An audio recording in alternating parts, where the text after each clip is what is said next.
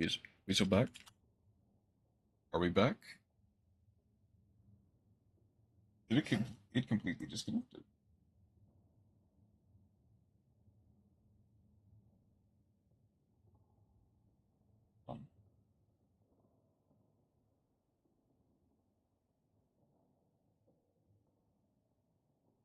Oh my god, it completely disconnected.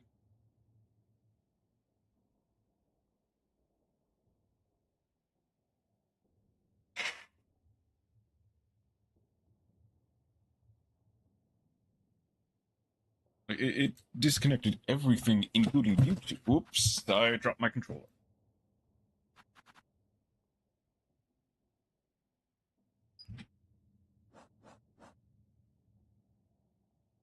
Apparently, no, not really. But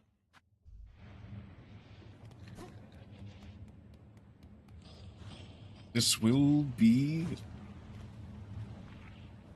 God, this is gonna be miserable.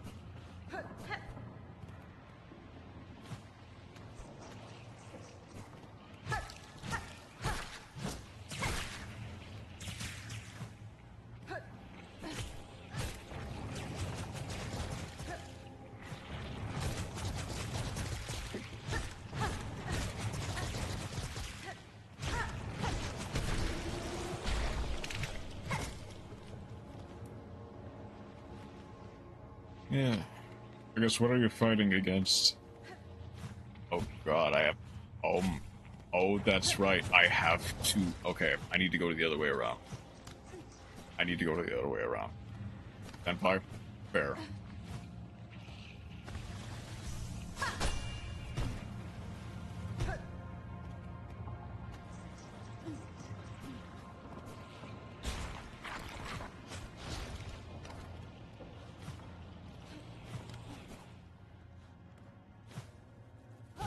Orcus versus Senpai. Who will win? Probably Senpai, let's be real. It's really difficult for...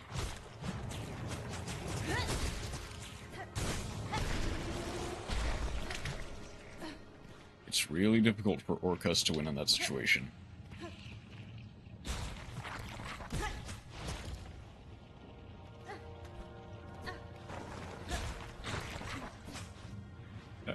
The deck that doesn't get destroyed, the deck that destroys everything. I guess that's true.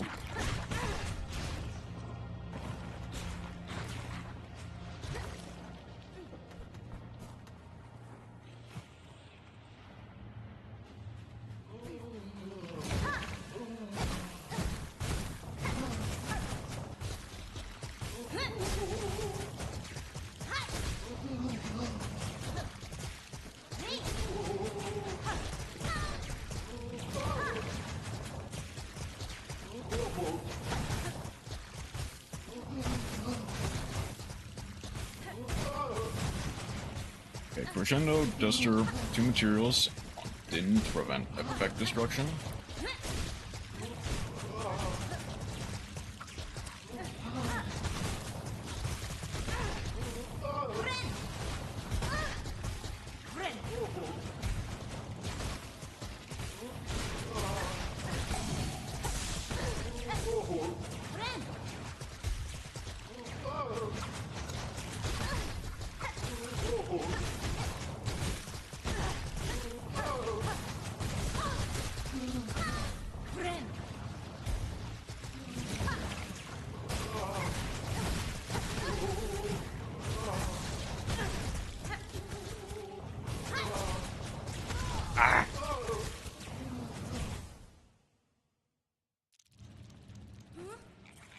Okay. At the very least, it seems like I was getting him down. Well, apparently, the Wanderer's Crest is very good. For what I saw. Wanderer's Crest plus poison. Oh, I can't, like, coat my blade in poison. That's unfortunate. Hmm.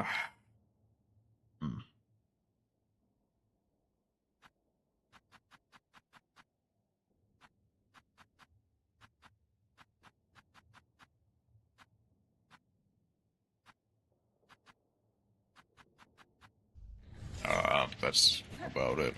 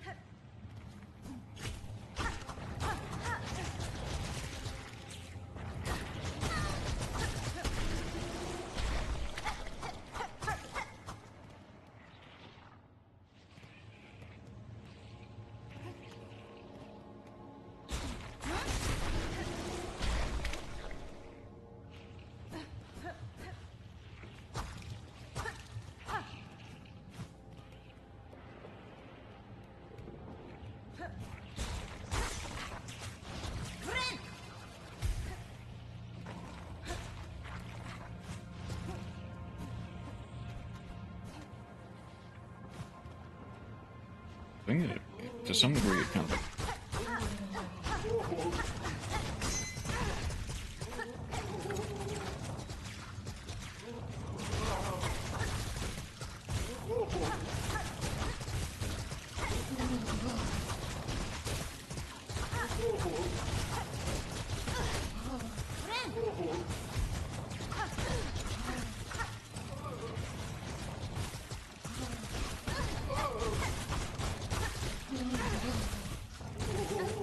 oh no.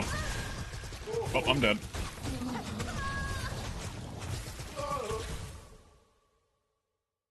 Okay, at least I'm getting him down.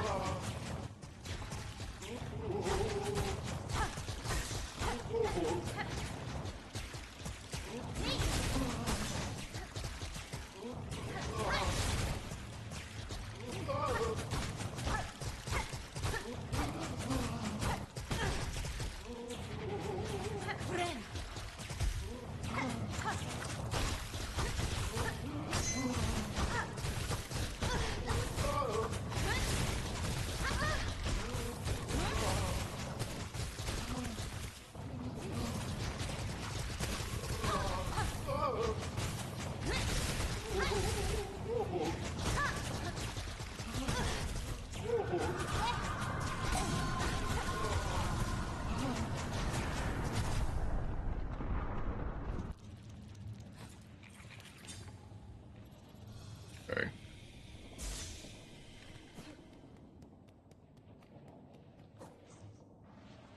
But I understand why. Hang on. I understand why the Wondrous Crest is so unbelievably broken. But also why they just decided to give it Oops All Yellow. Because if it had any more like blue or red slots, it would just be the most insane thing ever.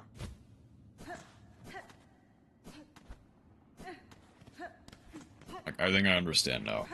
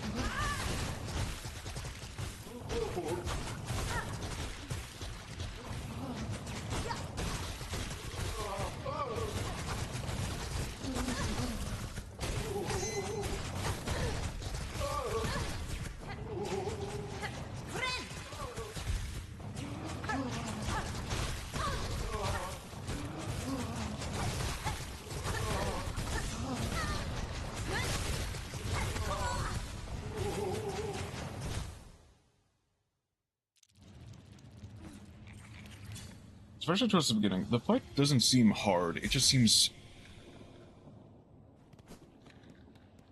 I don't even know what to say. It doesn't seem hard. It just seems annoying.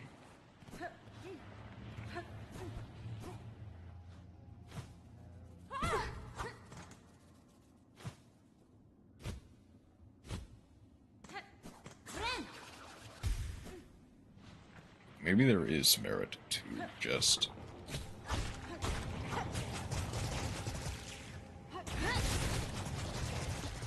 You see my totally based orcus list? Yeah, the one in Discord, that looks cool. Alright. I hope I can build an orcus list like that. And as soon as I get enough gems to do so.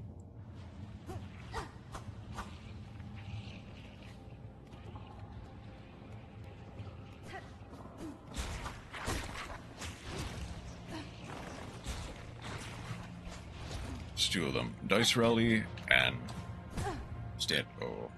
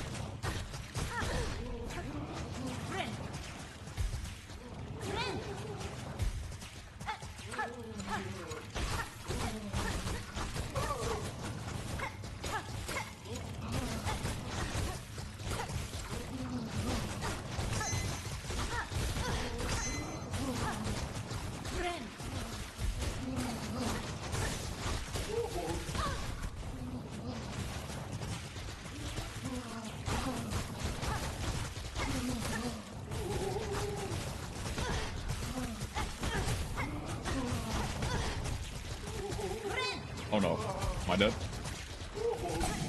What?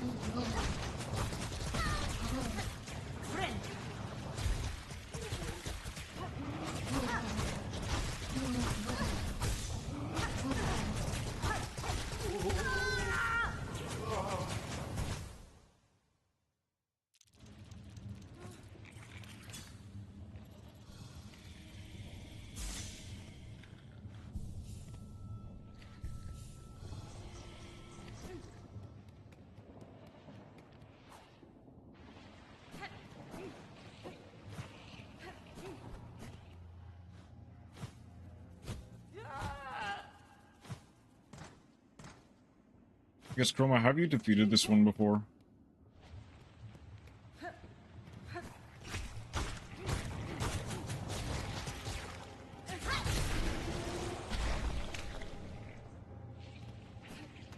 Or have you yet to do so? I fought it for somebody else.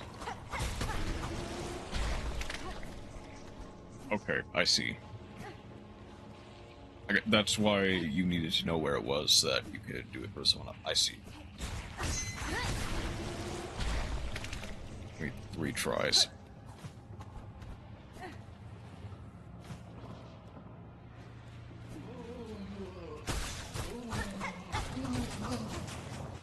I imagine... Okay, did you do it with... try doing it with the injector?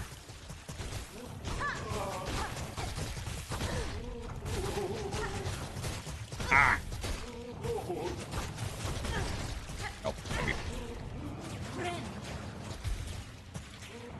to get out of the way.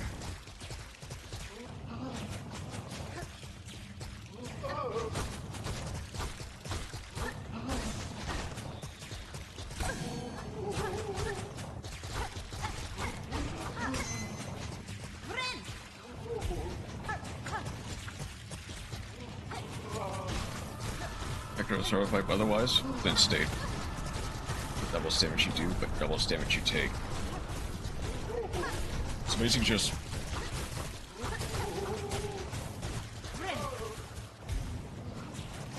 Ah!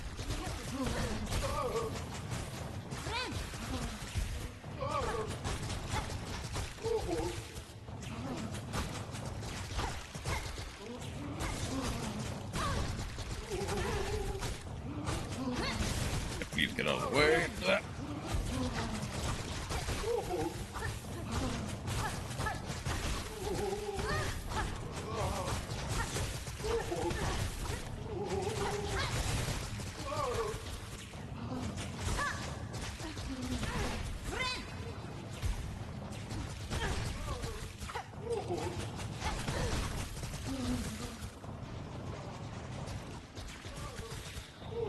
I'm dead either way.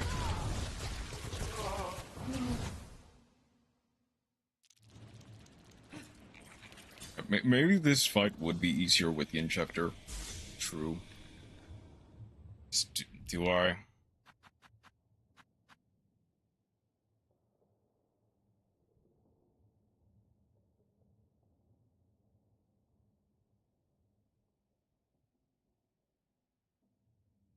I guess sure, just burst him down.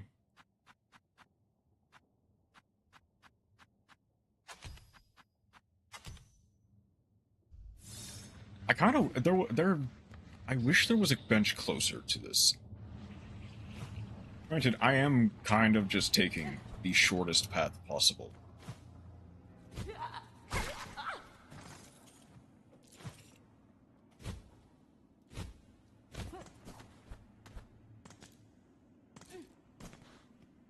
Like, maybe be careful, those blobs.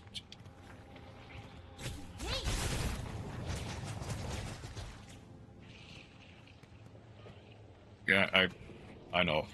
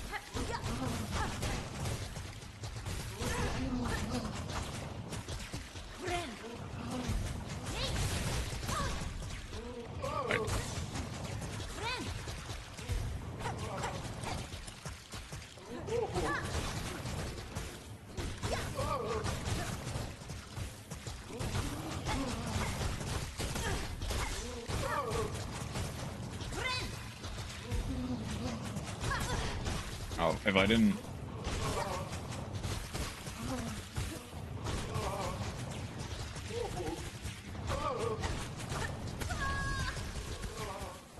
They're doing that dash at like 50 HP. Okay.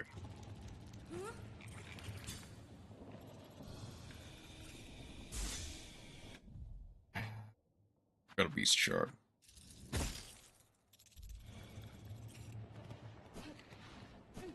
Honestly, you know what?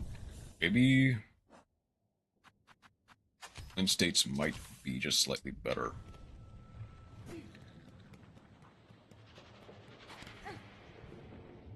Like, apply poison and burn damage is quite nice. Just like the most damage possible, yeah.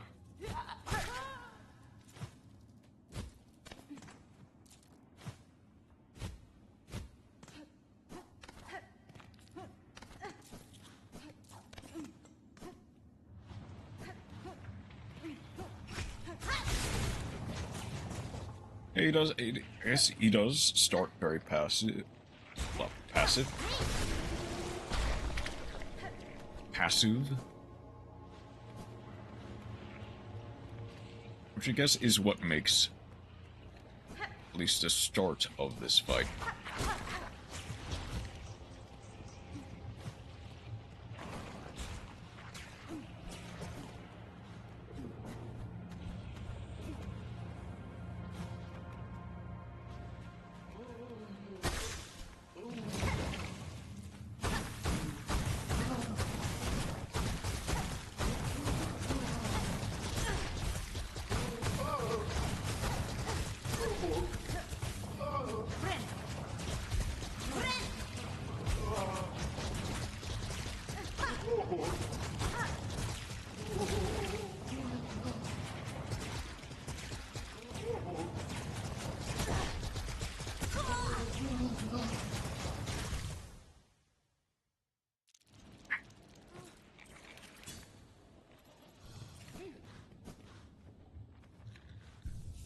It's late before the fight proper starts. Yeah.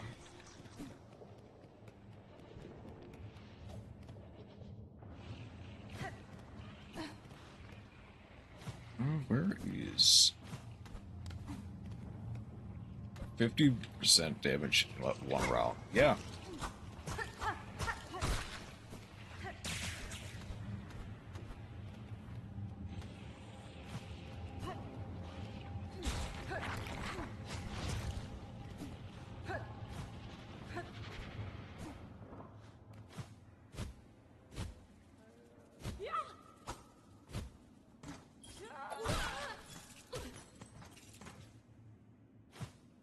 Just brute forcing it for the most part.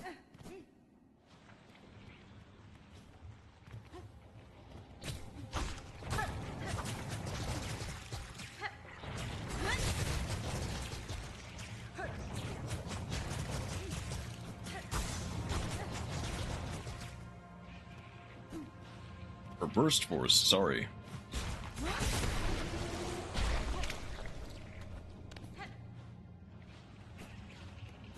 What's interesting, Silksong has a lot of tools. I'm the Vesper Gearsu believer. Oh, that was close. Yu-Gi-Oh! Spore.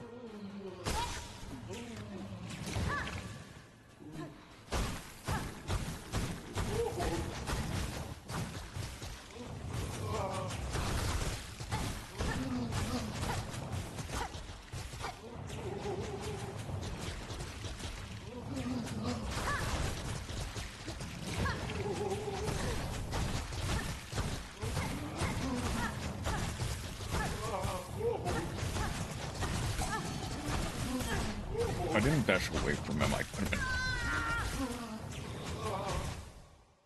If I didn't dash away from him, I could have been fine.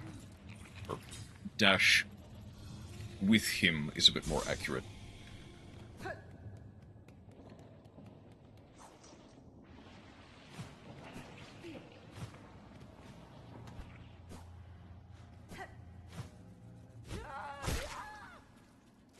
Because as far as I can see, I'm glad that other people are also just kind of having trouble with this fight.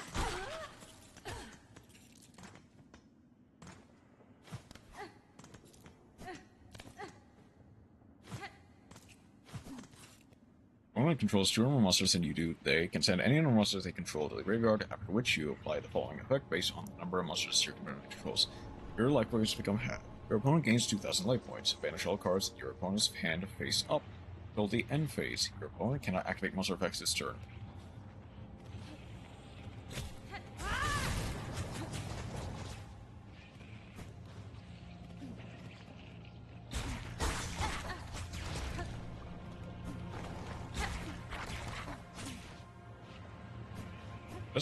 Vesper Gearsu is like a very interesting board breaker.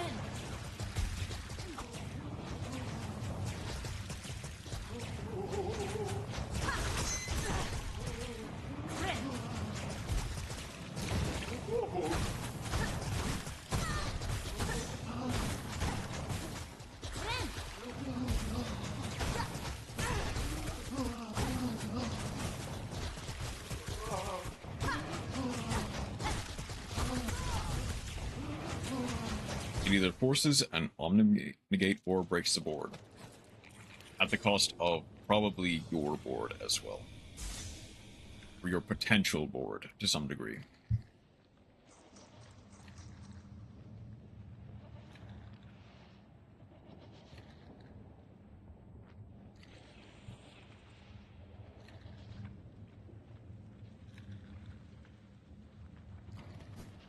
No, not really, actually. It's like, it either forces the opponent to negate or breaks the board completely, but it, like...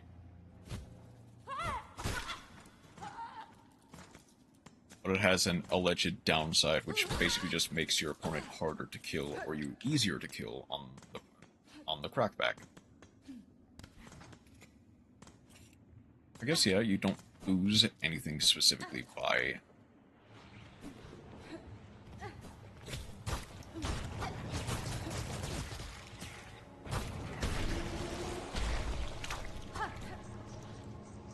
And it is a quick play, so it can be used during your opponent's turn.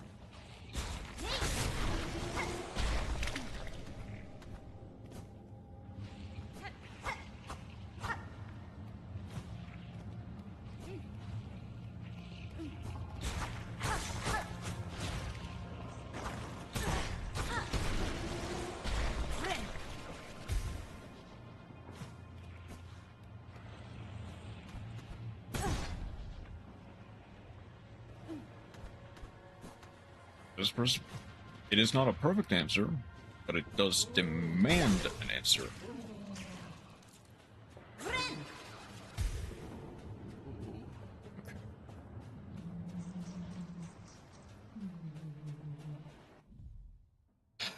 Okay.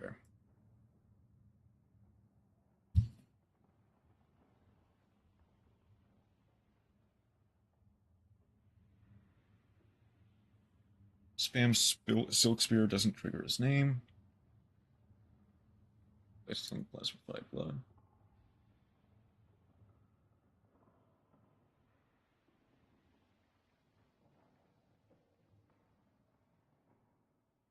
Incredibly easy East Crest.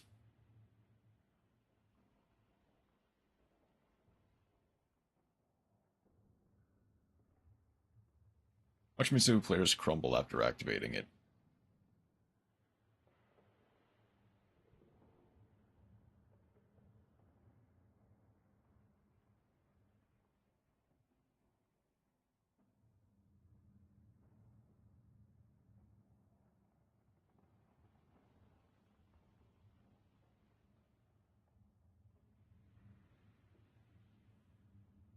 Poison attacks are not bad.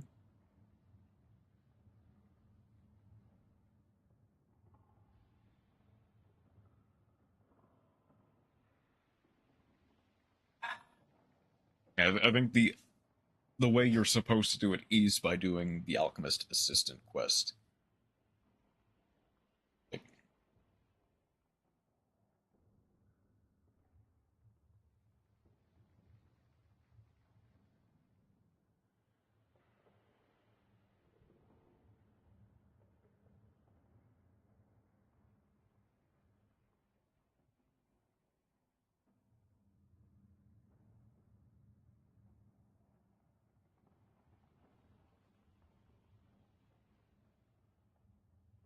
Nice. Good job making it to plat 3. I imagine that means you won.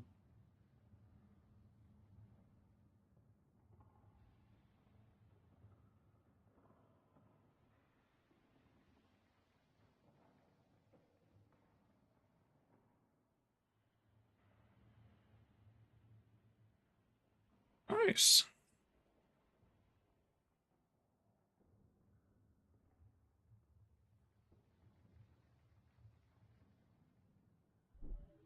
What's the point of this? Oops.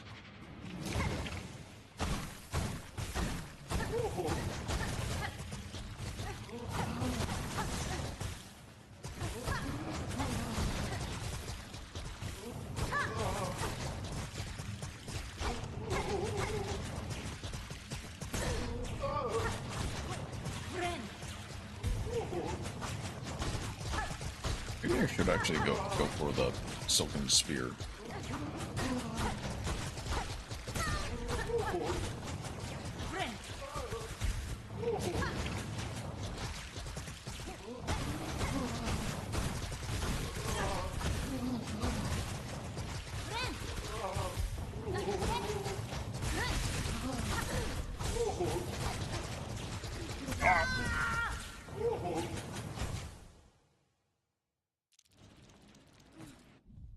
I think maybe Silken Spear might be better. Either that or Rune Rage.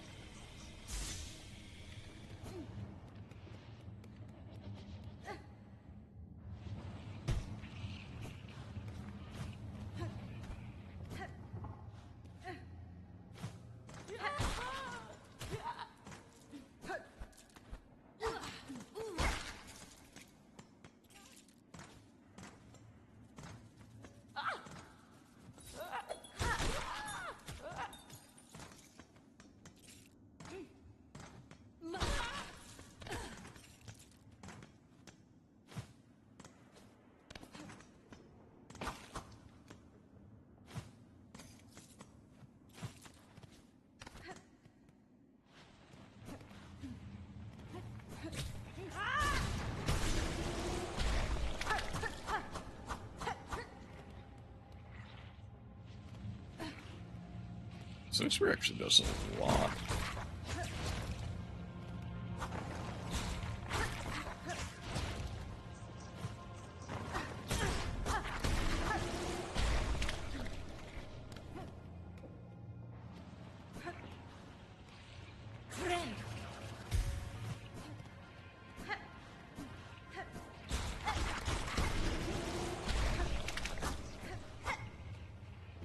How about Orcust Nightmare works?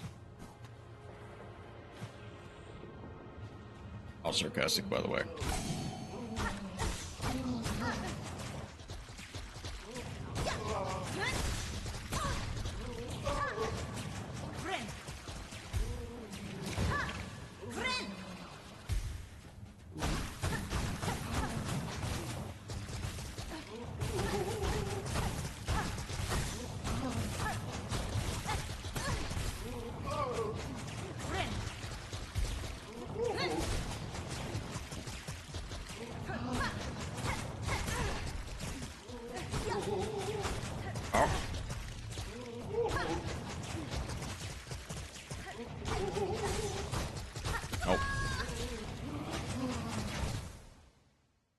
Nope. Okay. No, let's not try it like that. I'm actually gonna go for Shark Pendant.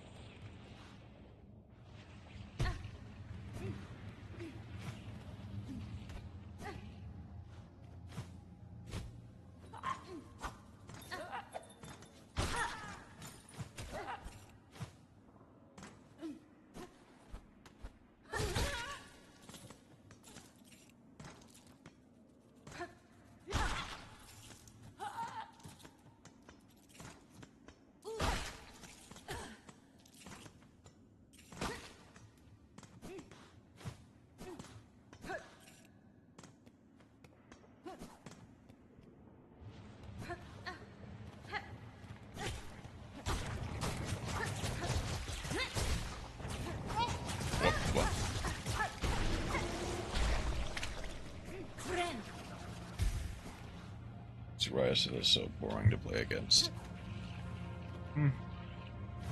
Cannot verify yet, as I do not have it yet.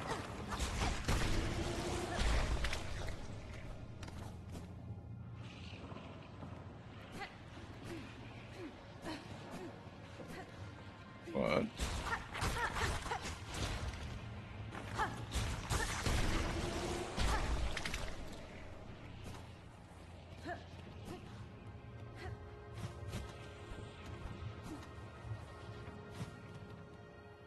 it keeps getting worse and worse.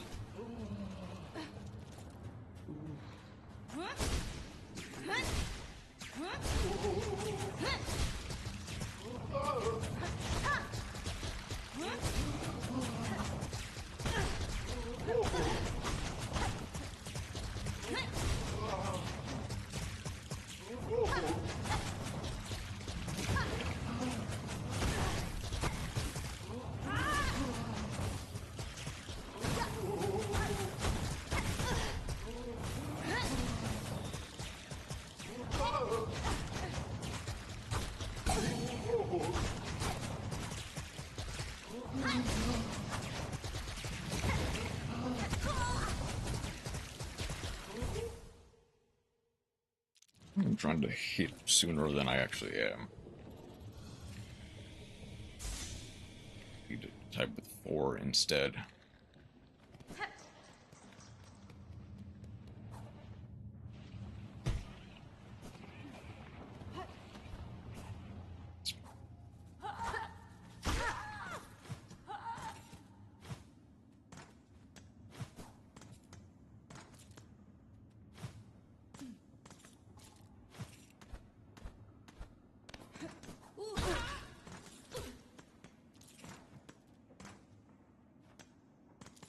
Teach me where to negate Mitsurai's heal. That's the thing I don't really know yet.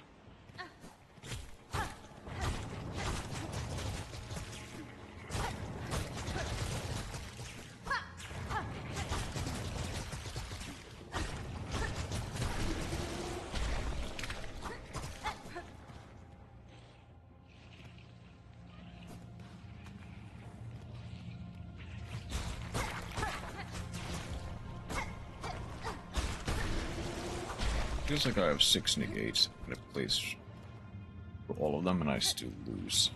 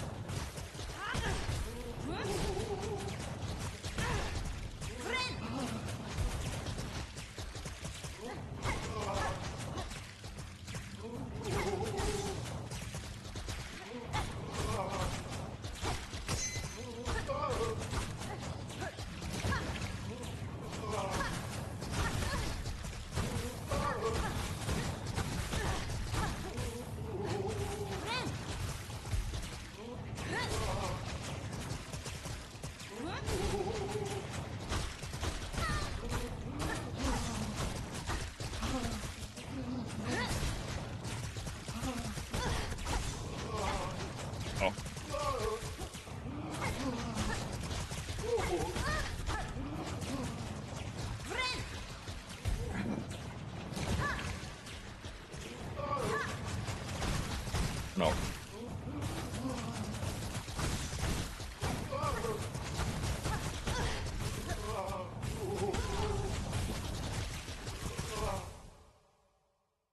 I'm definitely hitting... Wait, now, because he's also moving, which I need to account for. But I'm hitting later than I should there.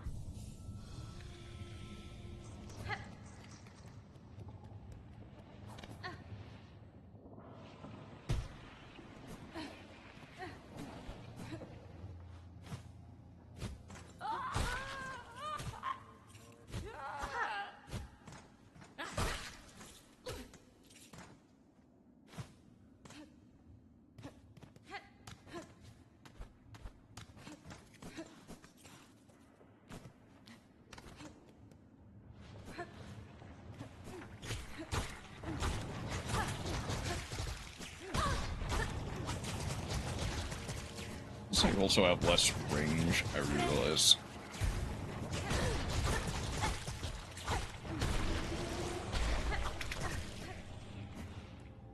I'm overcompensating a lot.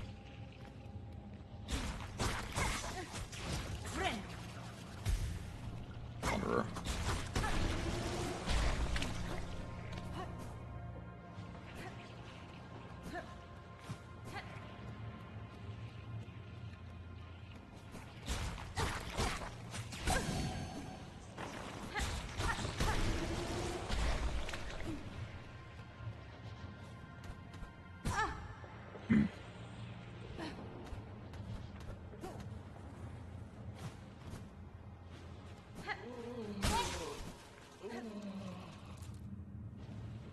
Okay.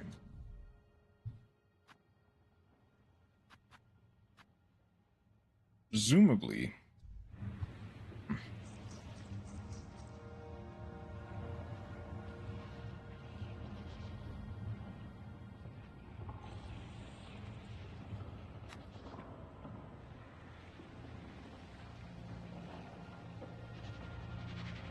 Like, maybe it was a mistake going to Wanderer. I probably should have kept with either Hunter or, uh...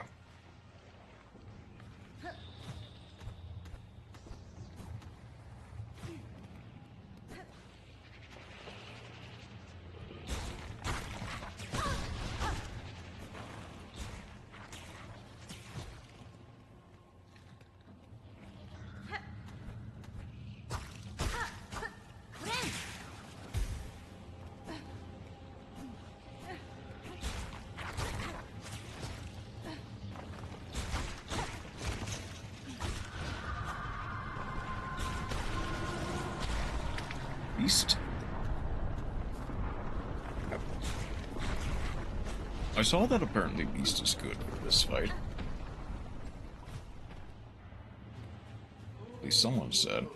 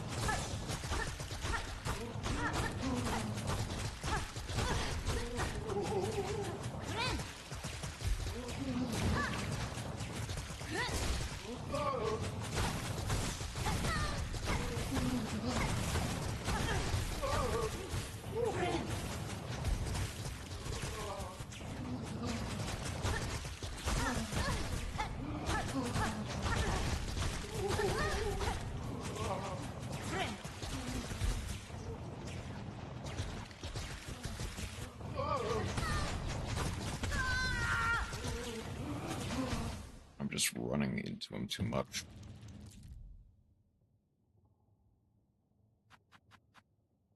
You know? Maybe Beast will not... Oh, but I can't use... Okay.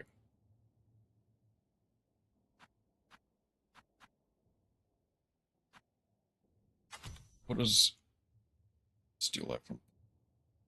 Does Beast actually deal that much more damage? I mean, maybe Alchemist or Architect might actually do some good.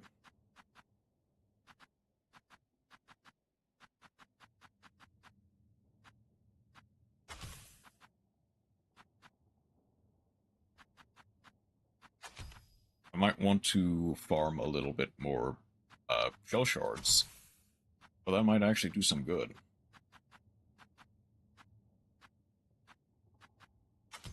The Q.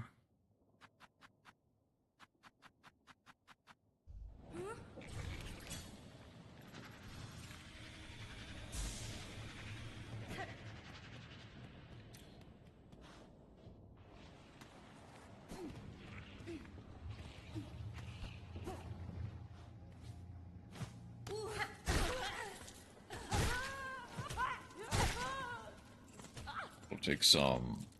I mean, I don't really have to deal with a lot of platforming for this, so it should be fine.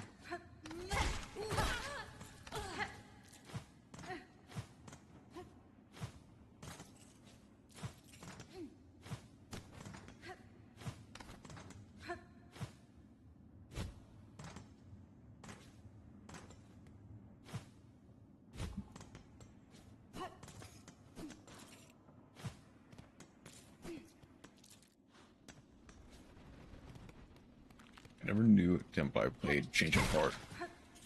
Yeah, they do.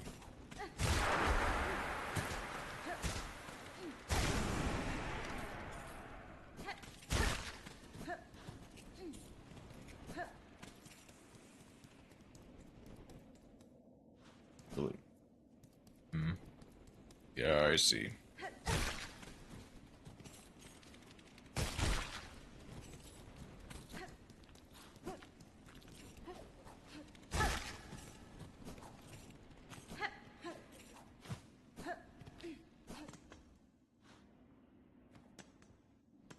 Let's grab just a whole bunch of...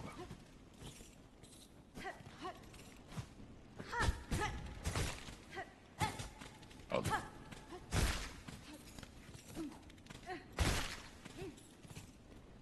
Farm as much shell shards as I can.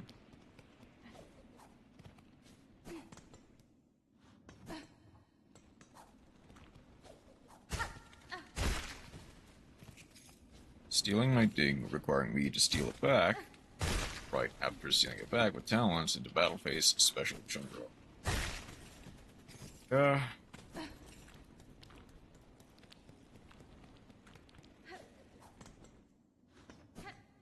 Unfortunately, yeah.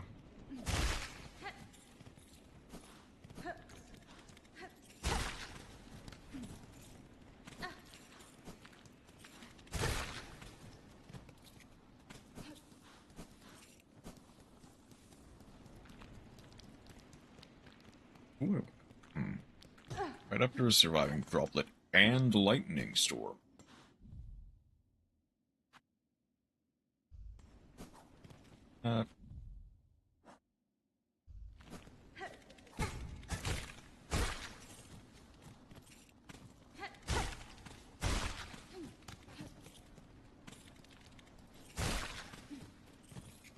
Understandably so. I knew it would feel bullied after that.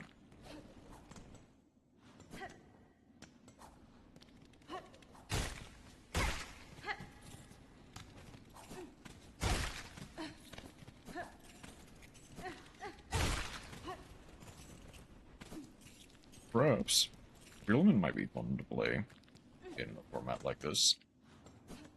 Doesn't lose the lightning storm, that's for sure.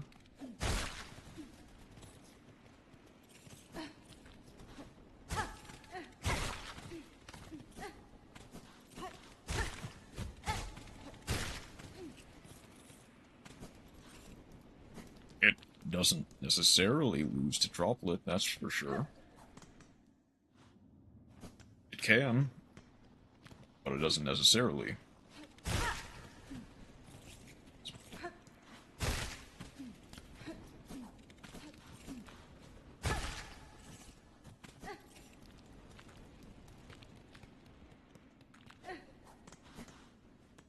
It does steal your opponent's lunch money, that's for sure.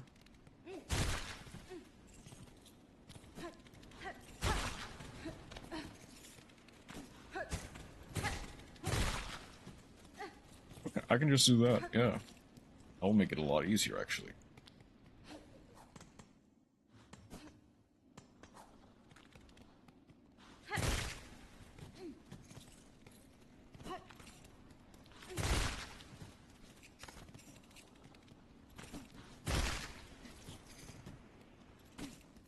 I'm complaining about a mid deck being mid. Truly, Yu-Gi-Oh! Out of 10.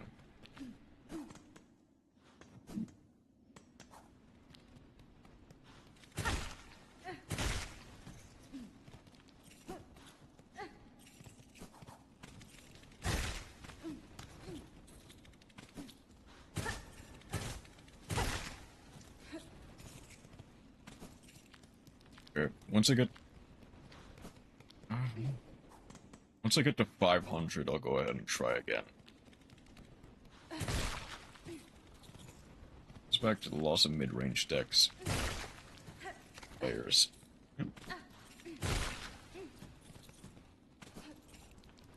By Mr. Paul T. Mapius himself.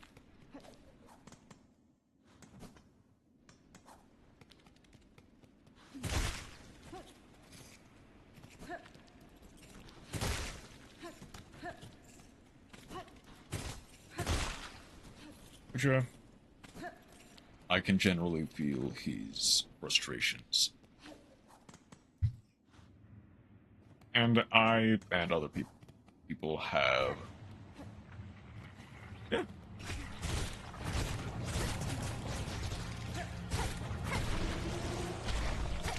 Mid-range decks are just not putting in enough. Just can't cut anymore.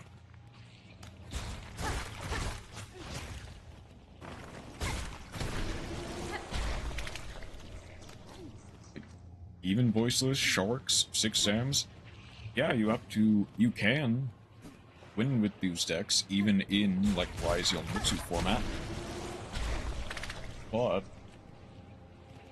at what point do you just realize I'm better off playing Rise Mitsu because chances are I have to play out of my mind.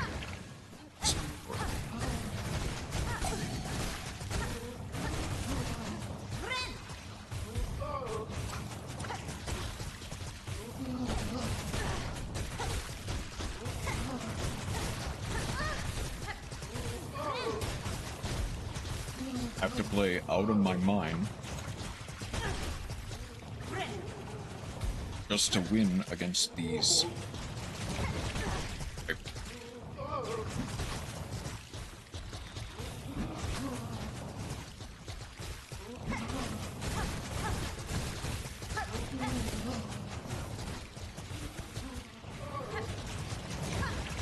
I didn't mean to do that, but that's fine.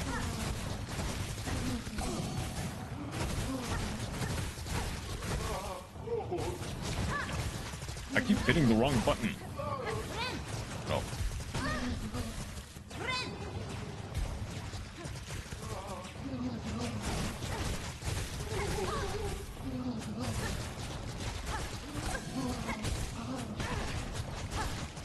No.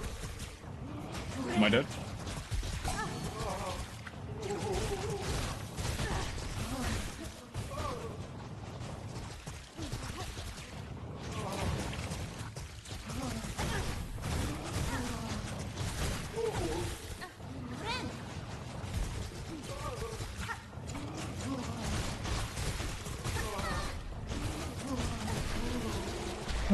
Okay.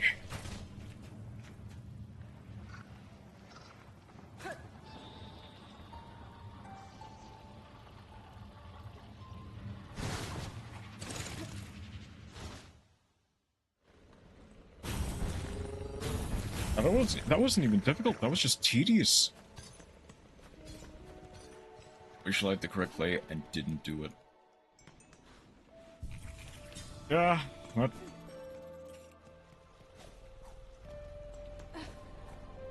That sounds like me with almost every boss battle. This game. I can take off Alchemist now, since I probably won't be using it again. At least not for this. Okay.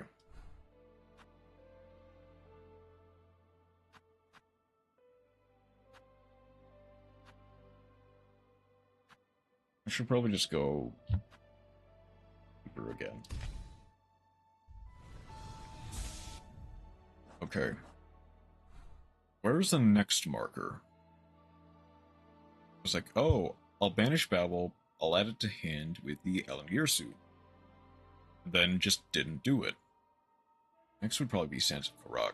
So I think after that, the only thing left, I can get rid of this marker from Mr. Mushroom. The only thing really left is stuff in the Citadel. And of course, Farfields.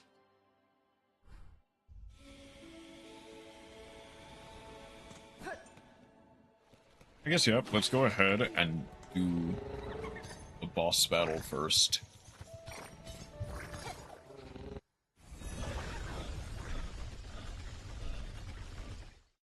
Because that'll probably be less irritating. Wait, the bench is here.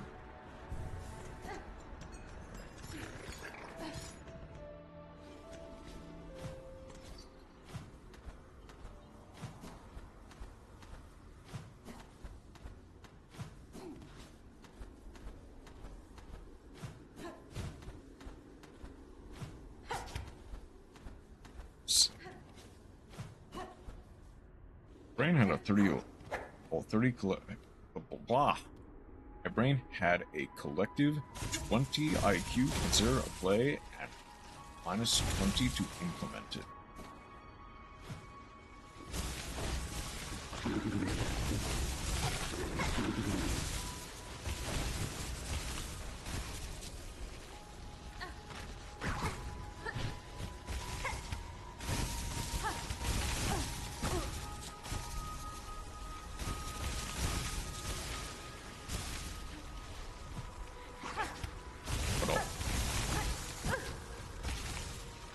why I don't need gold.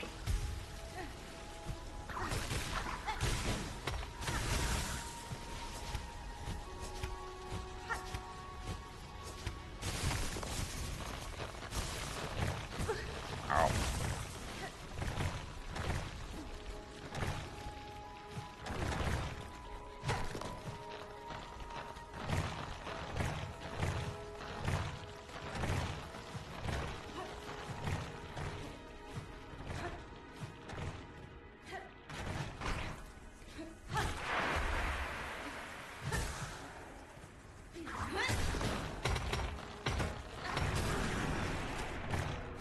Is it? It's there.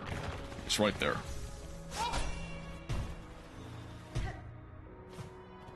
Please tell me this boss is really easy.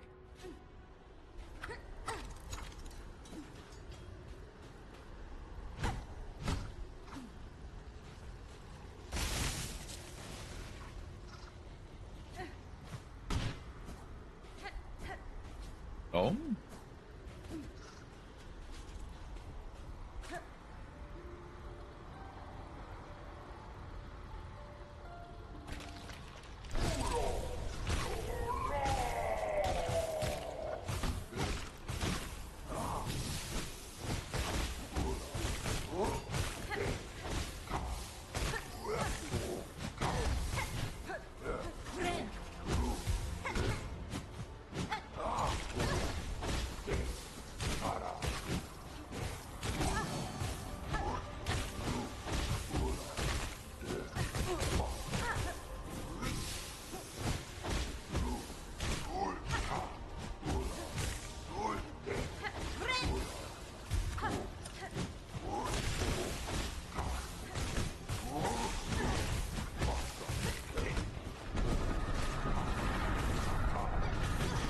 Hello. I wish I didn't look at chat. Okay, no, that was just me. I wish I didn't look at chat for that.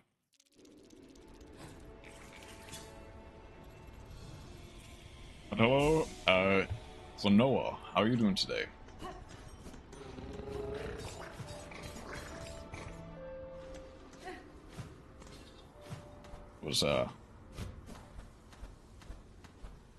I think the boss seems pretty easy. It's just gonna be me not messing it up.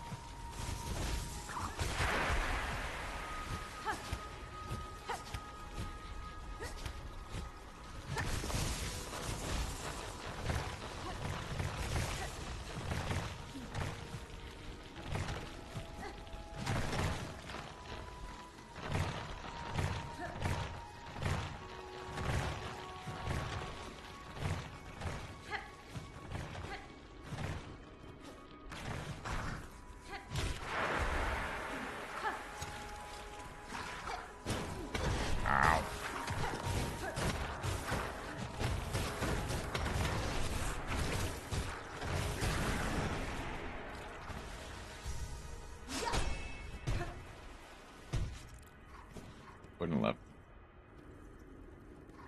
What?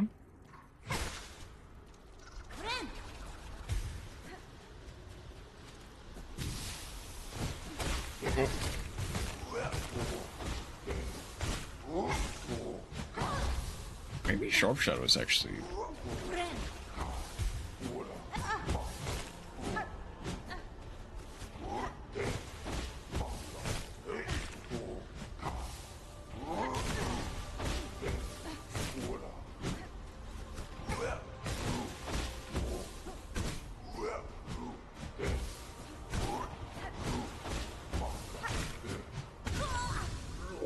Oh, I didn't dash away quick enough. This is gonna be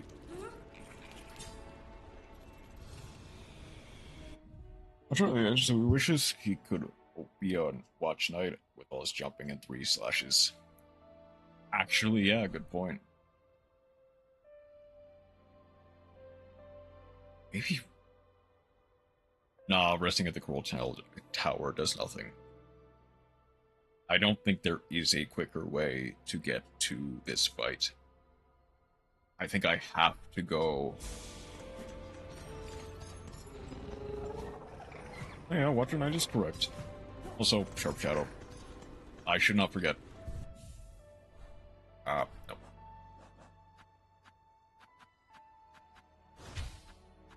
Sharp Dart. Sharp Shadow Spore indeed.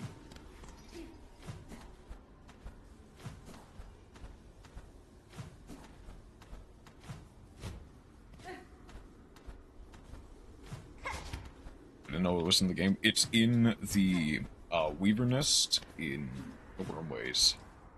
Yeah.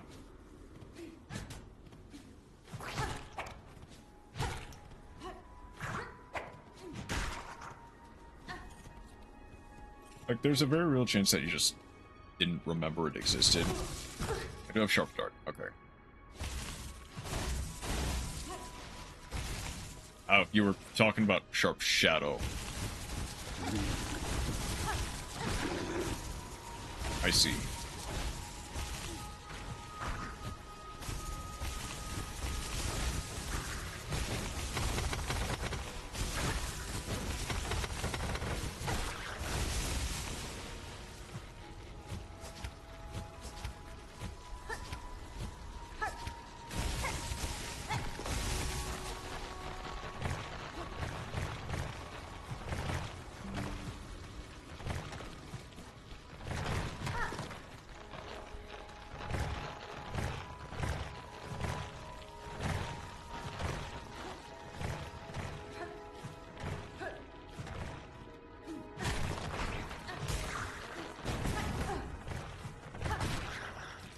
Oh, you.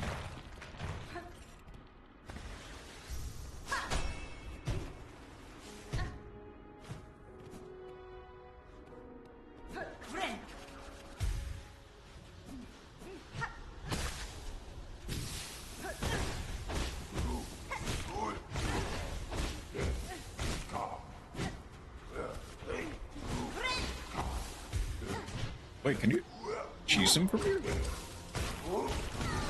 Nope. Nope, you cannot. He is...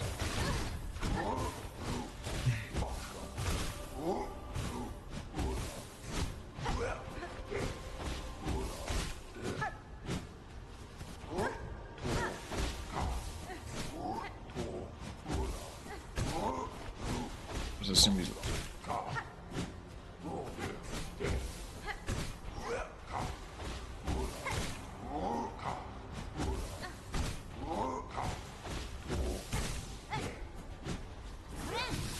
Oh no.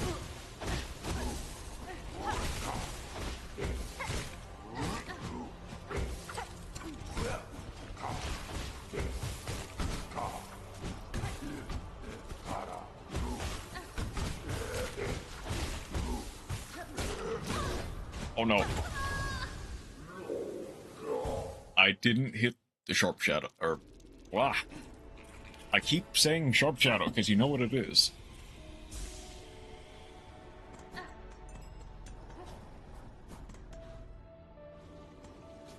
I keep saying Sharp Shadow.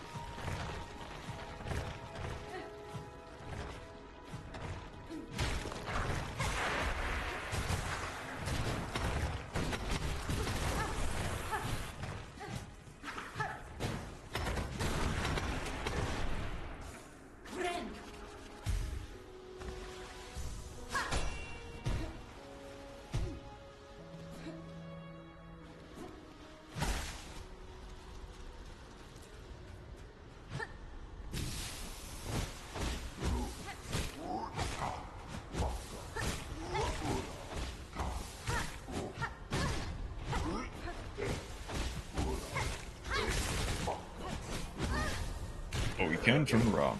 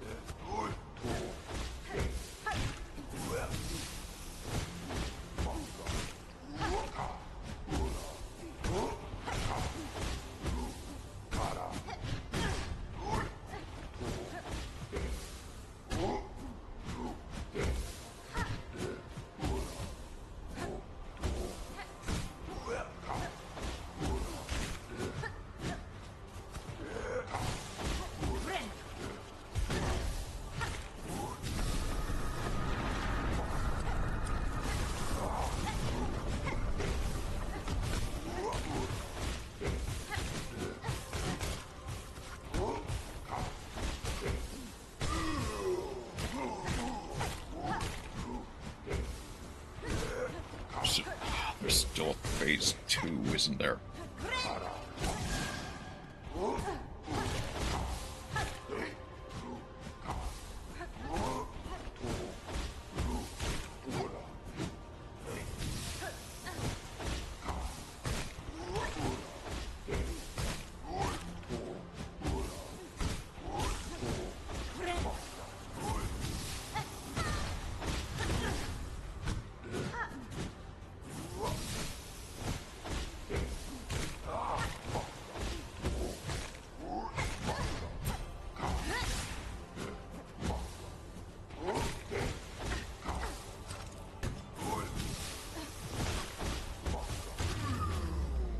There we go. Wait, hang on. No, there's more. There's more. There's more. There's more. There's more. No?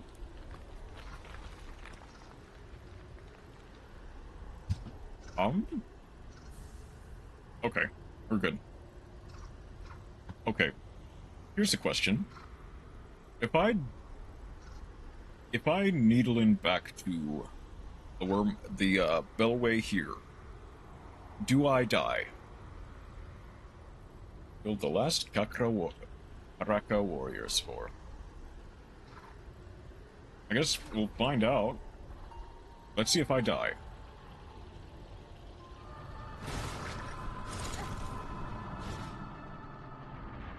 No? I'm alright.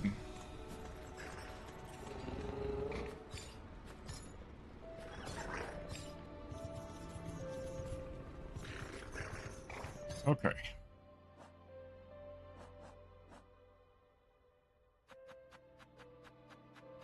That almost completes.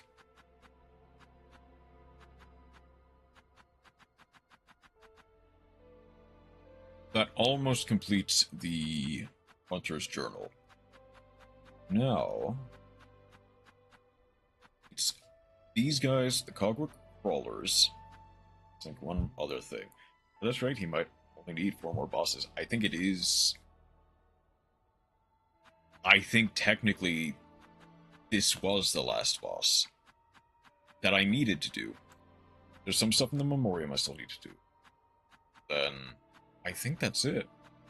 Everything else is in the Memoriam.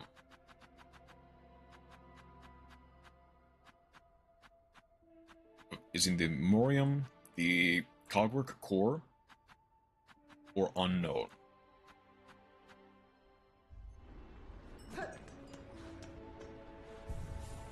Okay.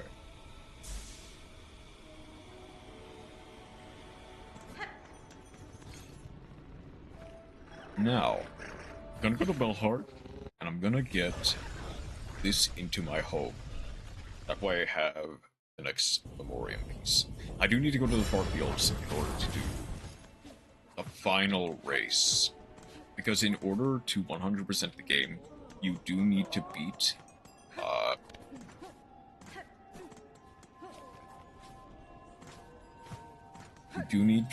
him 4 times.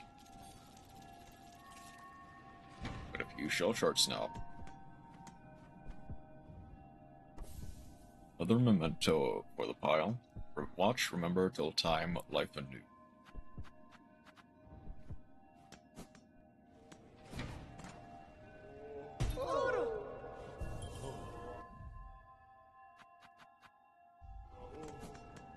Okay. Now, let's do the hardest part. I'll say second hardest part, because I know what the hardest part will be. For me, at least.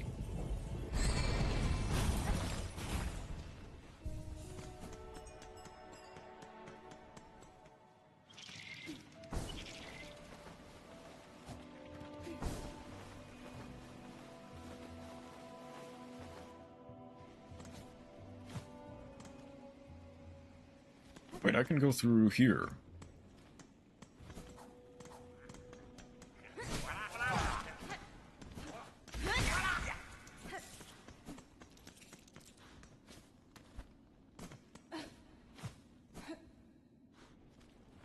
It is not here, it is here.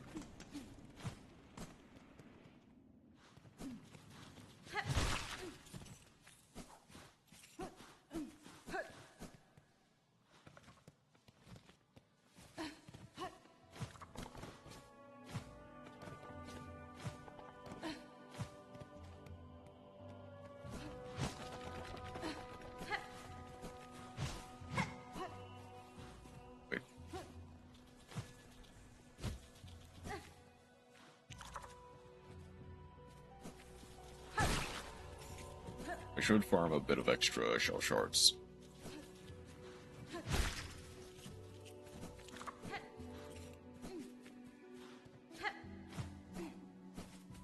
Right? I need to go...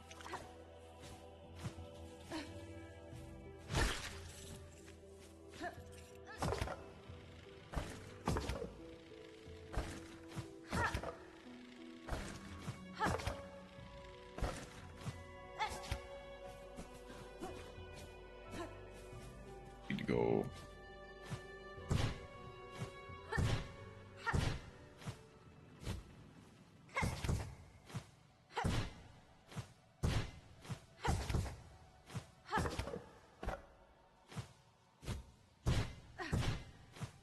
Gotta bomb some maggots. I did bomb some maggots.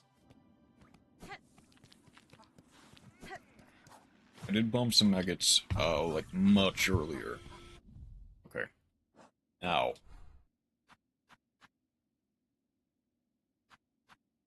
Gotta bomb some worms. I did also bomb some worms much earlier.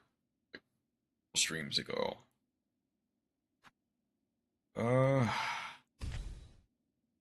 So. I know none of this really does anything. Because some things near the top of the cradle. So, I haven't gotten there yet. I haven't gotten back there yet, more accurately. I guess it doesn't really matter what I use for this.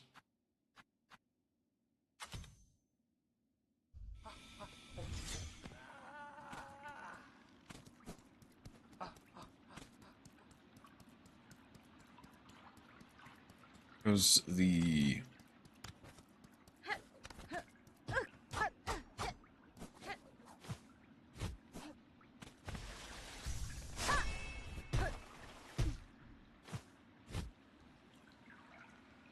I don't think there's any secrets here, at least not that I know of.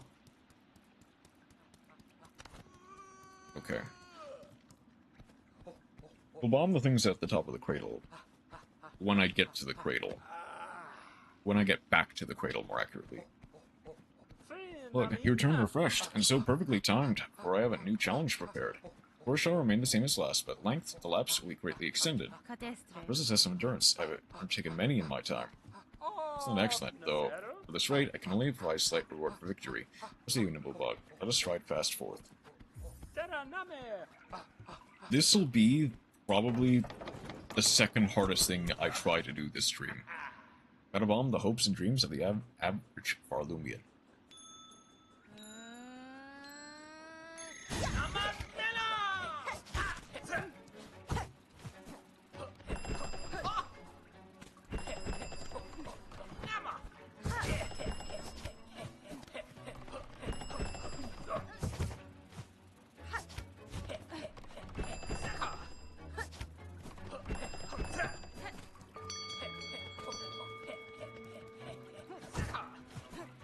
You can choose the entire thing.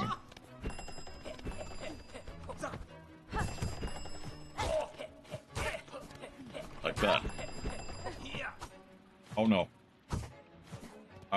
Yeah. Unless you do something like that, trying to cheese it.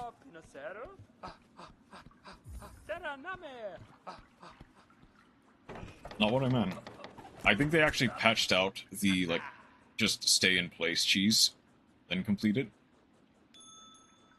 Like, I can test it. They might have. I'll test it now. It's like, I know what you're talking about. It's the stay in place cheese, where you just never start, let him finish. But I'm assuming that once he finishes this first lap, they just...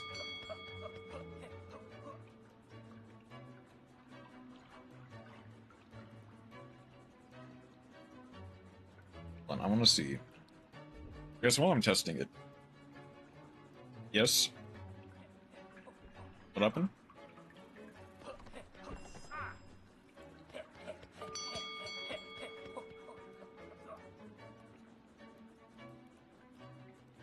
My genius is truly frightening.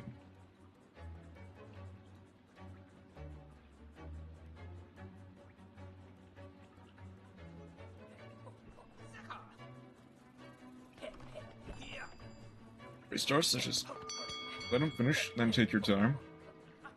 2 weeks later still works. Let's see if 3 weeks later still works.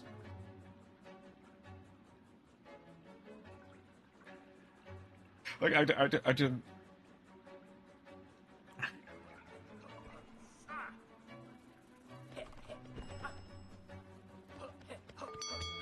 As of October 12th, still working. Okay.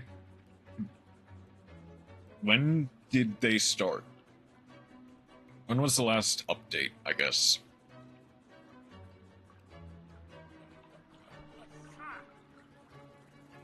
This was... I think this is the 5th lap. 6 years ago. That's... Okay, you get what I mean. I'm wondering if they're keeping this in just because it's funny. And because you know that... Oh wait, hang on. He's still in the running pose, and I can still go.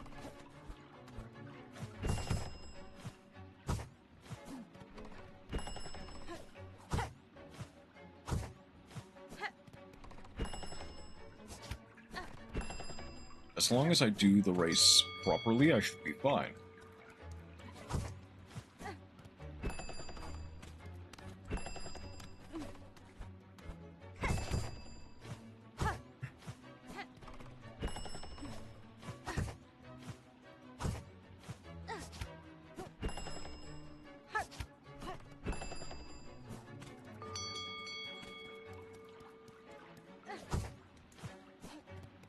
Trying to think of this as maybe massive, maybe.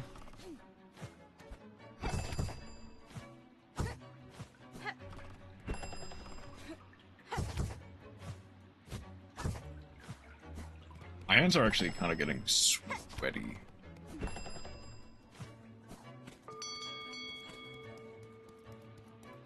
Part of that was from the boss fight I just did.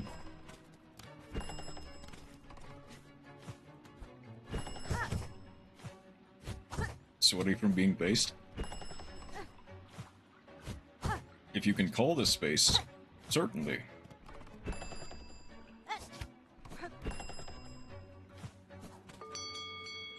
This is why Spore has to play Orcust. I have an Orcust deck. Not a good one. Not yet, because I don't have any of the support. I'm playing Motor Kaiser. because I have a royal rare of it.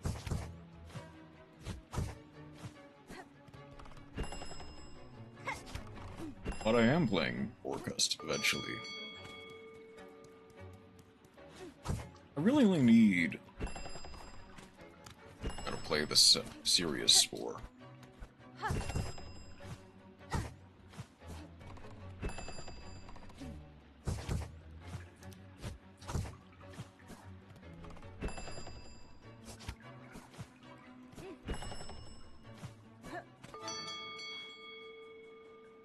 Did that actually work? They patched it out. They did patch it out. Okay. You no longer win. Oh, that's funny that they finally patched it out, but unfortunately for me, I have to like beat him fair and square, and by fair and square, I mean I have to just beat him physically.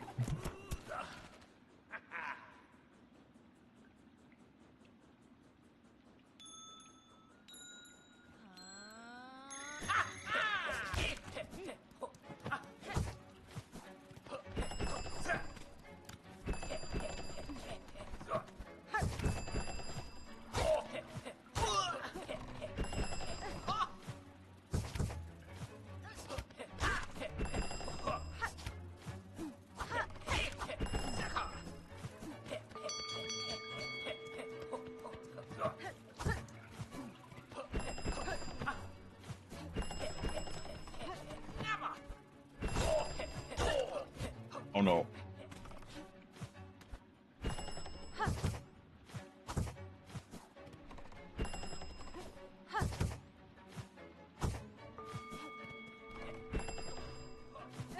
Oh no. Hold on. Let's just reset. 2 ding, 2 Gautea, 1, 2 Gautea is the least need. Okay, that'll be difficult to put together. That's a lot of URs, but I can work with it eventually.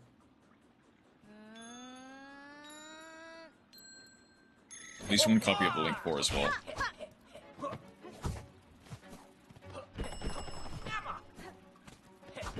Ah.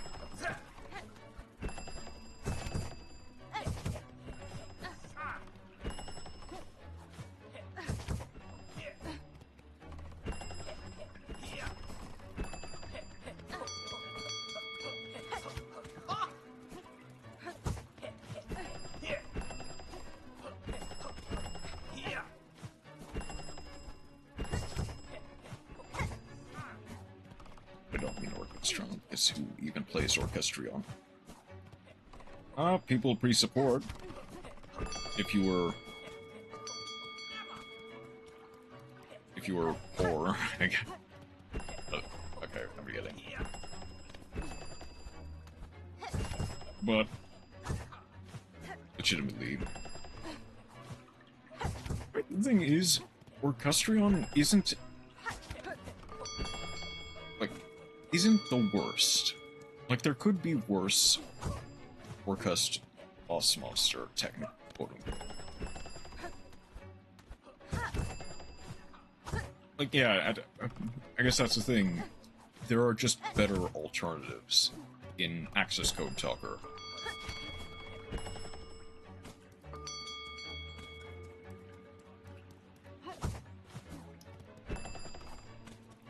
It's a dark machine if you can't read. I mean, I'm not winning. Do I just fall and... I mean, I'm already there. I might as well wait for him to finish.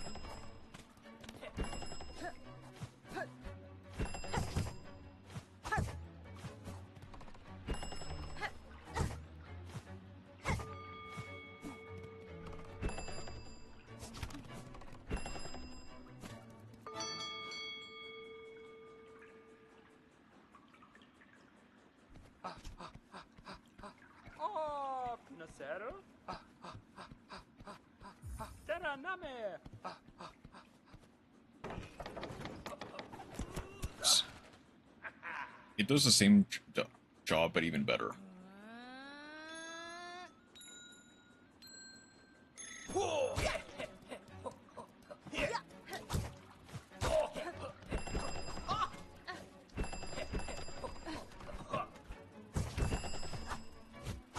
Oh, no.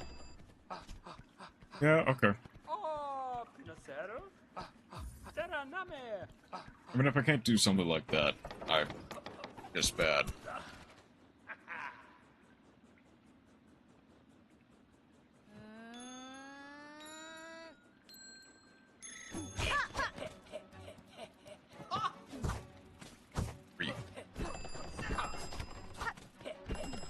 Right.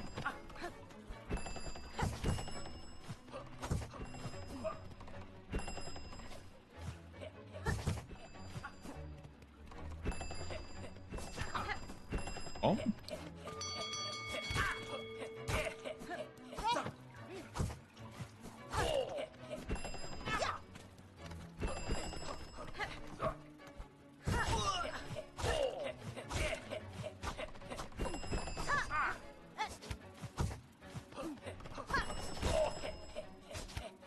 Oh.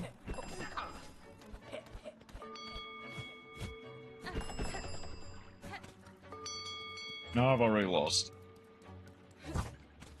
Oh, well, if I didn't, I did with that.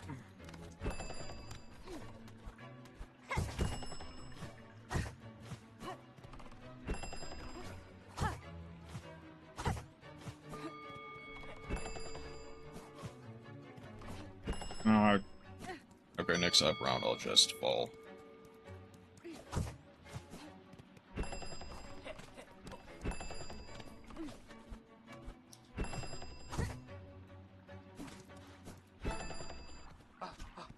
Let's try again.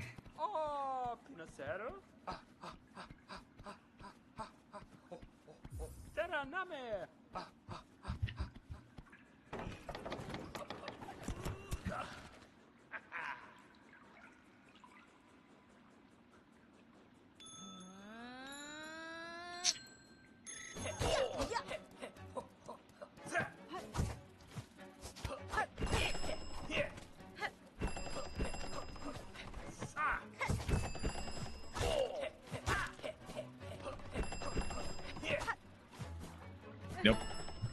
Never mind. At least we can play 3 orchestrated return. You know. Just spot agreed. Maybe. Slightly.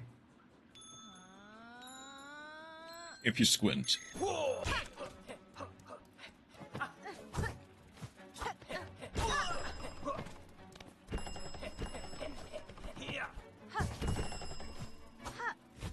Oh, well.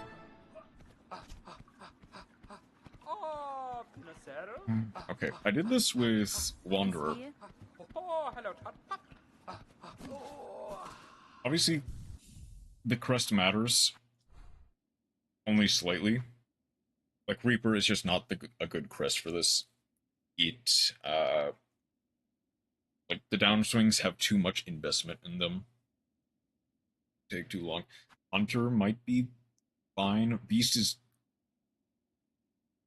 good if you are... What does Shaman look like? Oh, right. That just does nothing.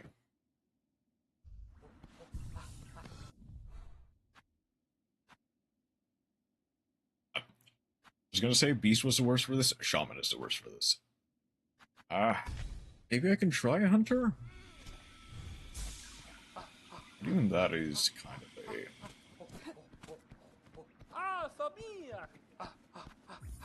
Like, maybe in terms of length, that might be better. I'll try it. I don't think it's gonna work.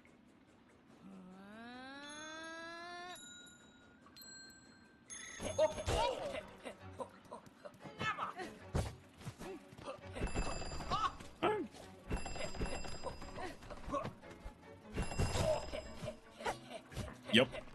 Nope, that's... Okay, obviously that would take practice. I think I'm too used to Wanderer. I'm much too used to Wanderer for that to be any kind of effective. Obviously the tools don't matter, so why do I care? Hello, Jack. The Dystopia 701. How are you doing today? Welcome in. We're currently dealing with probably the second hardest thing I'll try to do today. You just wait. Okay. They patched that out. We tried that earlier. They did finally patch that out recently.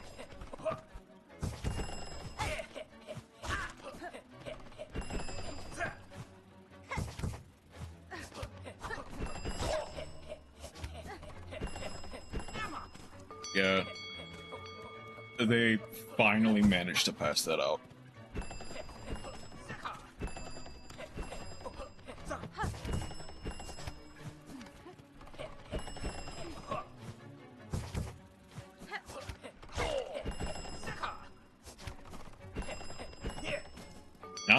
Now it's just skill. I should not have read. To be fair, that's on me. I could not have looked at chat. Now it's just skill and cheesing it the good old-fashioned way by beating him.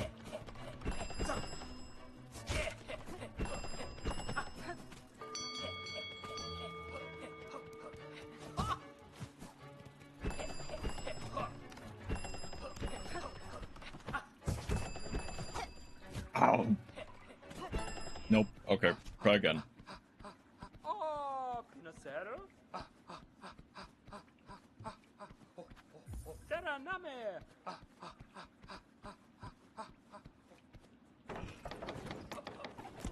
Alright.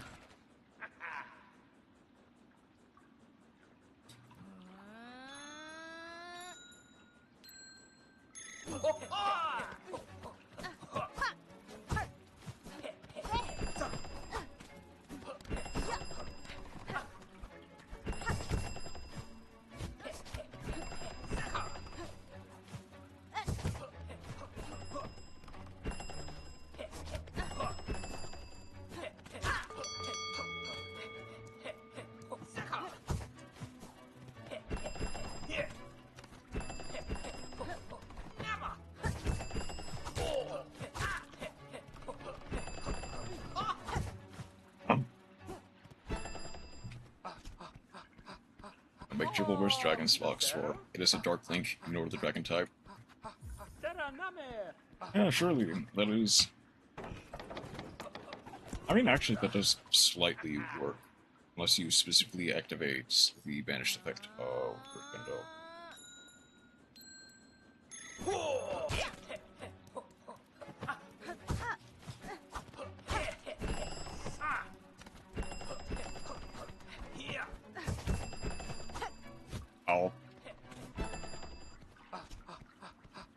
This is what I get from trying to cheese him the other way, by just hitting him a whole bunch.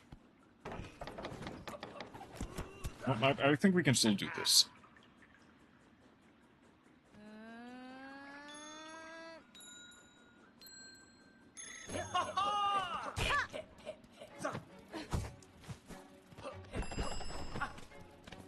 Crescendo, plead Girsu.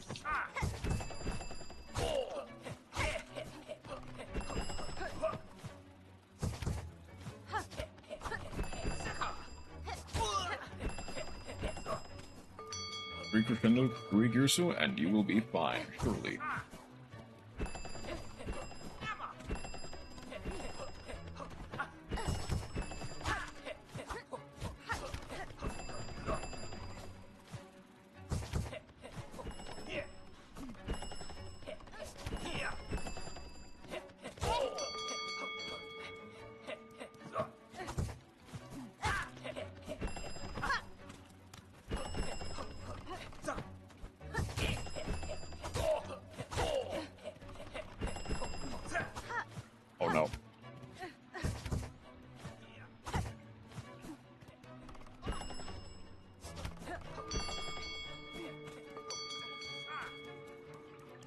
already lost that mistake.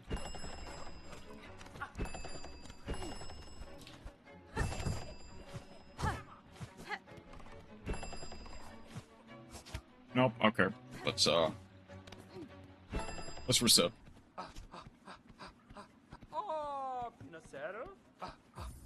One stick and even 1 crown.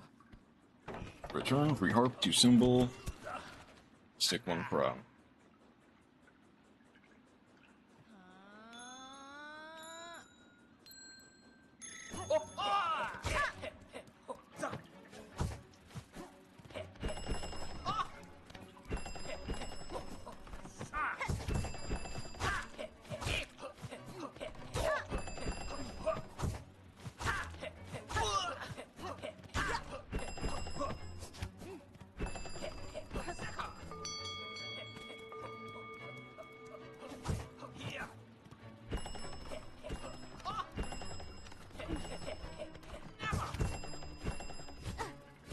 Oh no.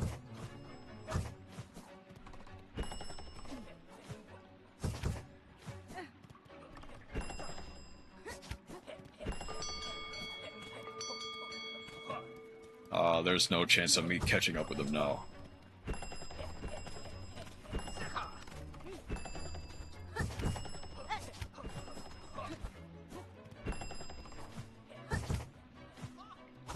Nope.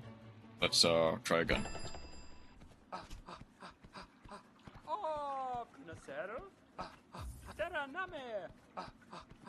Maybe I should just try doing it normally. Because apparently every time I try like cheesing it by fighting him, I just die.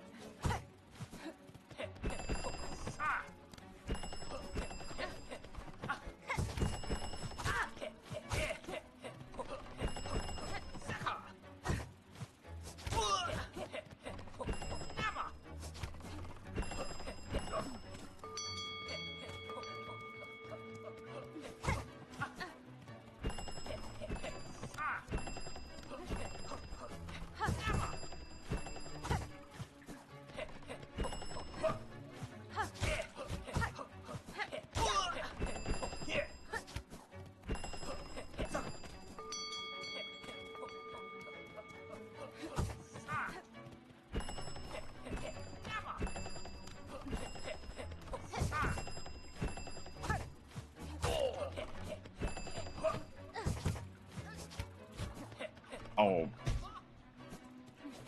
Well, try again.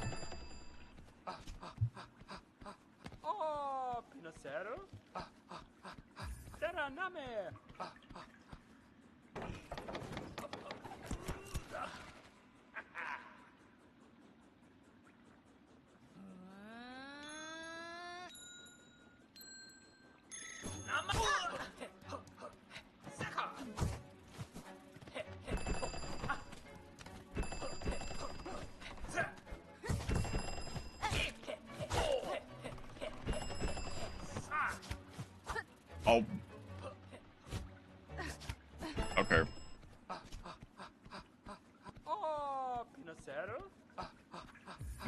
I needed the extra jump in order to hit that last one.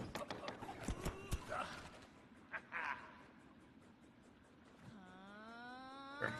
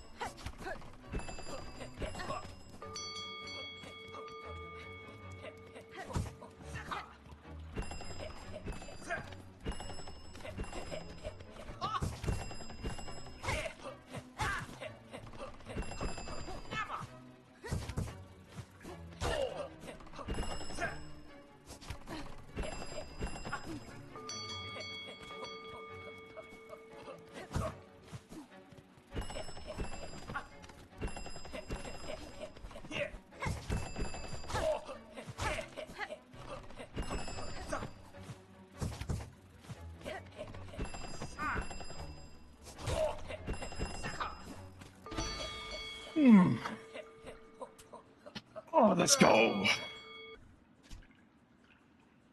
Done. Okay. Second hardest thing we had to do, and it took...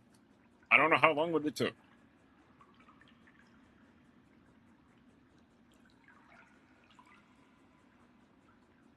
I'm gonna need more water. It's just Rising OBS happening every single time. GG, by the way. Well, yet still... Again and again, you prove your mastery, never bug, yet still, I'd never tire of a challenge. As rewards for such impressive feat of endurance, I have only asked this small trophy. A memento given by my own speed teacher. How fairly passed on to you. Sprint Master Memento.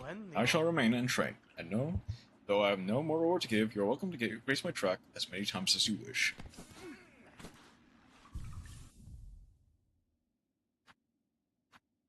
Nice. Okay.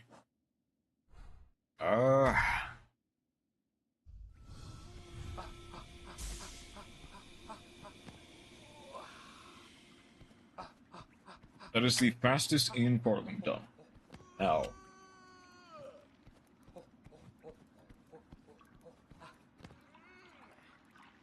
Now we need to go.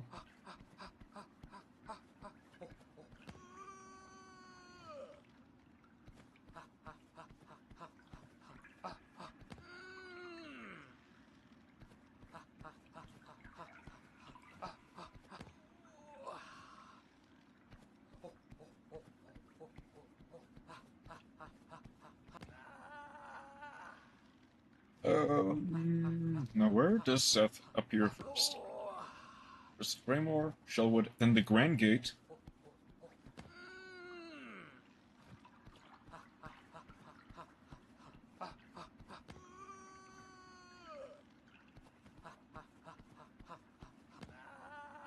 You're giving me a bug.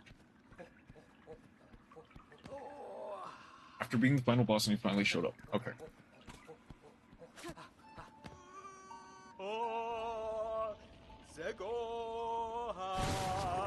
The life speed is strength.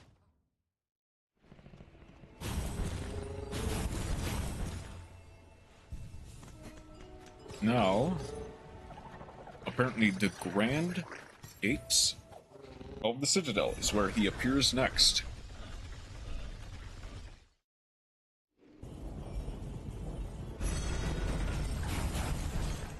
And then, in Flutopia.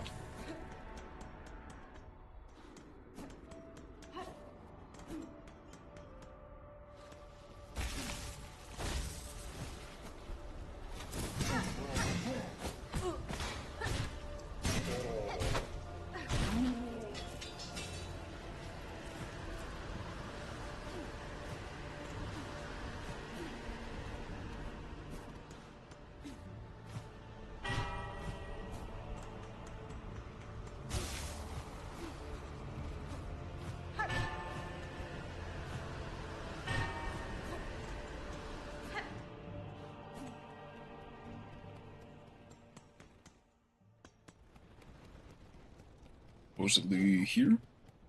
Plus, beating the final boss did get him, like, move him up a bit. It's supposed to be... Is he none? I thought he was at the Grand Gate.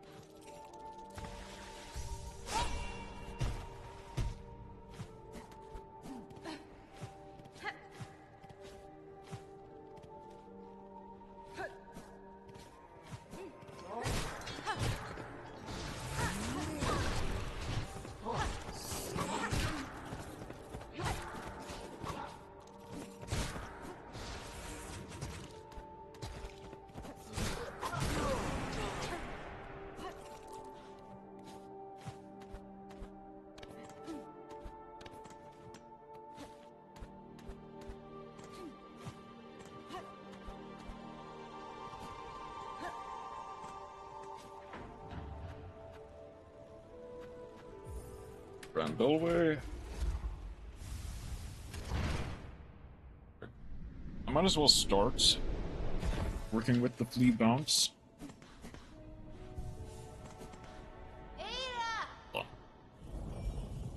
Let's see, you know, let's go ahead and see if he is in the Putrefied Depths or in the Utopia, now that I've beaten the final boss.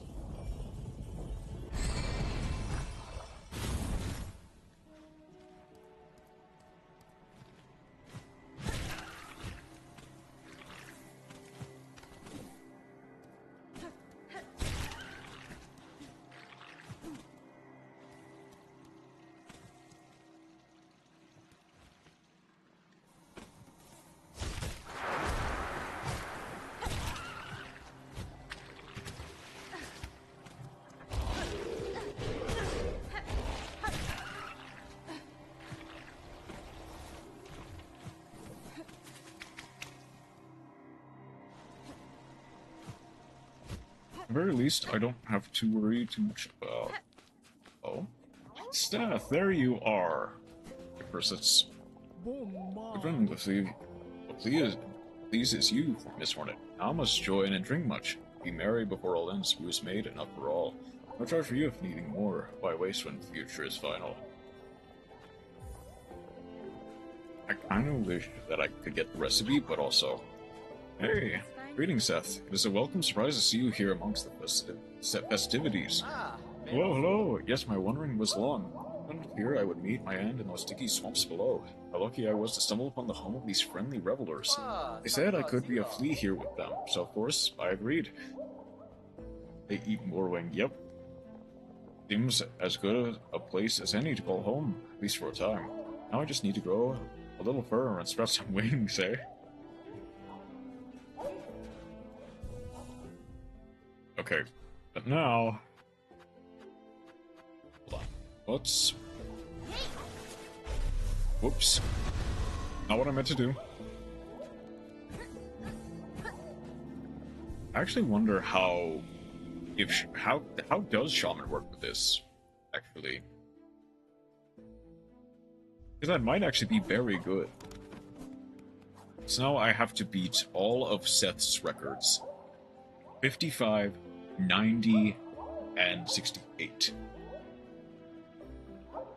55 seems doable. I slightly wonder...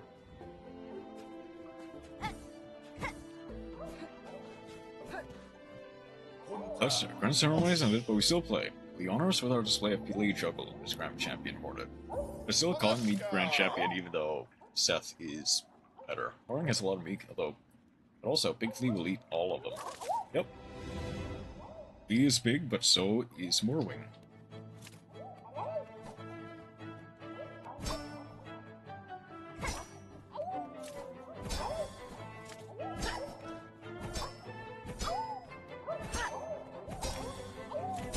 This...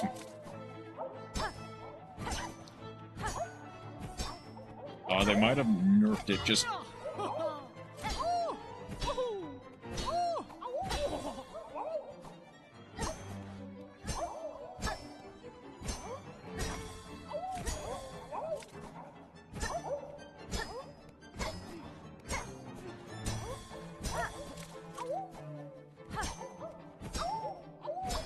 Well, they didn't nerf it.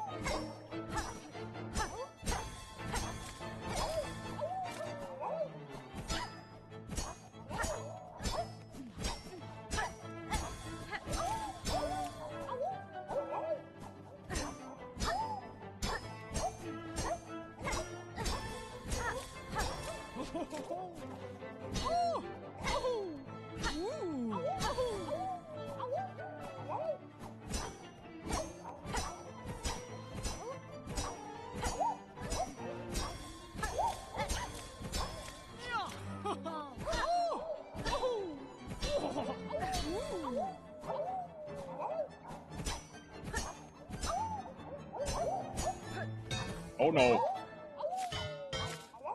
I just completely lost it there.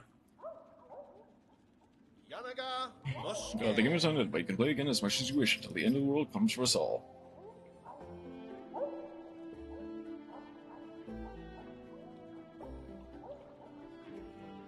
You know, honestly, I'm slightly glad they didn't, like, nerf Shaman for this. It feels like, well, they did slightly. It feels like it's, like, thinner. The blade is thinner than it normally is.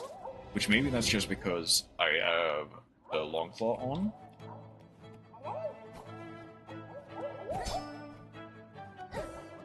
Oh, it does not reach as far as well. Not as far as I thought.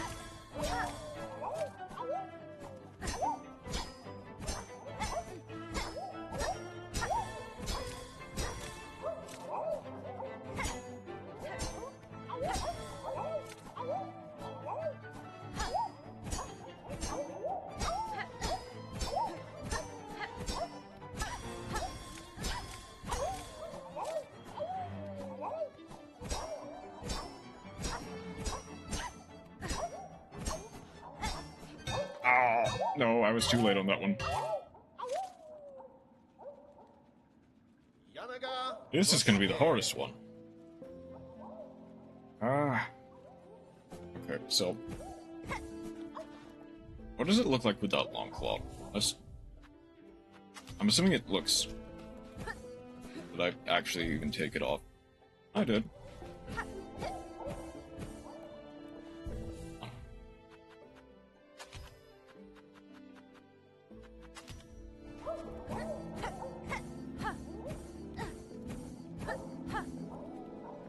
Okay, no, it's just got longer. It feels like they nerfed it, but they didn't. Like, if you get what I mean. Because, like...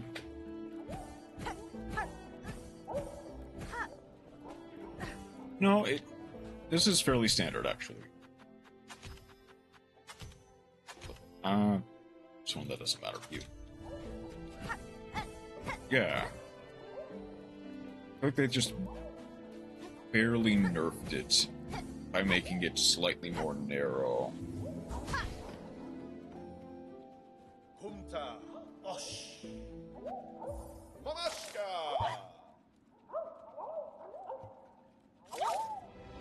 Well, let's keep trying. I think I might be able to beat 7.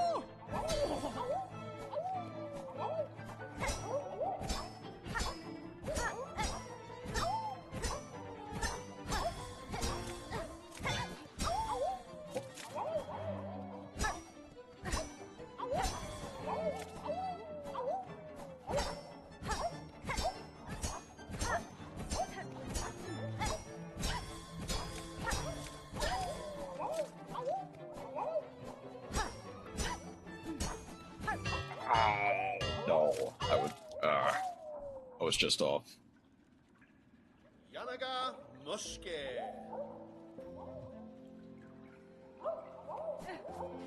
I need to get 55. I need to get 20 more than I just got. Man.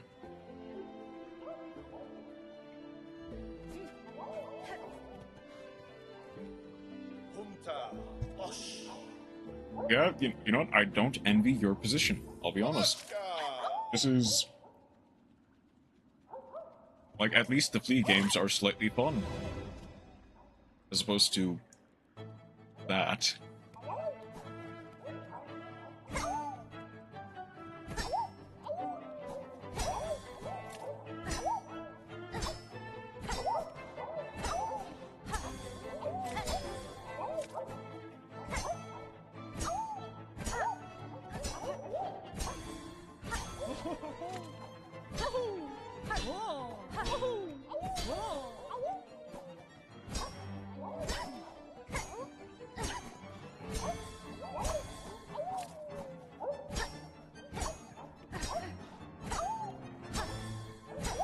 Sorry, just need to lock in for a second.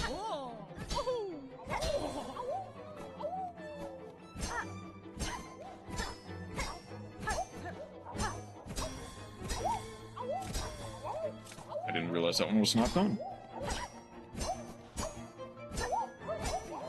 What? I dashed the wrong way. I thought I was pressing left. Apparently, I was going right. I've seen Ryo, Poseidon, Super Poly, Soul Train, and Barrier Statue of Trout. It's like...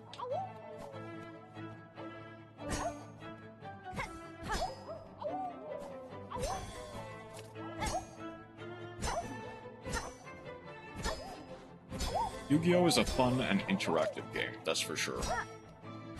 Yu-Gi is all about fun and interaction with your opponent.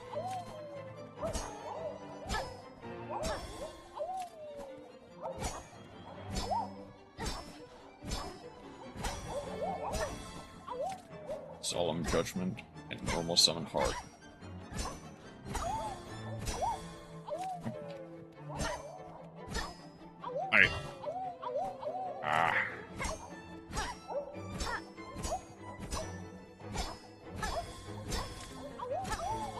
Okay, that's my bad. Oh no.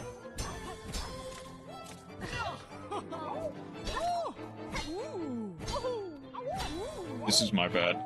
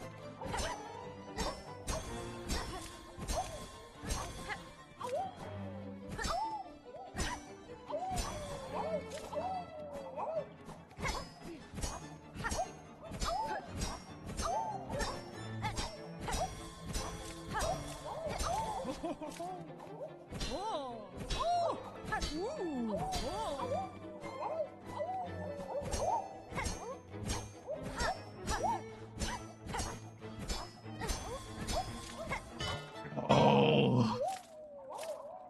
My fault for not playing any board wipes, I guess, to get rid of all that.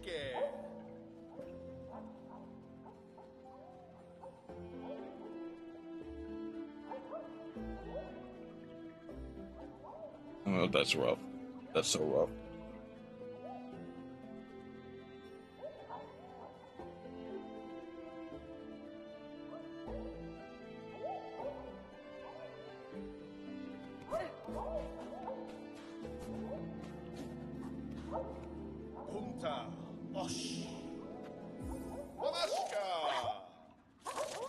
This is, like, needed for the secret ending.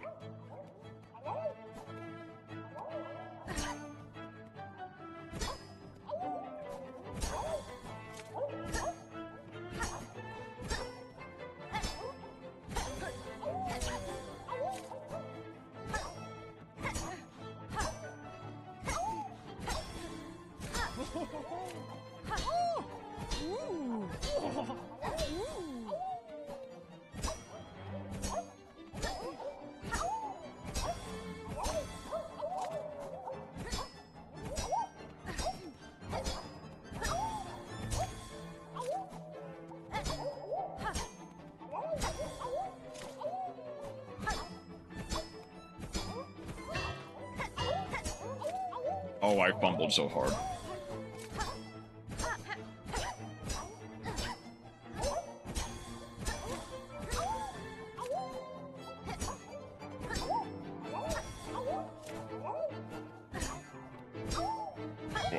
I mean, I already fumbled, so that's not the biggest of setbacks. Ugh.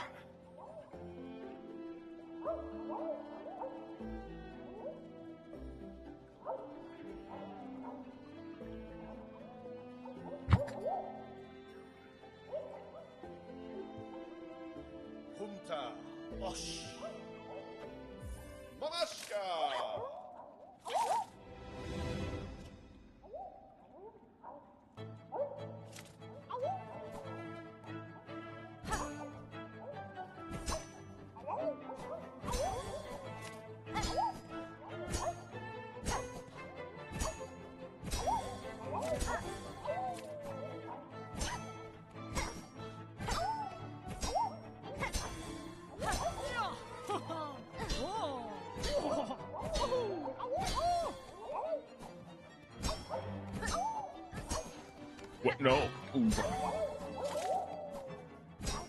Is it... Is it because I was wearing the... No, it couldn't be because I'm wearing the Scuttle Brace. The Scuttle Brace does not exist.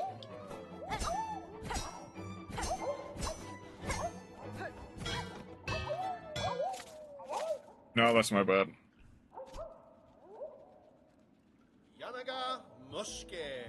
Maybe I should get more water. I should probably get some more water. I'll be back with more water.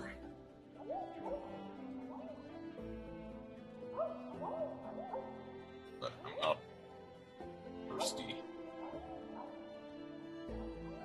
It's more sweat.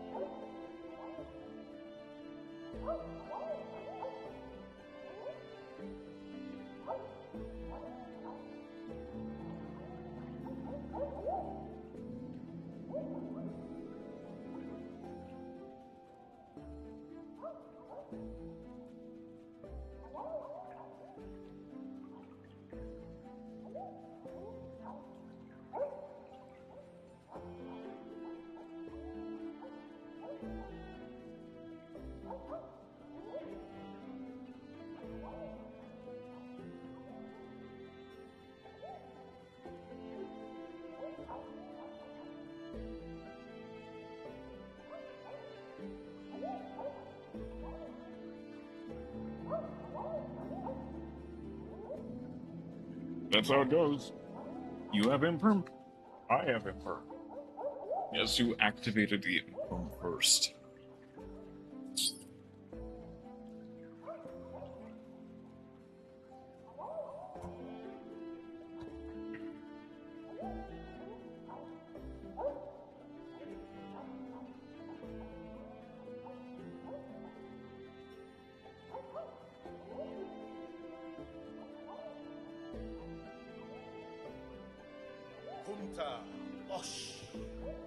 Gonna try again.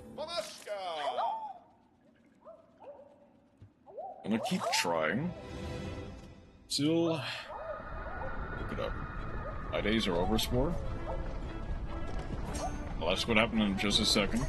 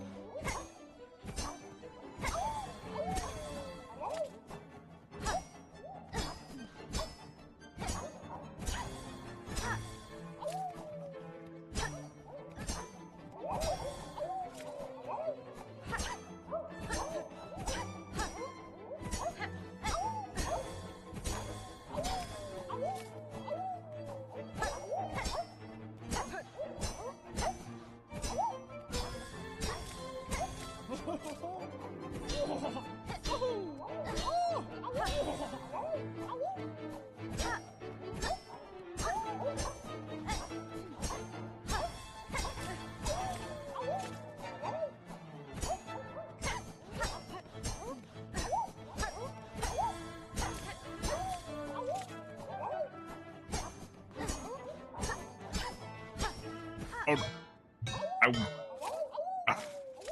I went the wrong way. Okay, we're gonna keep trying. Username Orchestrion is playing Mitsu. Oof. It's kind of like a player...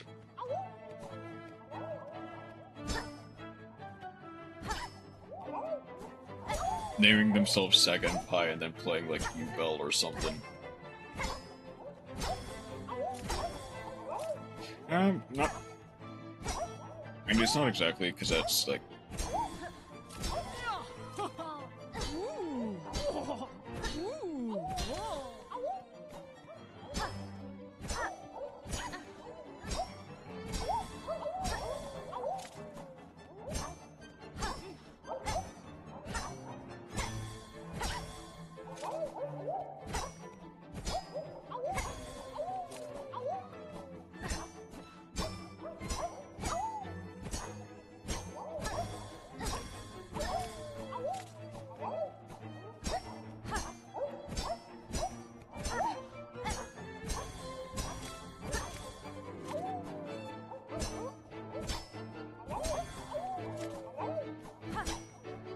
Oh, wait.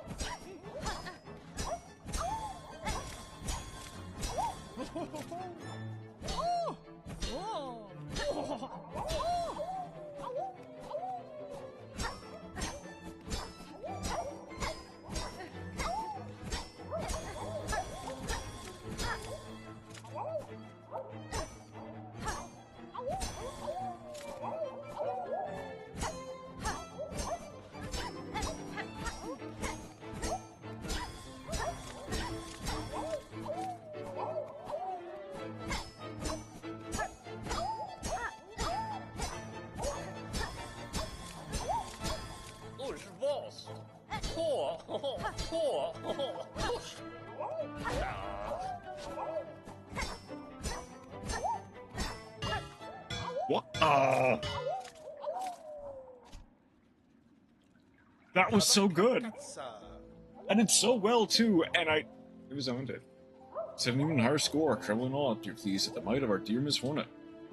Yeah, but not as high as 55 if I didn't fumble Those last few, I would have been fine. I could have managed, but no.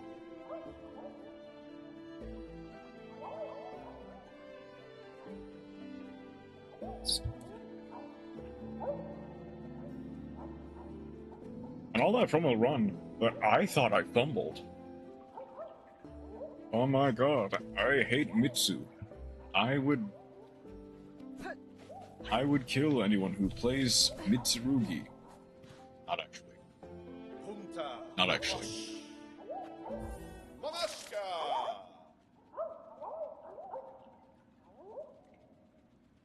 I don't hate Mitsu. Not as much. At least so far. And granted, I haven't really had... Oh, you were being serious, okay.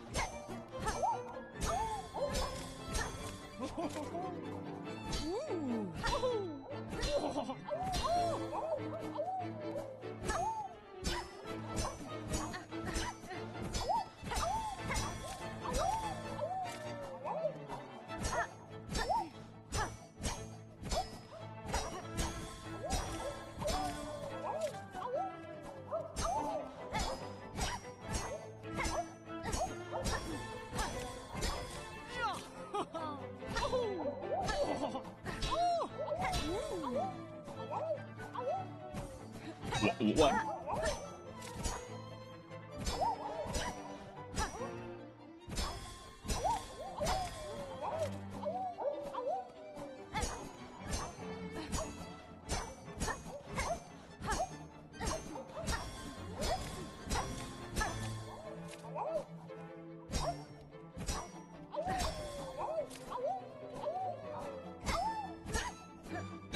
What? I didn't need to dodge there. Why did I dodge there? But I have to seem not to do it because Mitsu is cringe.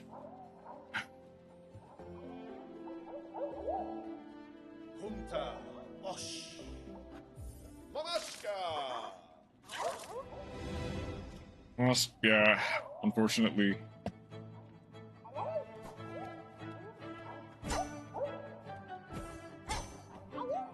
Oh, that was very nearly a wash run already.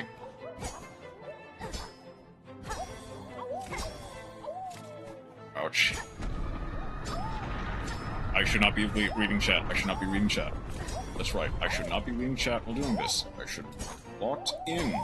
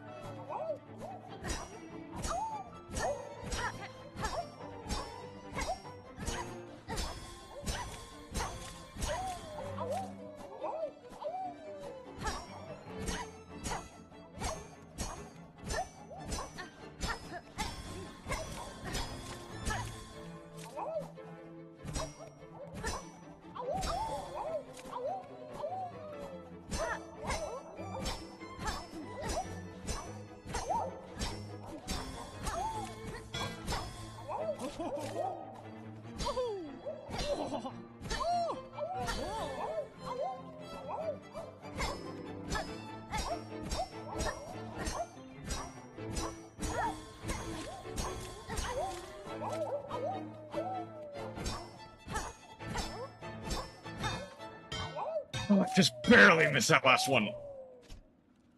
I was probably losing anyway, because I just...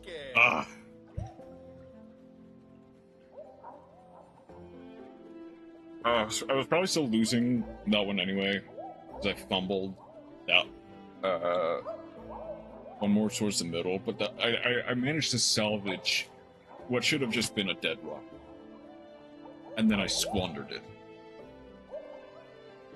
But Shaman's Crest is good for this, but it's not an auto win.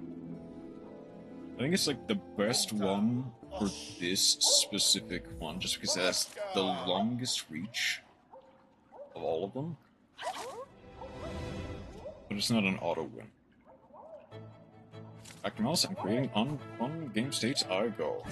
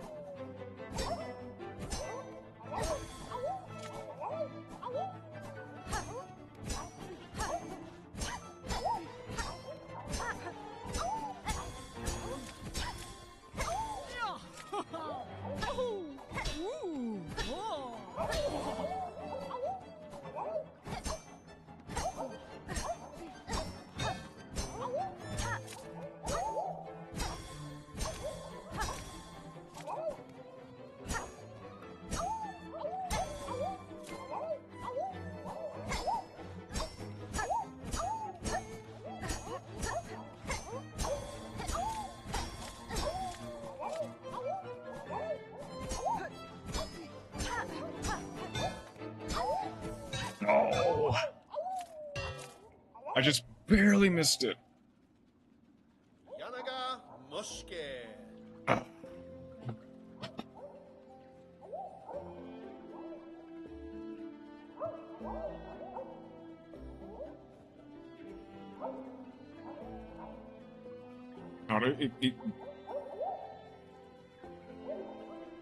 Obviously, I'm pretty sure they max out at 4.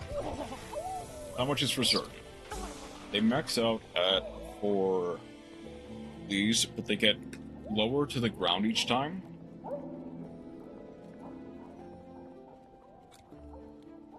Which means you either have to rely on the luck of the draw, where the fleas all, like,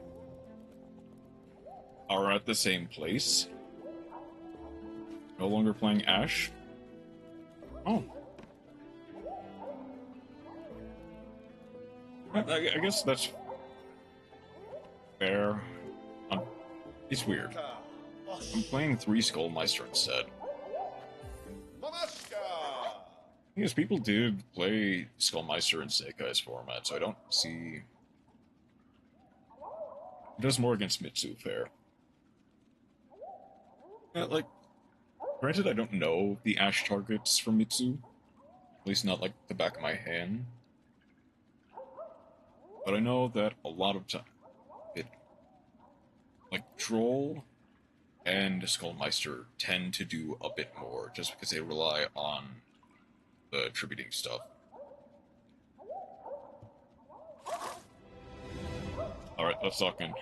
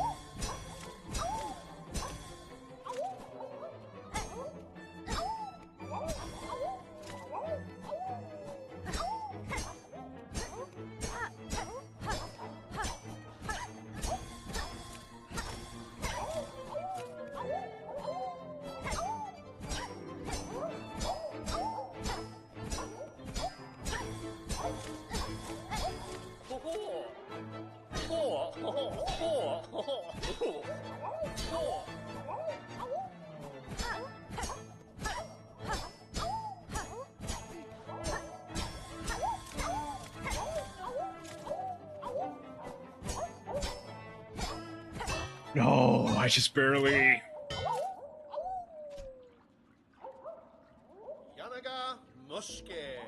I'm fumbling at the very last second.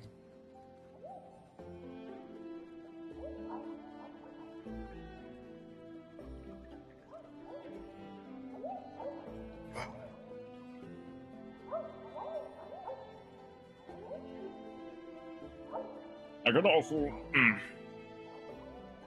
reroll 3 Skullmeister Ghost Spell, 2 Ghost Spell. That should work hopefully. Presumably better than even 3 Ash. It is unfortunate because the Maxi minigame does almost require the use of Ash. Like, I get it. More pressing matters to deal with.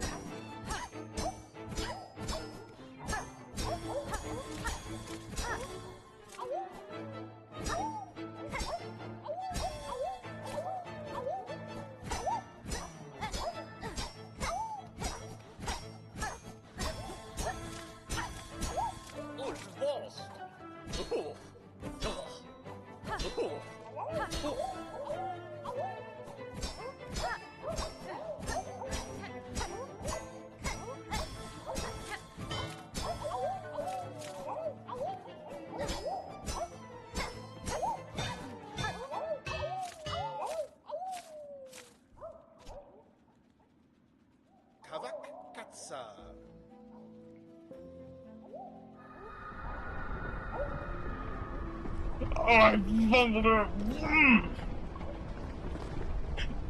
Oh, that was such a good run, and I fumbled it at the literal last second.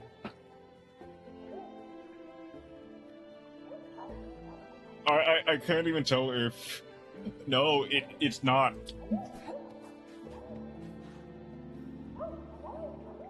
Does it last? It lasts until you lose.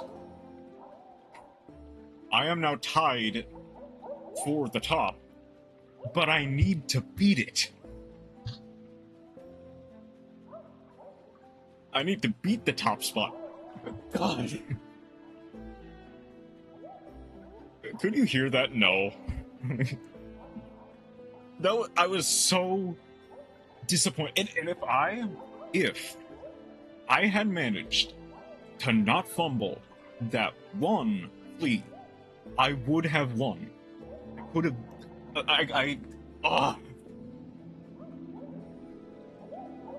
Man,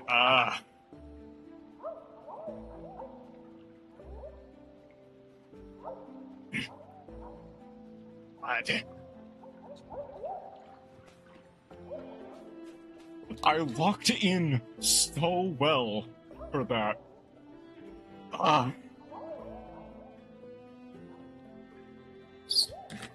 This format, just like mouse format, is so bad, yeah.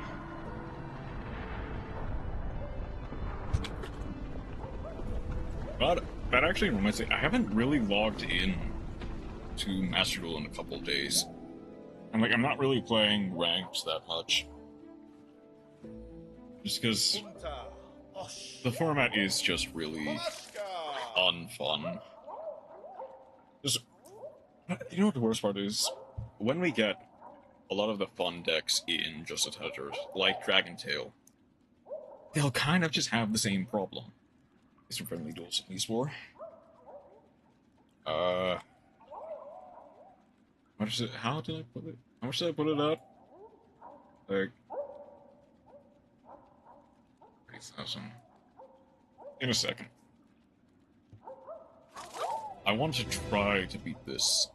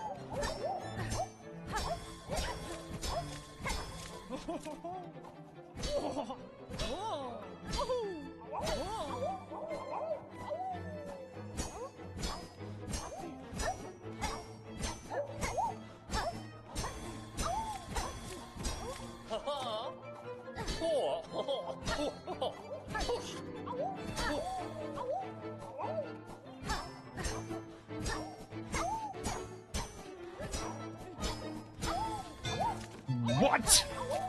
Did I? Why did I?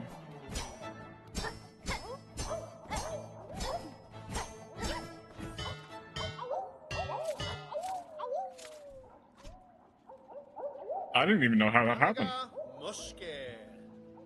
Like, obviously, I misinput on my controller somehow, but I just went the wrong direction. I'm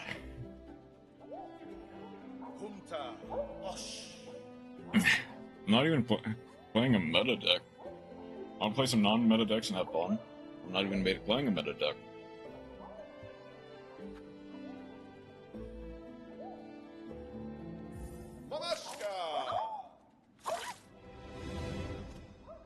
I was right, this is going to be the hardest thing I have to do all day.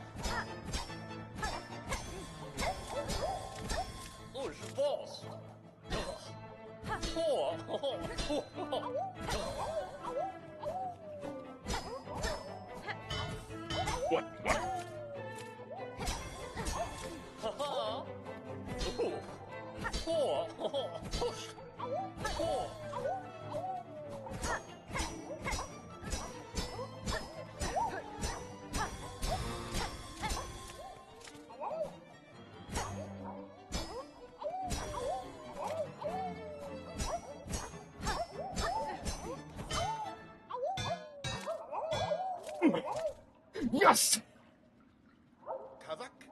Amazon, the Flea Shuttle Champion, has set an even higher score. Tremble in awe of dear fleas at the might of our dear Miss Hornet.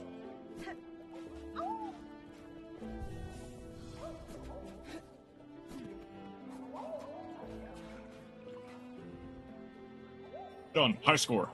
59. I wish I could have gotten 10 more, but you know what? That's good enough for me. I'll probably try a couple of fleet dodges. I don't know.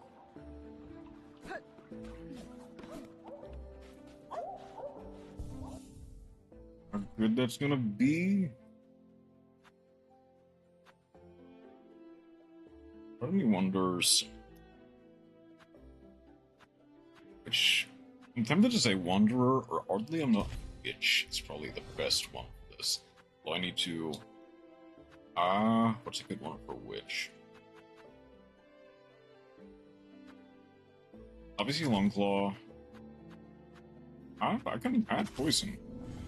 Well, I mean, granted the tools do nothing for this, but... Right. So, I think dodge is the one I have to try my hardest to beat, because it is 90 seconds. I have to dodge.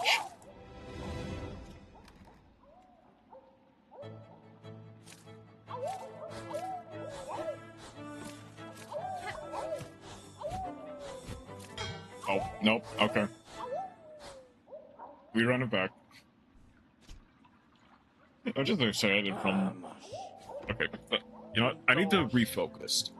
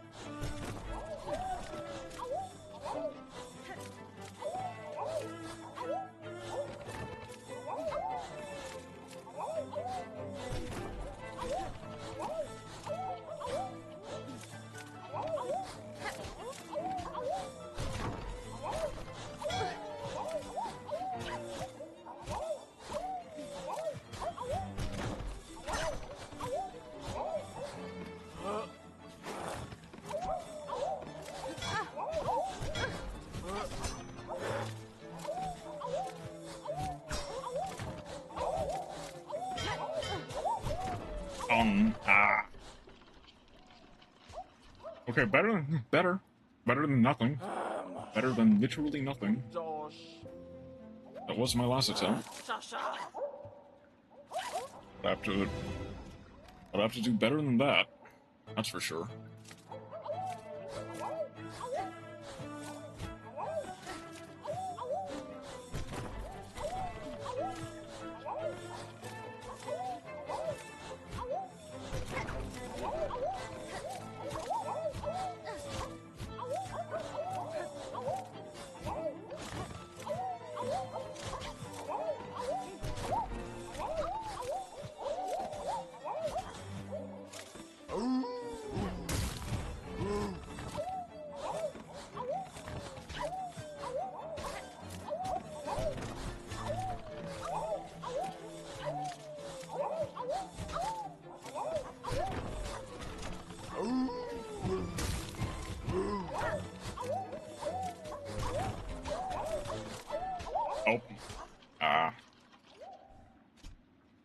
That's level 76.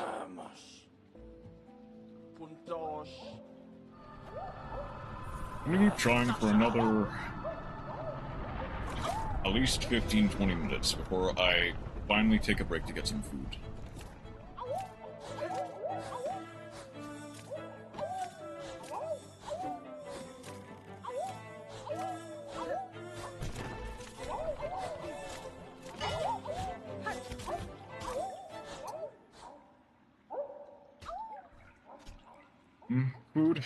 Food sounds nice.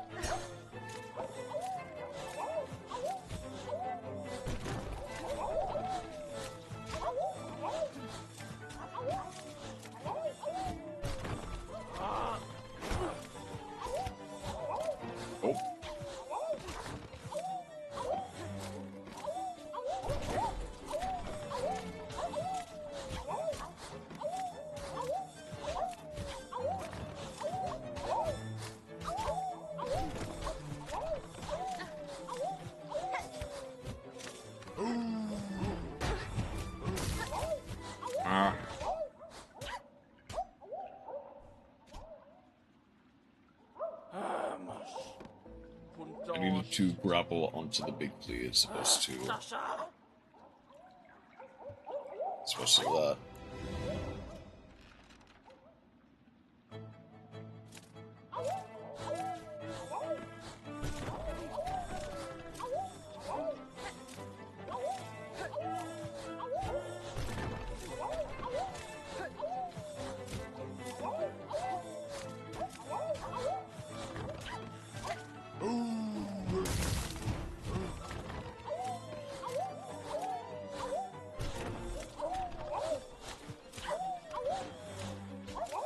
Very nearly fumbled that. Oh. I kind of got screwed over by the get-up time, ironically. Because at the very least, this one... I mean, okay.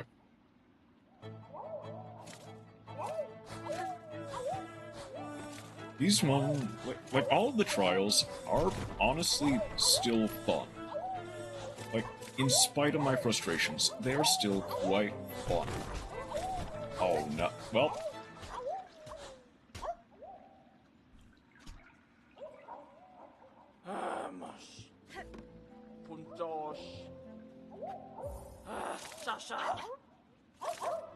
Maybe the flea juggle is probably the one that's like, I think people reasonably crashed out about the most.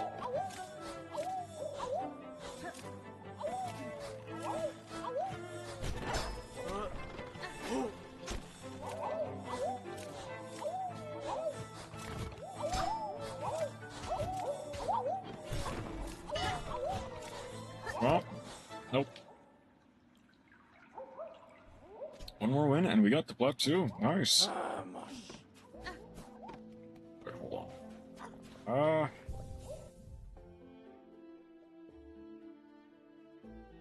Okay, granted, the crest doesn't really matter outside of like very almost specifically. The crest doesn't matter outside of the moveset.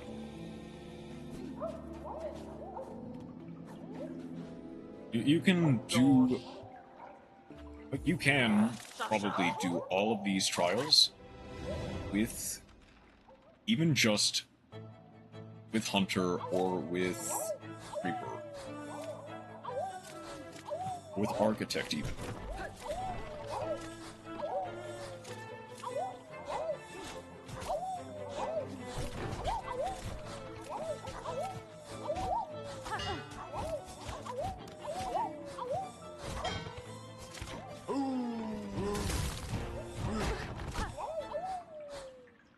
I couldn't pogo off of him. I couldn't save myself by landing on the thing.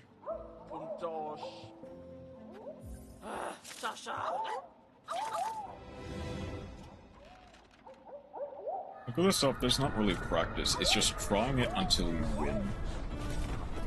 Oop.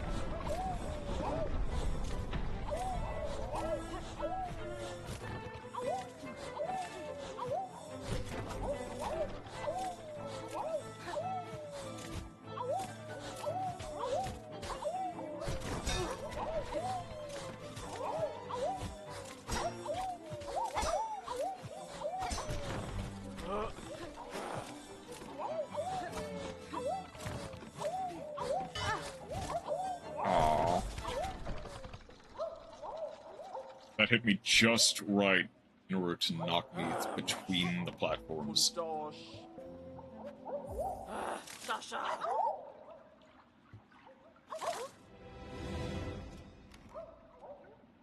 I still need to lock in for stuff like this, but not nearly as hard.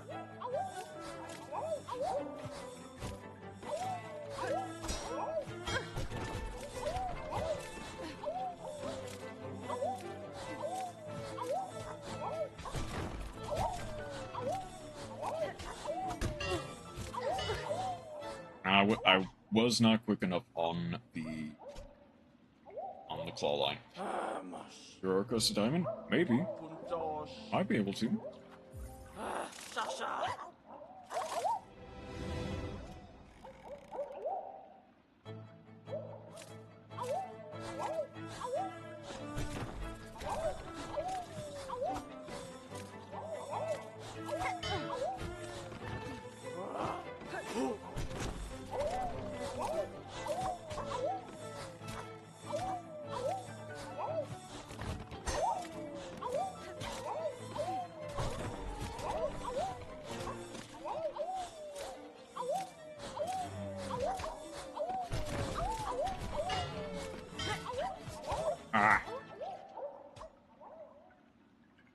That was my bad for just being right on top of him.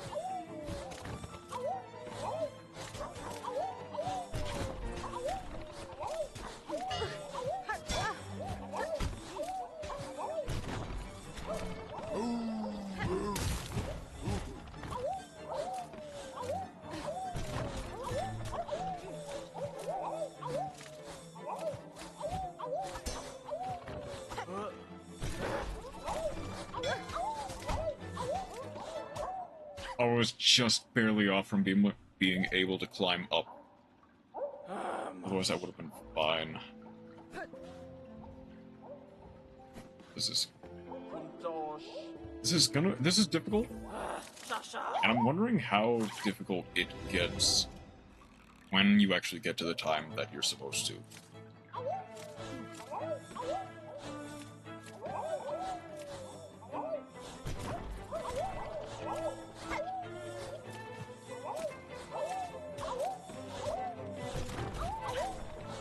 Oh, well. If I do that, then it takes no time at all.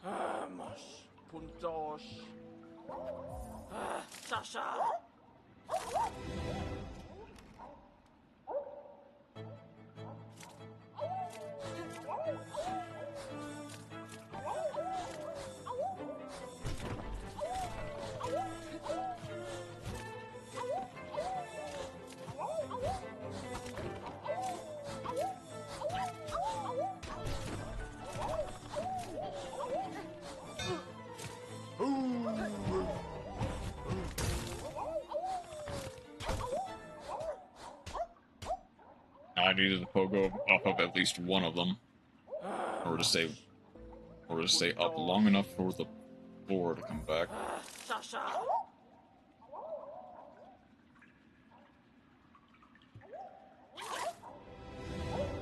Maybe I could have grabbed it if I was facing the other way, but that would have been knowledge I didn't have yet.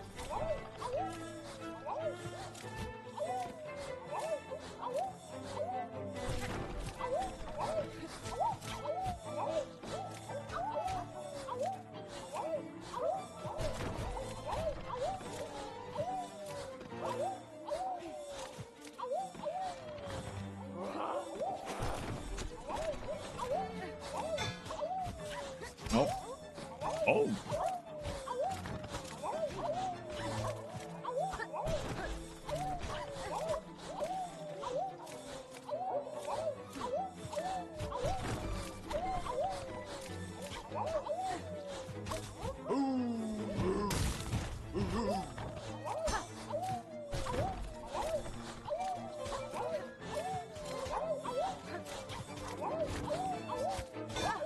Oh. That. Oh no. If I had clone lined at the right moment, I might have been able to save it, but I don't think I could have.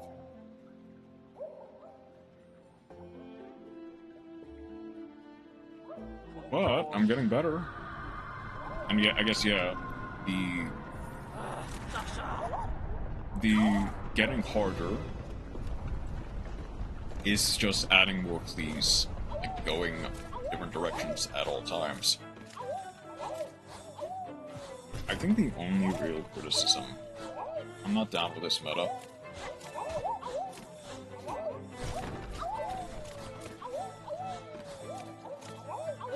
Understandably so.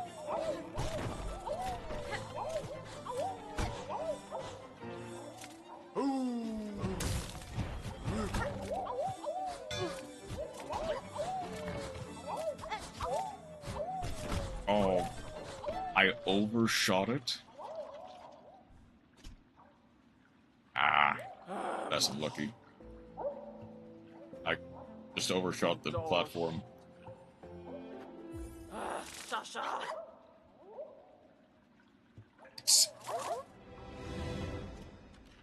The thing is, this one is a bit more randomized than the Flea Juggle was.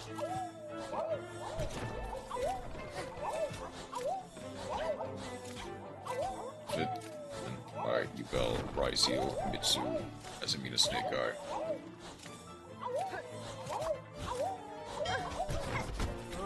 Ah. Unlucky.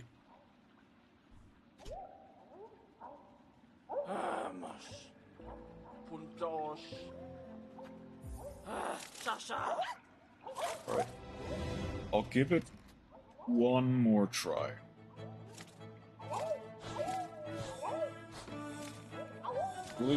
Lucica can probably give it two.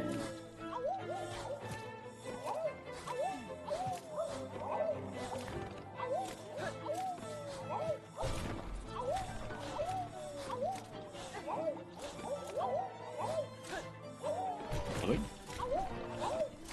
Never mind.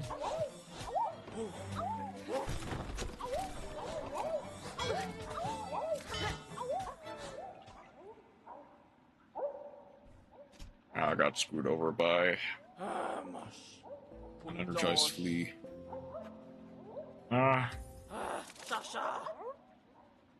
It's more fun playing Kashtira. Yeah. Like, legitimately.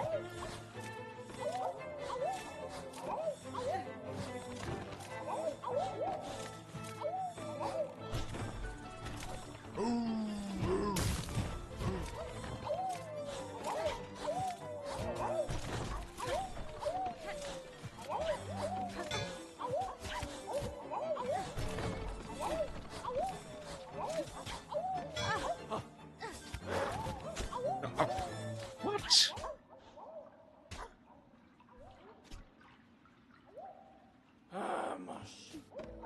Okay, maybe that's just on me for not ledge grabbing, but I thought I could ledge grab there.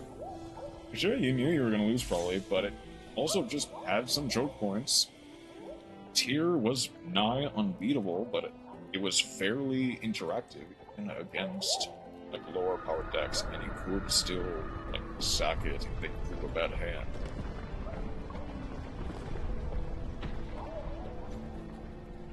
Because they still had some grit. Yeah, Tier was pretty fun in the mirror.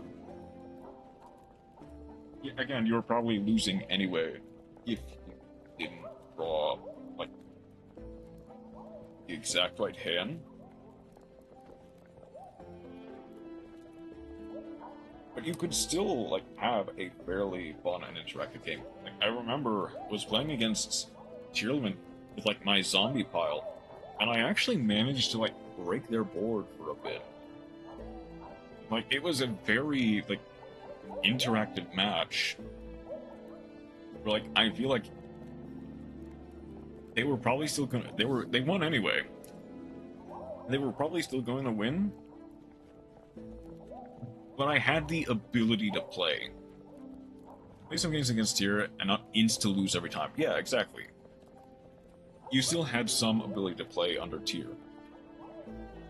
In these formats, it's not nearly as like almost every format is like some kind of cash tier format where you either need to draw the exact outs or you just die. Yep. Second. With that said, it is about time I get some lunch, so I will be right back. Lunch, dinner, whichever comes first.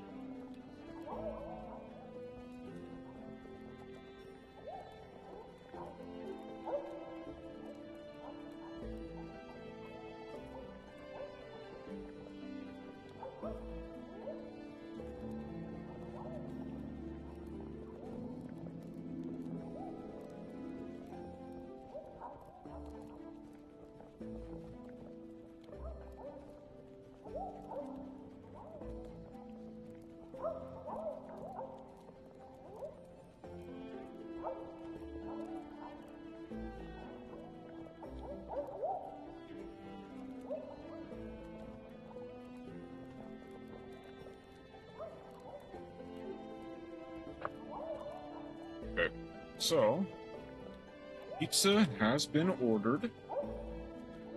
Be here in a little bit. I'm gonna move it over to just chatting. I'm going to... Let's do this now. Make sure I did somehow forget this. Need to edit here as well with... Oh, right. It completely cut out.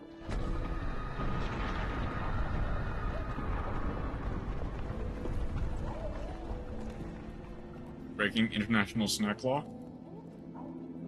Oh, not yet.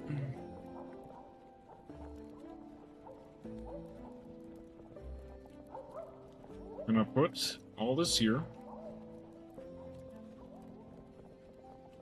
I'm gonna post the link to the vid we're gonna be watching while we eat. It's not Mossbag's yet. I don't think that's Mossbag. Did Mossbag? I don't think Mossbag ever did a Silksong. Or hasn't done it yet. No, not yet. Okay.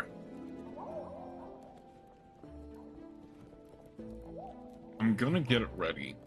Gonna post the link in chat. It is... This one is by Inji.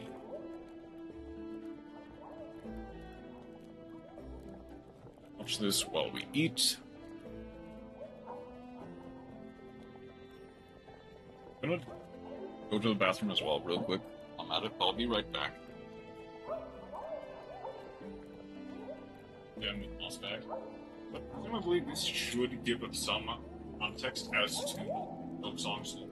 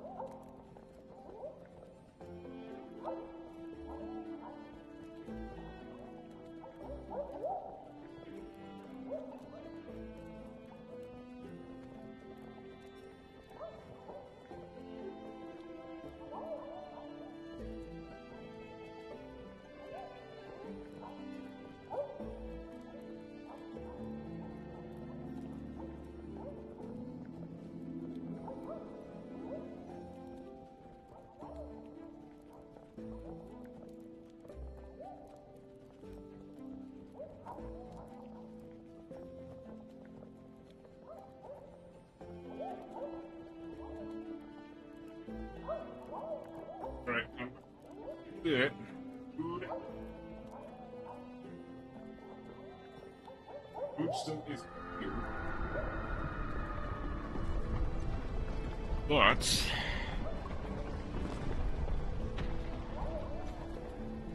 I figured I'd at least go over what bit of lore I know from Silksong. I've watched a lot of other stuff. So we have a bit of familiarity with this person.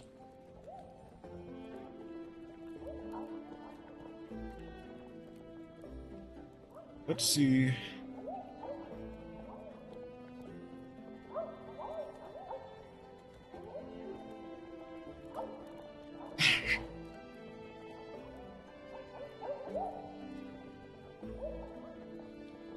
Let's see what exactly the game lore has in store. From what I understand, Grandmother Silk was the one who orchestrated Hornet's capture and brought her to the Citadel in order to presumably bind her power onto herself, as she is the union between a Weaver and another higher being. Lace, and by extension Phantom, are silk constructs, not technically living things, made by Grandmother Silk as kind of like enforcers. You know, Granny Silk made the Weavers, yeah. Granny Silk is the one who made the Weavers. Like, and some way, somehow, either through madness or just being over-controlling parents, also drove the Weavers away, potentially by imprisoning those that were not pure, like Ava and maybe even the first sinner.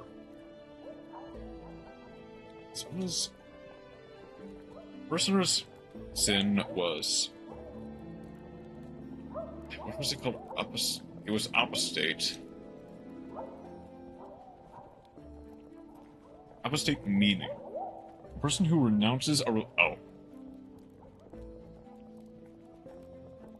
person. Okay, so I see.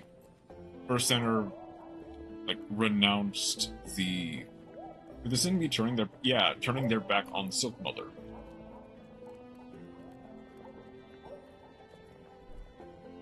And was thus imprisoned for it? Grandmother Silk basically captured and either bound or contained or killed any, like, impure Weavers, like Ava, or Weavers that turned their back on her, like the first sinner. Widow is a Weaver that, for some reason, is still loyal to Grandmother Silk, but still has, like, her sanity shattered via her helmet, her mask being shattered, and like her silk being unusable via the pins in her back. All that. Grandmother Silk has presumably is the higher being in charge of the Citadel, in the same way that like the Radiance was in charge of the Moths, or that the Pale King was in charge of Hollow Nest. At some point, the Flies also committed crime and were sent to the stab. I thought the Flies were like wardens, or like under either by fear and intimidation, or by some kind of wretched loyalty, were like a part of. I mean, maybe because we do see corpses of Citadel soldiers and Flies along the bridge between the slab and. Well, NPCs in the slab mentions that they too were sinners. Okay, it's like maybe they're just like the top dogs. Oh wait, one of the fleas like tries to capture Hornet in a cage made by the Weavers.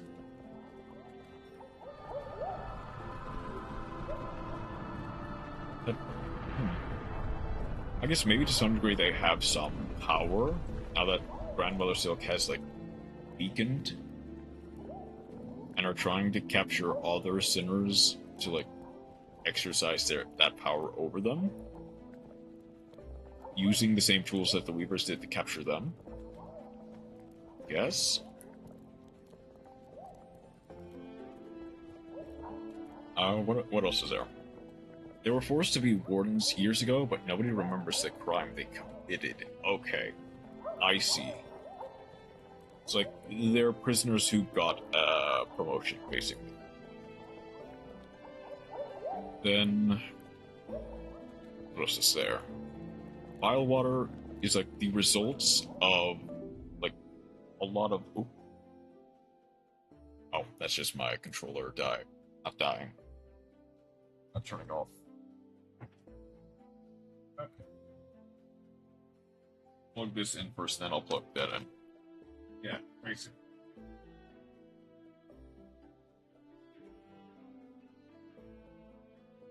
Bile water and by extension the putrefied. Well, yeah. So I remember watching a video that basically said bile water is like the perfect area. And well, like I don't agree. I see the point. It's like a whole lot of storytelling, and like that plays into how the environment treats you. He might have been a decent guy at some point in the past, but then the Citadel basically used their waterways as a dump. So now they just completely hate the people of the Citadel. Okay, I'll blow this one up, just for the sake of it.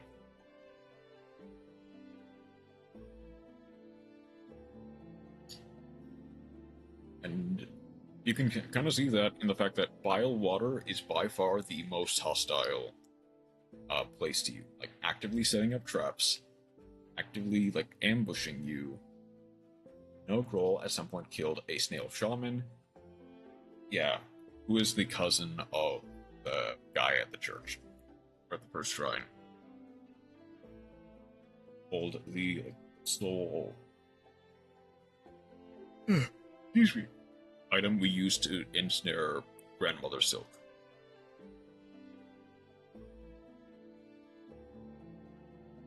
And like Grohl used that like knowledge from killing the snail shaman.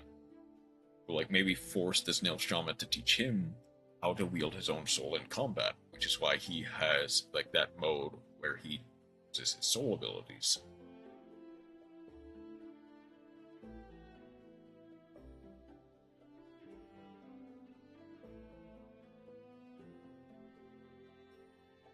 What else is there to Green Currents? We know so at some point started experimenting with silk, like injecting silk into patients in order to like make them. We don't know. We just know that they started doing it to like corpses. Right? Right. Wait. Just because like dying is considered a sin, Citadel. It's like, I guess, trying to surpass death by like infusing themselves with silk. Either to heal or immortality. Yeah. What else is there? Yeah, that's like probably the best guess I have too.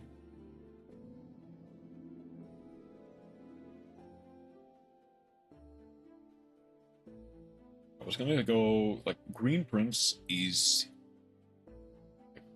the former leader of Romania, and his lover, where it was like an inventor. Maybe even like the first architect. I'm not clear on that. It's probably not, assuming he's just a guy who was like in love with the Green Prince. But we know he was able to like make automatons, like androids, and was put to work in the Cogwork core to build the Cogwork Dancers, so it's probably the entire thing. At some point, passed away, and his soul was left to like bind the Cogwork Dancers together. They at some point created the Forge or something. Okay.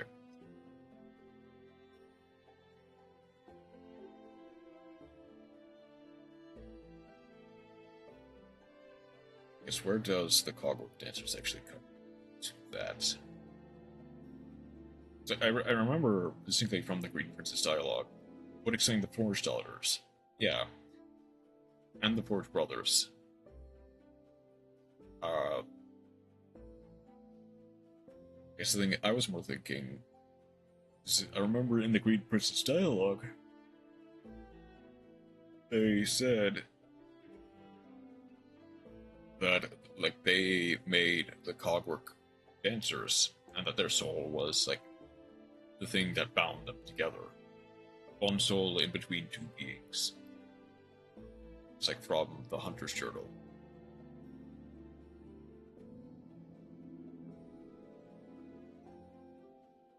There's a lot to go into with Silksong Lore, and we probably won't even really get through all of it. I am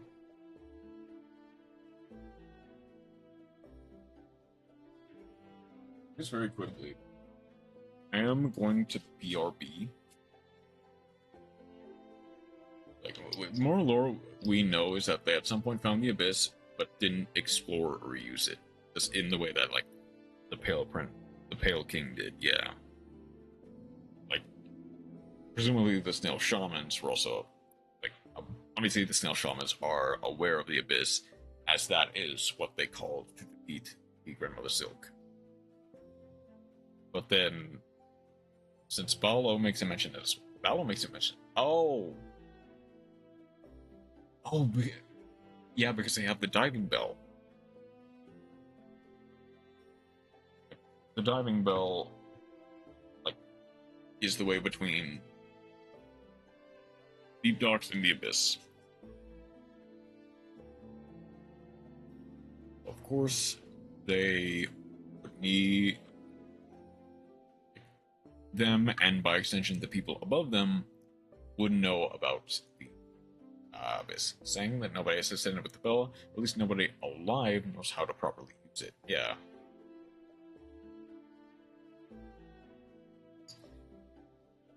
Like, maybe they did something with it long ago, but that has long since passed.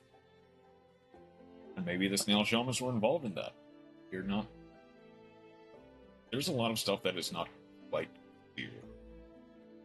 Yet, which maybe this video will help clear up.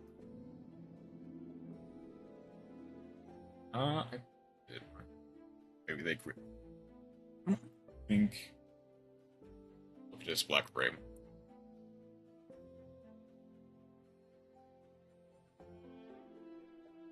That's weird. Hold on, that's weirdly true. Okay, so like, only the Abyss could create such bio. Sure. also true. But I was more thinking of, like, and I think I might have mentioned this before, but the plot twist with the snail shamans. Like, the snail shamans revealing themselves. You could kind of see that coming, because the snail shamans were the only things that had black skin and white eyes. Like, in the entirety of Hollow Knight, as far as I know. As far as I can remember. They're the only things that had white eyes and black skin, and no mask. However, when you see the Chapel Made, and that's generally been true throughout, even just regular Hollow Knight, as well as this game. Chapel Made, he immediately has black skin, white eyes. Which, like, maybe you think that could be more common in Farloom? Yeah. Maybe some people did immediately draw the connection between her and Snow Shamans and then call that plot twist. But I didn't. I didn't really think anything of it. Maybe that Grohl just transformed like that after eating the shaman. True. That is another. That is an alternative view. That.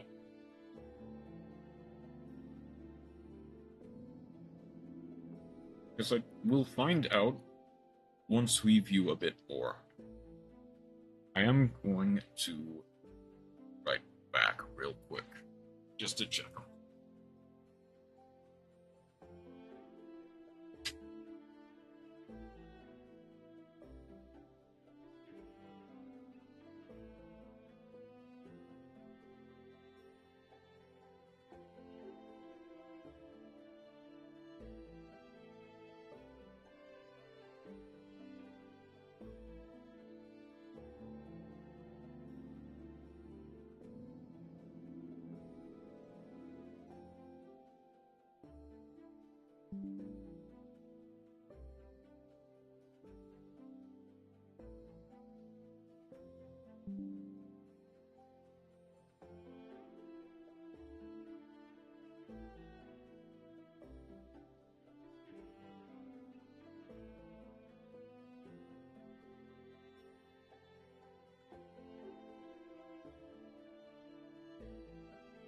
Okay, pizza's still not here. You know that Soul Magic makes people kind of cuckoo for Cocoa Puffs?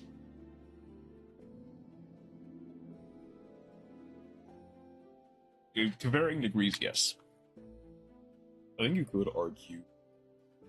Yeah, I guess you could argue to the degree.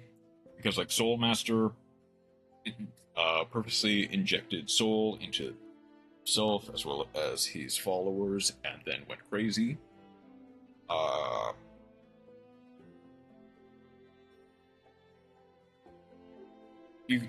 Did the snail shaman really go crazy? Everybody in this whole segment, basically. That might have been hidden by the infection, but I don't know. Maybe the snail shamans are just uniquely immune to soul, like, infecting them. Snail shamans are crazy, probably. True. They did come up with a crazy plan in order to defeat Grandmother Silk.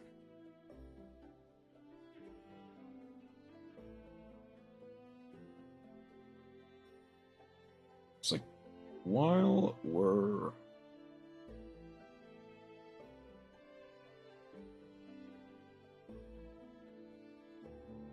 I guess we might as well watch a little bit of the video. They got 4... they have 4 brain cells, and they all have to share. Like, including the one in Hollow Nest. And Grohl killed one of them. Like, now they're down to 3.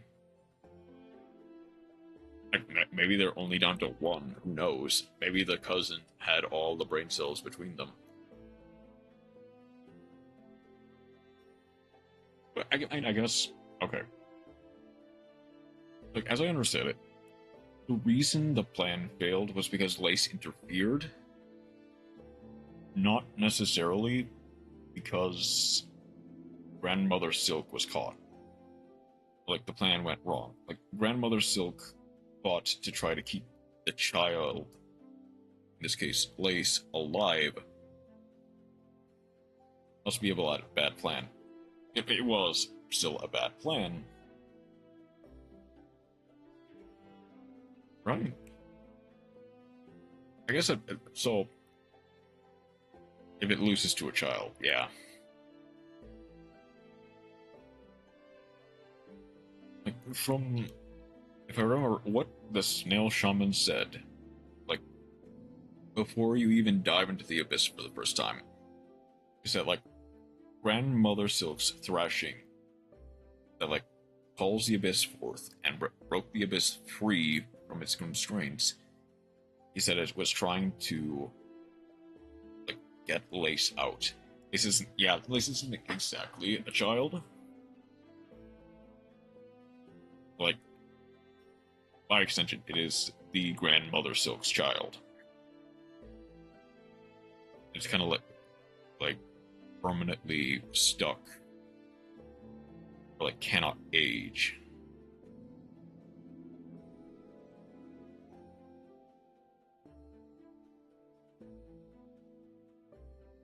Yeah.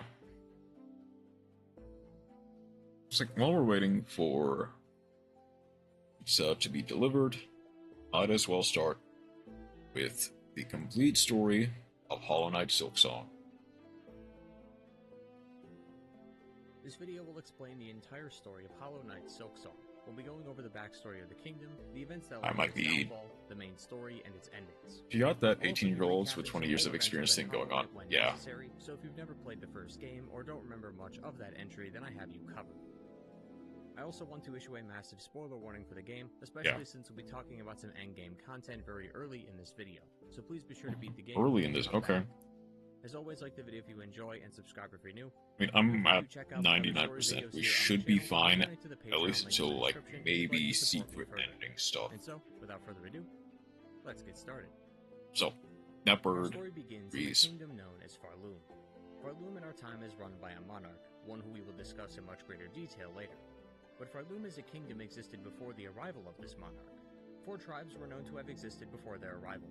To the southeast is a place known as the Far Fields and Hunter's March. Yep. It's not clear if these places were led by named Carmelita. Monarch's arrival, but that's what they are called in game, so we'll go with these names for now. Within this region was a tribe of ants known as the Scar, led by their leader Carmelita. She was considered the song queen of the Scar and was their most talented warrior. They seem to be a rather ruthless tribe. The various members of their tribe mostly focus on hunting and gathering. On combat, yeah. Larger creatures like the Scar Guard, Scar Stalker, and Scar Scout trained to be warriors and serve their queen, although only the greatest amongst them would be considered worthy enough to defend the queen herself. One specific Scar named Gur the Outcast was known as an expert hunter and was always willing to tackle larger and larger prey, with their kills being proudly displayed in their room. Oh. The Scar can be seen adorned in bones, which they use. Okay, so Scar was like a expert guard and hunter who like got exiled for some reason. Which makes sense, given the outcast. Creatures like the Scarwing could hunt, but they were used as support for the larger ants, and Scarlids were trained, like real ants, to collect the scraps and spoils and bring them back to base. To the northwest lived the people of the Coral. Known as the Sands of Karak, these beings were another hardy and ruthless tribe. Their leader was Krust, who was able to command the crust of the coral to do his bidding. He resides along Must not have been that excellent. Coral Tower, a place that could be described as a vertical coral reef. There he was guarded by all manner of dangerous allies, but like the Scar, some other creatures within their land were not nearly as tough, but would still pose a challenge. The Kai were a species of fish, likely hunted for their meat, but the spine-beak Kai would use their sharp noses to pierce anyone who came near them. While the crust crawlers were able to disguise themselves within the coral crust to make it seem like they were one with the environment. I do like how there's actually like fish also use their sharp points to attack any enemies who dare approach their territory. To some degree. It was a deadly and unforgiving land, but the people of Karak were strong. Their king expected much out of them, but they were eternally loyal and will put their lives on the line for him. The third group was the creatures of Shellwood. Fish ain't bugs. Nope, they're not. Many of whom seem to exist independently of one another, rather than the shared bonds of my 20 years back. A being known as Nylith is considered to be the heart of Shellwood, the one who is connected to the land's living beings. She in some ways could be seen as Shellwood's mother nature. Her presence back then assured safe passage for any bugs who walked across her branches. Like many forests and swamps here in the real world, Shellwood is an ecosystem run by and for the creatures it inhabits. Predators hunt prey, while those same predators could be prey to others. Hornet notes in her journal that the destruction of the wood wasp nest could be dangerous for Shellwood's order, as removing a creature from the ecosystem could tip the balance. So it's clear that each creature lived for itself and shared the land with the other creatures who also sought to protect themselves. The final tribe was that of Verdania to the east. Another solitary group I like how 3 out of 4 of them are technically extinct for this point. They did have creatures like the Vendanier and the Kindanier who did defend their land from harm should there ever be any. The land itself was also ruled by 2 princes, although we only know the identity of one, who was the Green Prince. The 2 princes I wonder if we will ever actually learn the identity of, like, the 2nd prince. The bugs of Verdania were especially enthralled by the ways of their ballet of death, using both violence and dance to attack any outsider who posed a threat to their land. For a time, this was the land of Farloom. Very few records exist back then, so we aren't exactly sure of the relationship between these tribes or even amongst themselves. Jealousy was the Greener Prince? Maybe. Actually, maybe. That would be a very good, like, Pantheon boss. Like, add the 2nd prince to... Add the 2nd prince to the to the Clover Dancers. Enabling them to think and act with purpose and reason, but only within the confines of his kingdom. Grandmother Silk may have done something similar, for she may have helped elevate a species known as the Farlids and turn them into the Weavers. In the end cutscene for a boss known as the First Sinner, we could see a small spider slowly transform into a weaver thanks to the thread of silk, implying that Grandmother Silk had been behind this. Sometime later, Grandmother Silk seems to have made her way to Farloom. However, the reason is unclear. Hornet claims that pale beings such as her either accept devotion or destruction, further saying that dominance is something baked into her blood. Now, pale beings are different than higher beings. The Pale King and the White Lady from the Hollow Nest are both pale beings and higher beings. But beings like Un or the Nightmare Heart from the Grim Troop are considered higher beings. Yeah, just regular higher beings. Whereas... According to Hornet, the pale beings seem to have an innate desire to want worship or power. Oh, okay, I see. Their own or replacing the leader of one that already exists. The Pale King from the Hollow Nest was once a worm who renounced his old form to be like his subjects. He would then later serve as ruler, where most of Hollow Nest would revere him as their leader. Grandmother Silk seems to operate the same way, where her goal seems to be the ruler of Princess of Song and Dance. Actually, that would be a really good name. Grandmother Silk seems to prefer absolute fealty without any objections, as her arrival spelled doom for those aforementioned tribes. We aren't sure of the specifics behind what happened, but Grandmother Silk and her weavers may have defeated these once powerful tribes. The Coral Tower is completely gone, while many of the warriors of Croc that is so good, I hate it. Like soldiers who crossed it over and died along with their king. Only one soldier is left still watching over the edge of their land, having stood guard for so long that he's been stiffened by time. Carmelita and the Star are still alive, but her tribe is a shadow of its former self, with Carmelita herself being way past her prime. Nyla seems to have died, although the bugs of Shellwood continue to exist in their land, so it seems like the land was untouched for the most part. But due to her absence, traveling across the Shellwood can prove rather dangerous, without Nyla stepping into a sure safe passage. Verdania, however, was spared the destruction, but it came at the other prince, loyal to the Green Prince, had to give up his life, as his soul would serve as mold for the cogwork dancers. Other religions seem to have... Okay, hold on. So, Verdania was spared, quote-unquote, her... The other prince, lover to the Green Prince, had to give up his life, as his soul would serve as mold for the cogwork dancers. So, that didn't really explain... So, it wasn't that he made the cogwork dancers, and then died, and, like, transfused his soul into them. It's that he was used to make the cogwork dancers. Like, his body was funneled into the cogwork dancers. I guess fair. Maybe the... I guess... Okay.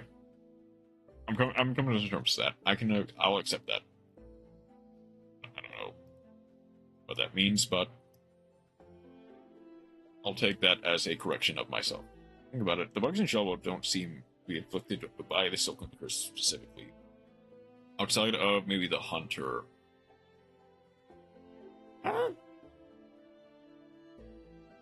Yeah, okay, yes and no.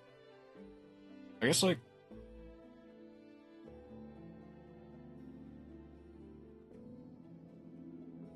Okay, so we can kind of assume that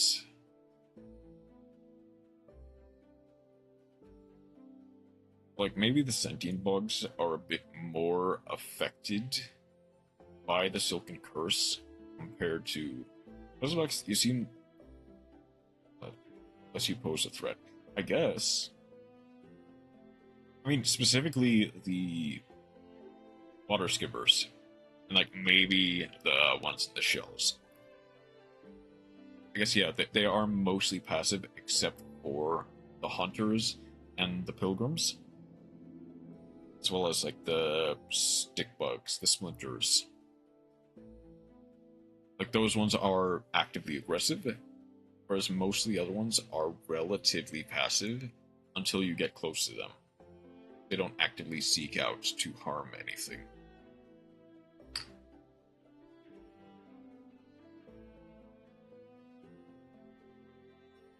I hear the garage door opening, so that this was actually a pretty decent time to pause. Because that means pizza is here. So I'll be right back. Maybe, yeah, an intelligence.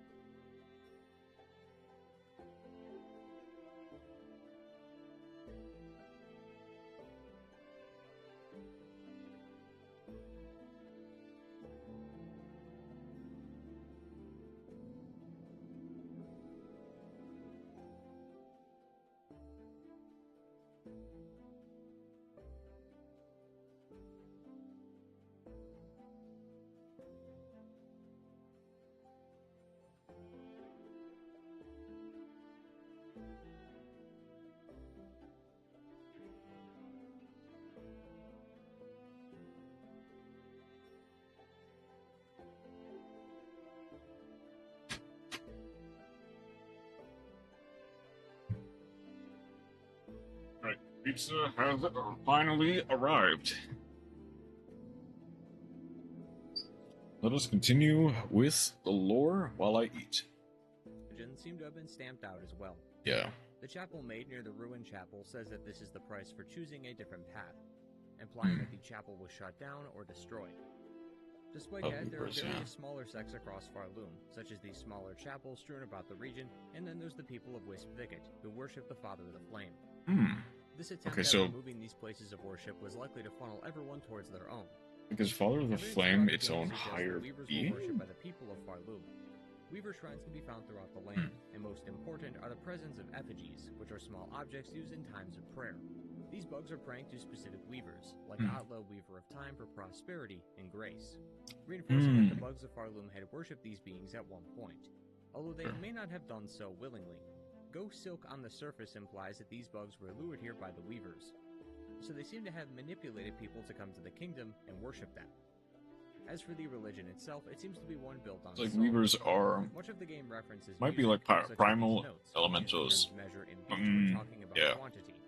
A sect within the Citadel are called conductors, weaver notes are written on rune harps, and Hornet can also use an item called the Needlin, which can slightly possess bugs using silk. So this could explain how the weavers managed to convince the people to come to Farloom. Wait, hold on. Actually, you can use a Needlin to, like, possess bugs. Citadel. The Citadel was a rather luxurious piece, meant to serve as the kingdom's holy place. Members of the Citadel were adorned in white and gold garbs, thus signifying their holiness.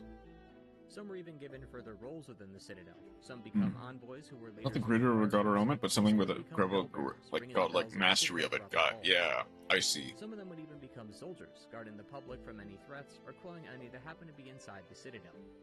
Regardless of their role in life, all those free of sin are welcomed in the Citadel and were cared for eternally. The Citadel houses many rooms, including a big spa and a massive dining table. There is also a stage where performances take place, currently run by the Great Trobio. The high halls were home of the conductors, who once conducted the choirs of the Citadel. Their halls are filled with elegant music, even more gold, and a flowing waterway that passes through their domain. On the other side of this building is the Memoriam Wing. The Memoriam was designed to document and remember life outside the Citadel. Here you can find various bugs from Moss Grotto, Shellwood, and the Corals of Karak. There does, however, seem to be more than just documentation going on here, though. There are larger versions of these bugs and various taxidermied bugs, including pilgrims, that were being used for study. Just below the Memoriam is the Whispering Vaults. Here the Vault Keepers keep records of all kinds of history. Much of what we gaze upon are solemn cylinders played via gramophone, but the environment does indicate that scrolls and reading material seem to exist as well.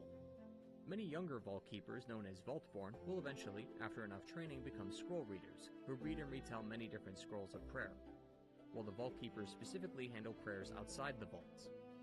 Smaller bugs, known as lamp bearers, also help these acolytes by scurrying through the numerous dark and dusty halls of the vault to find the necessary scrolls by using their large lights to help them navigate. This was the Citadel, and for a long time would represent the power of the Grandmother and her weavers. Then the White Ward. That would change everything. The weavers seem to have gotten incredibly greedy, and also learned the truth of their existence. The weavers must have learned that they weren't the grandmother's children, but merely bugs she helped elevate. Dialogue after the first sinner's fight says, "She called us her children, she called us divine." Okay. She lied. That's a good point. Mother Silk seems to have not told them the full truth of the matter, and this set them off. But what was the first sinner afraid of? Well, a rune harp in the game talks about eternal servitude, so Grandmother Silk may have had plans to put them under a spell. Yeah, this okay. connects well to their upbringing, as the first sinner could have realized that they were creations made by Grandmother Silk, creations meant to do what their master tells them. I mean, it's fair to assume she uplifted them with a purpose in mind, and that may have scared them. To assist them in this rebellion that they had planned, they seem to have created a being with the intent of either rivaling Grandmother Silk or replacing her. Ava is a being you can find in a weave nest. These weave nests seem to have been hideouts made by the weavers in order to scheme and plan. Many of them are in the lower parts of the kingdom. Ava is an artificial construct. Many of them also contain lore and notes of importance. One contained an item known as the Snare Setter, which will be used in the true ending to ensnare the Grandmother. Okay, so... Okay, that's actually a really good point to pause. Because I thought Ava was like another... I mean, there is mention of an artificial god being made of silk. I assumed that might have been like a prototype for lace. Wait. Mention of an artificial god made of silk. That is Ava. And like the prototypes were lace and phantom. Like may have betrayed the weavers in service of Grandmother Silk. Hold on, wait, this is interesting. Lore next to it also corroborates The betrayal, by saying, exactly. "To bind her tight, to keep us free." Back to Ava, she claims to be a child of the Weavers, but not their kin. Also stating that she is imprisoned here, but it's not through malice. A rune harp near her also says to hide her, the despised child. She is a wish cast vain, divinity mimicked in form too frail. So Ava may have... But actually, that's a good point. Divinity mimicked in form too frail. ...of either defeating Grandmother Silk, or becoming someone like her, someone with a sense of divinity and extraordinary power. She may have also been created as a way to sidestep their curse. Ava mentions how Weavers can't have children, at least not without it being incredibly painful, so Ava may have been one of their experiments to solve this. But ultimately that plan had failed, so they hid her away. Their next plan seems to have been to put her to sleep. According to the mask maker, the Citadel was made by the Weavers to be a church and a cage. When we first see her in-game, the grandmother is inside a silk ball. It seems as though the Weavers had put her to sleep using the music of the Citadel. The needle allows you, through small threads, to possess bugs for a brief moment, allowing you to read their thoughts.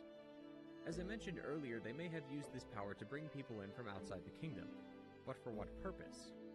Not just to keep their own kingdom flowing, but now, likely to keep the grandmother asleep. An NPC in the game is Conductor Ballador. They handle all the music and choir within the Citadel. He mentions how the Mantle of Rule was claimed greedily by Farloom's first children, the Weavers. The grandmother's journal entry also says lulled to sleep and desperate to wake.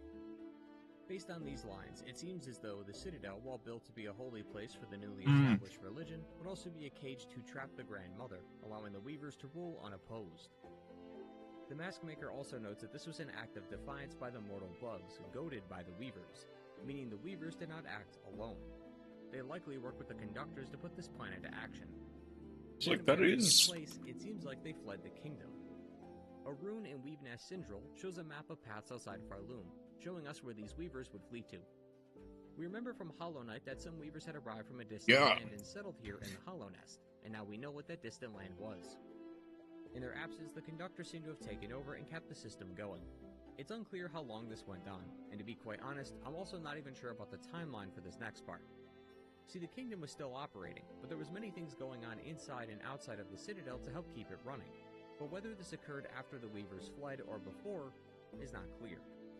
Regardless, what became of this kingdom during this long period of silence? The Citadel, as grand and beautiful as it is, cannot run on its own. It needs a constant workforce to keep it running, but many of these places and bugs within them are forced to work in terrible conditions. Under the coral chambers of the Citadel is the Underworks. These bugs believe in the Citadel and its holy power and work to be noticed. Some clean the walls, polish the floors, and make sure the Citadel is in working order, even cleaning places that are incredibly dangerous like near the lava pits. While others can be seen checking equipment and supplies and shipping them up to the Citadel, or operating machinery that powers things within the Citadel. And as you can see from their muted color palette and dreary eyes, they are underserved and overworked. The conditions of the Underworks are terrible, thanks to the smog from the deadly machinery. Because of the lax nature and lack of attention from the Citadel, it's led to a troubling work environment, where the toughest among them are using their size and intimidation to rise above the rest. Further, you'd be hard-pressed to find any kind of a break or a single brief period of rest while without... Okay, yeah. The domain is a bench, but you have to pay rosaries to use it. Like, just indentured servitudes. It goes back under the floorboards, requiring you to pay for it again. Most bugs in Silksong drop rosaries. Those of the Citadel make for some excellent rosary farms, as they drop a healthy amount quite consistently. Those However, of the Underworks barely have any. Yeah. Most of the pilgrims you find in Bone Bottom often drop It's actually rosaries very than those cool, of like, way of explaining Right the next door is lore, also a confession booth where you can confess like, your through sins. mechanics. Although, as we discover, it's automated to tell you to go back to work, as that's its instruction to Hornet, despite her not confessing. But see, this confession booth is rather important because that's what all of this is about. For many of the Underwork, they see this as a step in their journey, that soon all these long hours will be worth it. So that they can ascend to the Citadel. Cogs of these machines forever so that the machinery can keep working. He says that it's tough work, but sooner or later his devotion will catch the eye of the Citadel, and then they'll have to let him through. In fact, thinking about his life in the Citadel is what motivates him to go even faster. He and those of the Underwork work day in and day out to make sure the Citadel runs properly, all with the hope that one day the people of the Citadel will see their devotion. Beneath the Citadel lay the domains of Greymore and Deep Docks. Notes can be found in both areas, denoting how much material they are meant to ship out at given intervals. So each worker within their domain works to provide for the Citadel. The item description for the map of Greymoor says that it's a wide, dim hollow choked by rags and dust. That's because dregs of soap would fall from the Citadel and end up in Greymoor. The dreg catchers would catch them when they fell, the thread rakers stake them atop their rakes to prepare for spooling, while the silk snippers would cut and spool these dregs of silk so they could be returned to the Citadel. But the workers not only have to deal with the tedious, unending labor that comes from this position, but mites and craws often walk these lands and will harm anyone that comes near them. On top of the fact that they are under constant surveillance from the Moorwing, a winged beast purely bred to catch workers who fled from their tasks. Those of the deep docks work to collect That's what the rock and Moorwing seaweed. is. These seem to be packaged into large black shells, the same ones found in the Underworks and the Citadel, showing a clear, direct line of transport for these materials. Most of the workers have to wear protective gear when mining for these materials, but the deep docks are incredibly hot given the land's naturally flowing lava, so it's very hot and extremely deadly. Like those of Greymoor, each worker has their roles to play, from extracting the minerals to carrying them to carving out new paths to dig within. Within this domain A is also really the big Forge mite, Daughter. She's yeah. come from a long ancient line. She was sent from her Like it's forge of the home at same- request of those from the Citadel, with the promise that if she Like, the manned eyes are forge, the same. her forge That's a home good would swell point. in holy esteem. But while she mans the forge, much of the day-to-day operations are run by the Forge brothers Cygnus and Gron, who not only work their employees to the bone, but they even discipline them when they don't perform up to Citadel standards. But the Citadel isn't so cruel as to force them to break their backs for the company. You know, at least not that much, anyway. They recognize that mortal bugs can't do everything, so the architects of the Citadel have been hard at work crafting automatons to do some of the more dangerous work. They often handle repairs on the cogs and moving machinery, and can sometimes be spotted in the hotter regions down below, as the heat would be too much for a normal bug to bear. They even seem to have experimented with larger scale work and even defenses. We already touched upon the Green Prince and the Cogwork Soldier, but another automaton named the Second Sentinel is from a line of sentinels made to specifically defend the Citadel from any wrongdoers. Then there is also the line of large automatons. These corpses, as I assume they're called, seem to be multi-purpose and more likely for larger projects that require heavy lifting or demolition. Despite seeming like mindless robots, And working though, in they the display lava, some level yeah. of intelligence. The Second Sentinel is hardwired to kill those with the Silken Curse, but questions if Hornet is infected too, suggesting the ability to make decisions. You can also use the Needle-In on some of them, and they have actual We all thoughts, together. which even says that we are together. Whether this was intended is unclear, but it seems as though not every automaton is capable of this level of thinking. But more than just these places, many other locations within Farloon were oppressed, not by the Citadel's actions, but merely by its presence. Nearest to the Citadel are Sinner's Road, Bile Water, and Putrefied Ducks. Sinner's Road seems to be an old place that they used to lock sinners in. Cages of various beings, including the Green Prince, can be found within this region, but it seems to have been turned into a home for some of the Moors, such as Kroll and Benjen. The Moors were likely living in the Greymoor. The duo here says that while the Moors catch the threads of the Citadel, it didn't used to be this way. The people of the Moors used to grow a bounty of different food before the Citadel forced them to catch their falling thread. Nowadays, though, they've taken to using the old Sinner's Road as a breeding ground for muck roaches. These bugs breed very fast, so they use them as cattle, which prevents them from starving. These ranchers are also equipped with chains and blades to make sure the muck roaches don't eat them. The food is then likely taken further in, where Chef Lugoli is stationed. They were a former Citadel chef who was expelled for repeated culinary crimes, so now they return to their home, where along with their helpers, they clean and chop up the muck roaches, so they can be served to the people. As Kroll tells it, it's dangerous work, and not the most delectable meal you could have, but it's better than starving. The putrefied ducks and bile water are similarly filled with waste, and other refuse stemming from the Citadel. Many of the bugs here carry this bile in their bodies, causing them to erupt after some time. The only surviving bugs in here are those of the Stilken. Their leader, Groll the Great, along with the Stilkens, continues to rage against the Citadel, which chokes their caves and sees them suffer. A talk with Chakra reveals that the water here used to be clean. In fact, a brief spot far from the Citadel hints at what it used to be. So, like Greymoor, there seems to have been a society of bugs that lived here, but their domain was radically changed due to the Citadel. Groll and his kin seem to be hostile to anyone not from their domain. A being known only as the Seeker went to broker an alliance with Groll. He did not like the Citadel either, and assumed that a partnership built from a common goal could prove beneficial, but he was killed and hung when he arrived. Okay, I see. It's like the snail shaman Seeker tried to get an alliance against the Citadel, like was betrayed by Grohl. Like his While these like represent the people outside the Citadel, those of the Citadel use had of similar soul reasons was to worry for discovered their by safety, Grohl, for those who then sinned took it for would be himself. punished. Just down the road, cages filled with bugs can be seen next to Citadel guards. These bugs are being shipped off to a place called the Slab. It's meant to serve as a prison cell for those who have sinned. The prisoners are bound, covered with cloth, leaving them unable to see, while they have wooden shackles placed around their necks. But the guards too have a similarly cruel fate. According to one of the penitents here, the guards used to be penitents like him. Back in the old days, one of their ilk committed a sin that was so bad that even though it's been forgotten to time, their punishment continues. This bug and their people would then become the jailers for the Can we change their name to sinners Grohl that the would Greedy? inevitably come Yeah. through. But not That's a just much them, better but their name. children and their children's Grohl- children would more always fitting be name than this Grohl life the Great. forever. For example, creatures like the scabfly are described as young, born and grown in service to the slab. This is thanks to the broodmother, who is the one who births all these jailers within the slab. To serve here in this prison in service I of guess the she's Citadel not the is their one only who hope for specifically absolution. Within the prison, though, are boards that detail the did the prisoners, crime. their sin, and if absolution will be approved. All of them will only receive absolution for their sin and death, with one not even being granted. Well, by the punishment. So if the penitents have no chance for redemption, then it's Roll suspected of the the guards have no God chance dang either, it, Bobby. reinforcing that life for the guards begins and ends in the slab, while also creating an ironic twist of fate, where the jailed and jailers are both serving life sentences. All of this makes Funny Farloop sound like moment, a horrible cheat. place to live, and it certainly is. But underneath all of this, the reason that so many bugs are likely doing this in the first place is because of their faith. As Yeah. mentioned earlier, the Citadel was seen as a place of faith. Many of those working on the Citadel's payroll were likely doing this with the hope that one day their struggles would be noticed. Yeah. Everywhere you go, the answer is clear. One whole penny for that bunny. But that didn't stop people from trying.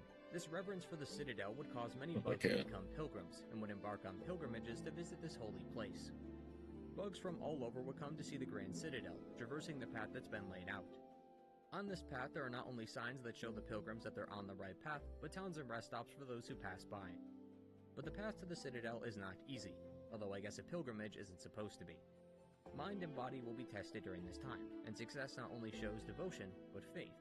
An unwavering faith in the Citadel and its teachings. To start, most pilgrims will find themselves in Bone Bottom. It's the lowest part of the kingdom, and the first step on many pilgrims' 3K journeys. gems, nice. Those who come in from the surface or caves can meet the like-minded pilgrims who are getting ready to prepare for the climb ahead. It's not clear how the land looked years ago, but thanks to the presumed millions of bugs over the years, their We haven't even carcasses have gotten the actually dice created a rally yet. foundation. All across Bone Bottom and the Marrow are the discarded shells of bugs. Reaching the Citadel requires you to climb up to its ornate door. Due to this and how high the mortality rate is, many bugs die during their pilgrimage, many dying Their atop the shells skulls. of their fellows, thus creating this pile of corpses. So not only are the bugs required to climb over their own people just to reach the Citadel, but because of how many have died, they literally serve as the foundation for all of Farloom. Removing this mound would cause many structures, including the Citadel, to collapse. It's almost too on the nose to say that the Citadel is built on the backs of others. Despite Yeah. that, the pilgrims don't seem to mind as they continue to hold tight to their faith. And besides, the people of Bone Bottom are always willing to help despite the circumstances. Some people use it as a way to get prepared for the journey ahead, but others, like Flick, stayed behind, opting to not start their journey just yet, and instead helping others get started on theirs. Yeah. Depending on their journey, the next stop on their pilgrimage will likely be Pilgrim's Rest within the far fields. It similarly serves as a rest stop for those who have made it this far, although the clerk Mort seems more interested in profiting off these pilgrims as he charges an entrance fee upon each visit. Unless He you also break says in the that door. sharing your devotion with him is sure to bring you good luck on the journey ahead. The pilgrims of this kingdom trade in rosaries. They're used as both a sign of faith and currency, thus why so many graves can be seen with rosaries on them. But this creates kind of a toxic society where faith is measured in monetary value. So many either steal rosaries off these graves or barter for them with the promise of extra devotion and faith. Assuming the pilgrims make it this far, they're likely to meet with Kriege over at the halfway home, or Pavo, steward of Belhart. Both once again served as pit stops, with Belhart being the last stop before the final ascent. That final ascent requires the pilgrim to traverse Shellwood and its creatures, as well as the sandy dunes of the Blasted Steppes. But a sign nearby warns to accept the judgment of those on the rise beyond, as those who stand at Farloom's holy crest must be proven pure of will and want. Guarding the Blasted Steppes are judges, large, gilded guardians who stand vigilant, ready to pass judgment on any would-be pilgrim. Given the countless husks near their stations, it's clear that Fringe most at the remain halfway in place. home? Yeah. For a long while, this was Farloom, but one must remember that much of the kingdom was built off the power of silk, and the Grandmother was the creator of that silk. Within the White Ward section of the There we go, there's the White Ward surgery section. tools all made for the sake of implanting threads into people's bodies. Surgeons and those within the ward found that silk prolonged one's life. This was a scientific miracle. Eternal life for all mortal bugs. I might not have seen The that. possibilities of such a discovery and what it could mean for the future of Farloom was captivating. Too captivating. The Citadel then began to run experiment after experiment, using any bugs they could find as test subjects. So, Hundreds of husks can be found in the basement of this lab, all victims of the experiment, many of them thrown into a pit with the door locked behind them. The souls of these victims, who were so obsessed with silk, even coalesced into the unraveled, their tormented will made manifest. But as they soon discovered, the silk was starting to take a mind of its own. Corpses with silk inside them can be seen being puppeted by the very same silk. Worse, consider how long this could have been going on. As time went on, more and more people were putting silk into their shells, so much so that when they had children, they were already born with silk inside them. This was the beginning of the end for Farloom. Grandmother Silk was able to take control of the people's minds using this silk. In doing so, much of the kingdom fell under her control once again. Her ultimate goal seems to be eternal devotion. This curse had basically turned the people of Farloom into zombies, not unlike the infection from the Hollow Nest. yeah. Many of the bugs we come across seem to be eternally stuck doing their jobs. The silk from the Grandmother also seems to have affected other tribes as well. It's noted that the Scar are infected with the same symptoms of the haunting, and in a flashback to Verdania, we can see Silk covering the prince's home, meaning that even though his lover gave his life to protect their land, it still ultimately fell. But this shows that it does not seem to be an isolated incident. Any bug that would call Farloom their home could be stricken by this silken curse. Though not every single bug has succumbed to its power, many pilgrims we meet during the game aren't affected by it. Yeah. That doesn't mean they never will, but no one seems to know how the curse works and if there is a way to slow down or speed up its progress. It should also be that or just pick some shoes. The very top of the map is implied to be the surface, so all of this was built underground similar to the Hollow Nest. Yeah. Bugs on the surface are not shown to be affected by the silken curse, so this power only seems to extend downwards. I mean, Although yeah. how far it stretches outside the kingdom is unclear. I guess there's a reason why the cradle is at the very peak of the Citadel, other than, like, thematic. Hunt for her lost children. In the cradle, we could find similar cages to the one Hornet will be brought in soon. Notes on the cages list the description of remaining weavers that they are meant to find and where they are located. It also seems as though that these were not the original weavers either, given the text says quarter or eighth part. As for why? Well, under the assumption that she needs them for their silk, possibly so that she can gather up enough strength to finally wake up. But while the bugs were haunted with her silk, something haunted her. The realization that she no longer has any children. The mother in her name is intentional, for the Grandmother seemed to care for those she considered her children. But her actual children had all fled and were not trustworthy, so she decided to make her own instead. Phantom and Lace are two beings entirely made of silk. Phantom seems to be a failed attempt at making a daughter, as she is noted as being too frail. So now although she very clearly just goes ham. But Lace was designed to be the mother's child. She would then take up position as a sentinel, watching over the kingdom for her mother. A mirror inside Phantom's exhaust organ shows Lace and Phantom. Lace calls Phantom her sister, also questioning why the Grandmother spun them to break and to fade, clearly showing that they don't really approve of their current existence. It may have also been around this time that some of the Weavers had returned to Farloom. The Weaver's song charm from Hollow Knight says that those who came to the Hollow Nest when they fled would return. They were fleeing because of the infection that had gripped the Hollow Nest, and probably felt that it was safer in Farloom than there. However, they were likely captured like the other Weavers, and one of them may have been known as the Widow. The Widow is a Weaver, but one that does not have their mask, and also has pins lodged in their spine. To restrain their silk, they have to use their own silk. the mother's silk. Mother's silk had brought her under her command. She would then serve willingly using the haunted silk that she was allowed to use to ensnare some pilgrims, while waiting patiently for her mother to wake up.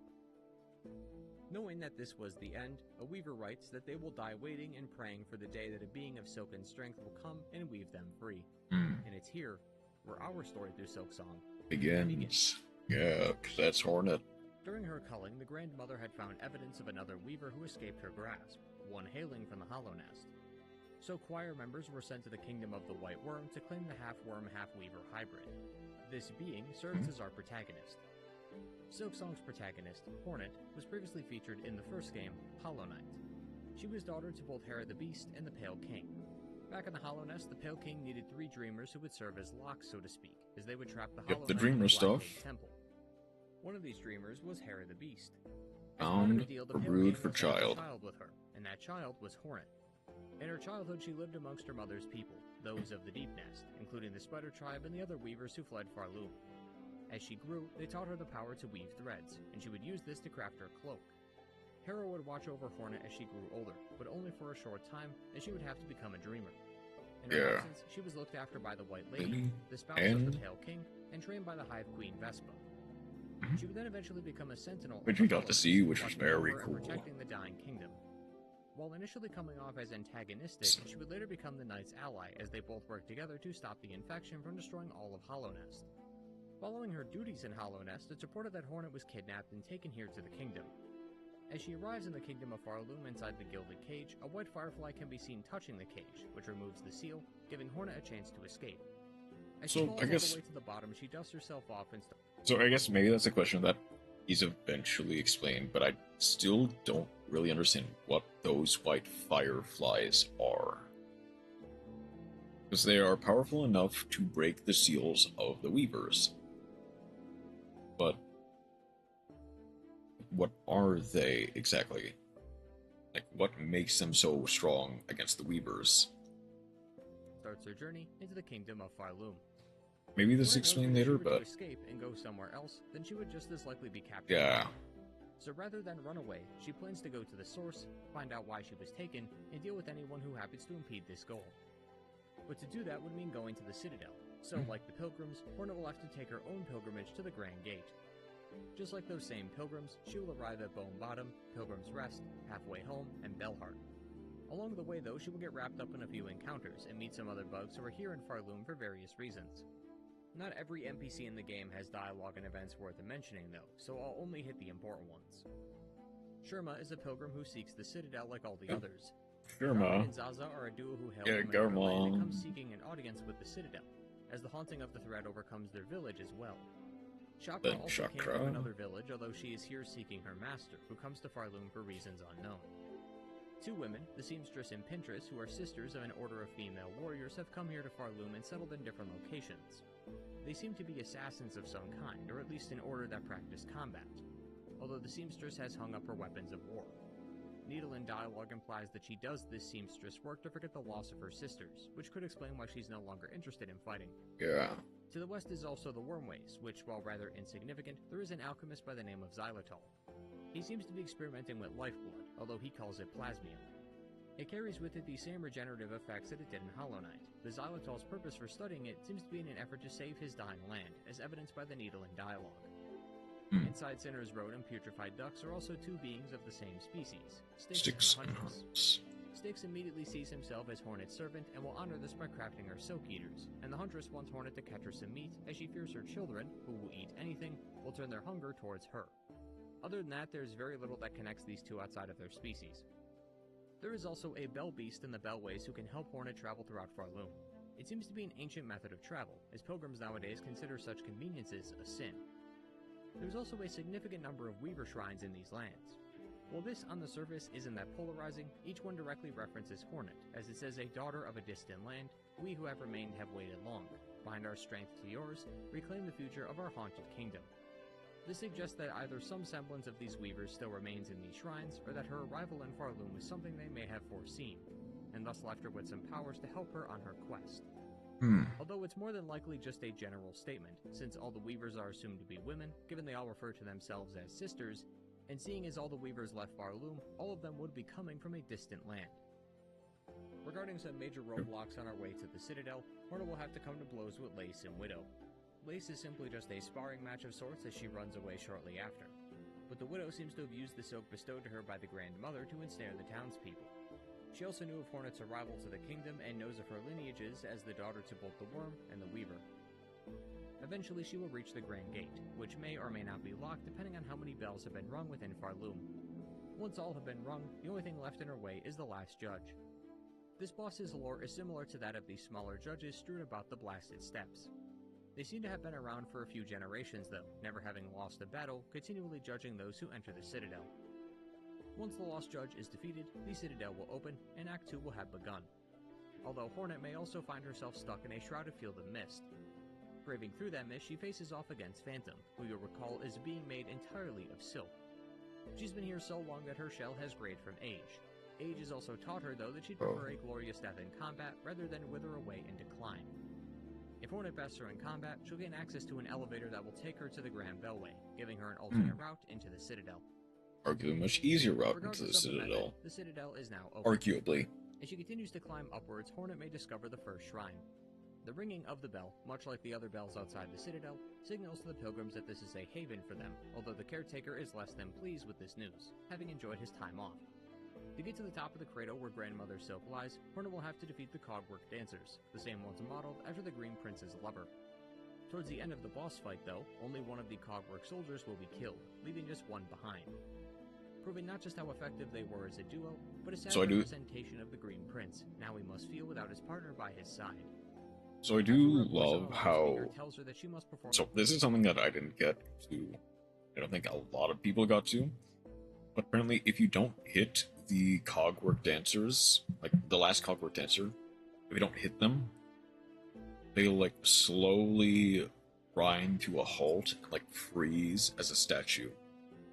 It's just permanently there in your playthrough. At least until Act 3. Does it get destroyed in Act 3? It might get destroyed in Act 3.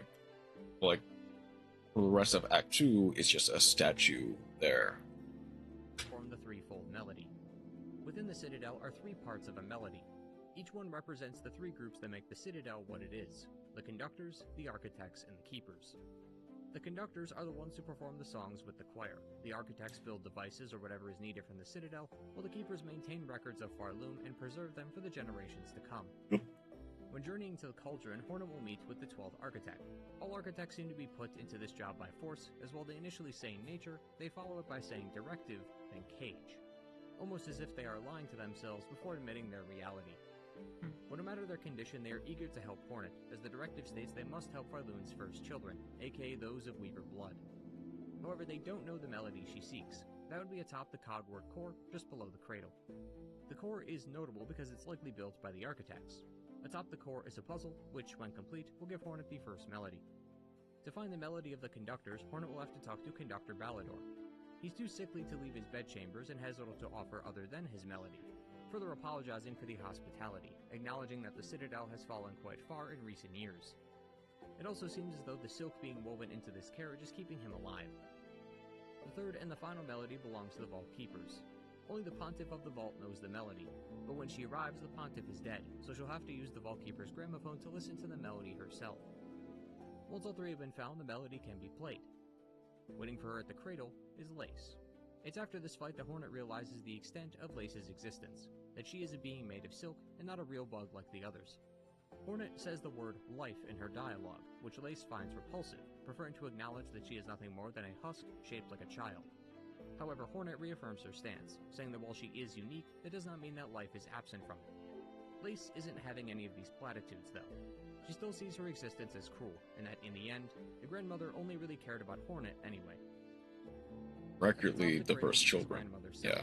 The heart of the haunting, monarch of Farloom, and it's the like, source of the kingdom's silk. Hornet technically counts. If Hornet happens to defeat her, she can be seen binding the powers of the grandmother to herself, the same way she's been binding the other beings' powers to upgrade and manifest her crests.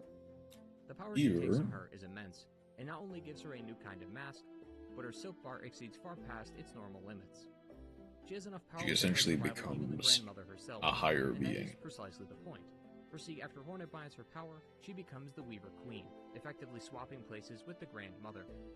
New threads form outside the cradle, enveloping the entire kingdom, with Hornet in the middle, who's now grown a pair of spider legs. This is very similar to the first ending of Hollow Knight, where our protagonists swap places with the current ruler or leader. Yeah, where they succeed the Hollow Knight as opposed to... One seems to not be in the game though, or at the very least, no one knows how to get it just yet. You've likely seen in the various all endings videos here. Oh, the abandoned ending, yeah. Seems to consume Hornet's power. It then ends with her exerting direct So, control over the so is there pilgrims no via actual way to get them At yet? the time this video's release, no one knows how to get it. So either the Oh. ending was cut and it was just data mined from the files, or people have achieved Oh, it okay. and aren't sure what the steps are. It's the only ending without an achievement attached to it though, so I suspect it's the former. Either way, Okay. the next ending we do know of is the cursed ending. During your journey you may come across an NPC named Greyroot. They're a rather unique creature, unlike any of the other bugs in Shellwood or even Farloom. Yeah, they're just a She asks Hornet living to help her plant. perform some kind of ritual. It doesn't go anywhere though until you deliver her the Twisted Bud. This crying child is what's needed for the completion of this ritual. If you give this to Greyroot and accept your part in the ritual, Greyroot will transform and constrict Hornet. As she wakes up, she finds herself not only beneath the home of Greyroot, but also with a parasite that's managed to hook onto the inside of her shell. What you are supposed to do is talk to Yarnaby to have it removed, but if you forego that directive and instead head back to the cradle and challenge her once more, you'll get a different ending. This time, rather than Hornet binding the mother, the roots of the roots parasite bind the succeed mother, her yeah. grandmother instead. And As the scene kill transitions, we both. see Hornet now encased in wood, just like she was before, but now one with the wood itself, while noise of something escaping is heard. The ritual was complete, and the parasite is now ready for its official birth. What that means for Hornet, or the future of Farloom, we aren't sure, but it certainly can't be good. To get the So, true ending, like, the however, worst we'll have to do ending a bit of work. After enough so exploration, far. Hornet will eventually receive the wish titled Silk and Soul. The caretaker asks for her assistance in a manner regarding the grandmother. The caretaker asks if Hornet is ready to face her and take her place. Hornet responds that she is, that dominance seems to be baked deep in her blood, and that replacing her is something she desires. However, Part of her resists this outcome, instead desiring a solution where Farloom is freed and the kingdom's bugs unshackle from their current fate, and it's this side that she is currently feeling more pull towards. The caretaker agrees and gives her a way to do so. She will have to acquire a few items though, that being the snare setter and 3 souls. The hermit soul from the Bell Hermit in Bellheart, the seeker soul taken by Grohl the Great in Biowater, and the maiden soul from the chapel maid back in Bone Bottom. These people were members of his family, who had lived here even before Grandmother Silk. which, again, yeah, we could have seen that coming. Or I could have seen that coming, because they are the only 3 NPCs that have, like, that same black skin, white eyes. It's like, I could have just seen the, like, I think I could have seen this coming. But I didn't, somehow. These people were members of his family, who had lived here even before Grandmother Silk. Which is probably just me Using being this and the snare small-brained. setter, we can defeat her and let the trap do the rest. If you're willing to Here. go with it, all you need to do is play the needle in after she's been defeated. The snare then clamps down on the monarch, only for the snare to reveal itself to be none other than a portal to the abyss. Tendrils from the abyss come out to pull her down into its clutches. So, not unlike so our like, time we with the know most The of monarch this. It's refuses mostly to go just down the without a fight, though, context and grabs Hornet, at this point. hoping to drag them both down into the cold, dark depths of the abyss. However, That is, until Lace arrives and cuts off her mother's arm, sending Hornet down below, while she and the monarch are consumed by the void. As Hornet falls, she finds her footing and watches as the trap explodes, sending her even farther down the cradle. And as the game comes to a close, we can see the grandmother's silk threads appear from beneath the ground, now covered in the black stains of the void, showing us that the void now has her powers under their command, teasing a conflict soon to come. And by soon, I mean right now. As while the game ends with the credits and everything, if you navigate to your save, you will see that it is now consumed by those very same tendrils, looking to not just take Farloom, but even your save file into its pits. After You can swatted them resist. away, you will see that your save does not teleport you back to before the fight where you last rested, but continues Instead, towards the game's third and final act. Abyss. Act 3 is a completely new section of Silksong, entirely hidden behind the game's true ending. It starts with Hornet awaking in a white field of flowers after her fall. She makes her way down trying to assess the situation, only to run into members of the Citadel, but ones who've been infected by Void from the Abyss. As she fights her way past, she meets with the other pilgrims back at Songclave. From here she talks with Sherman, who takes on the role of caretaker, now that the real caretaker had left to join his other family members near the ruined chapel. Looking for answers as to what happened, Hornet will set out in search of them. Before that happens though, I would like to take stock of the situation. Much of Farloom was changed in the transition between Act 2 and 3, so I'd like to go over those changes. I actually do slightly wonder. It's a really long list, so I apologize ahead of time, but I do want to be as thorough as possible. As a So, I'm assuming that the Bell Eater is, like, everywhere. Right? Like the Bell Eater boss fight will just show up at any of the bell stations, or whichever bell station you get to first. Probably, yeah. Like, you don't get... Obviously, you don't get the Beastling's call until you beat the Bell Eater. But realistically, everyone is getting to the Bell Eater at the bell station in the Citadel. But is it possible to face the Bell Eater everywhere? Yeah, I expect to be more than one of them. Maybe. I mean, it's a species, so definitely, but yeah. Sort of general change. Most if not every environment in the game has been damaged in the destruction. Sometimes it's cosmetic. Other times, older areas are walled off and have to be reopened. Enemies will also now periodically become one with the void. This also seems to extend to that can happen while the Ford until... builders themselves were unaffected, the minions they send out to attack you become infected soon yeah. after. As for the Which, NPCs that's if and only if locations, you get to them Soulclave is still holding before strong, but the pilgrims that. are scared for their lives. Kriege from the halfway home is safe, as well as the bar. Bellheart is under threat from many void-infected enemies. However, having completed her task of finding her master's resting place in the previous act, Chakra is has able decided to stay and become the town's only protector. Would it not be for her, Bellheart would have already fallen.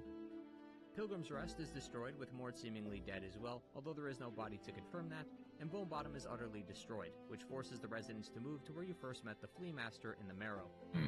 As for the others, Lottie, Kroll, and Benjen have likely died due to a cave-in. Loam had died from the collapse, still having never seen the Citadel.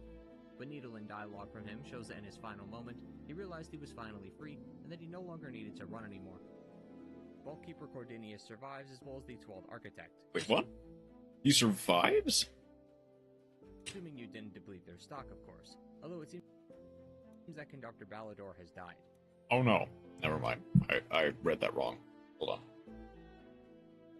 And that he no longer needed to run anymore. Vaultkeeper Cordinius survives. The Vaultkeeper. Assuming you didn't deplete their stock, of course. Although it seems that Conductor Ballador has died. Upon using the bell... How does the 12th Architect die if you get everything? That's interesting. The bullet left behind, you must fight the beast before the Bell Beast returns, not only helping Hornet take it down, but also revealing itself to be a mother who has a flock of beastlings. Will Garmin aid and you. Zaza are out hunting the forces of evil in hopes of protecting those still left. But sometime later, Zaza will come running to Hornet asking for her aid, where Garmin has succumbed to the void. Zaza urges her to help him, but by then it's too late, and she will have to put him down.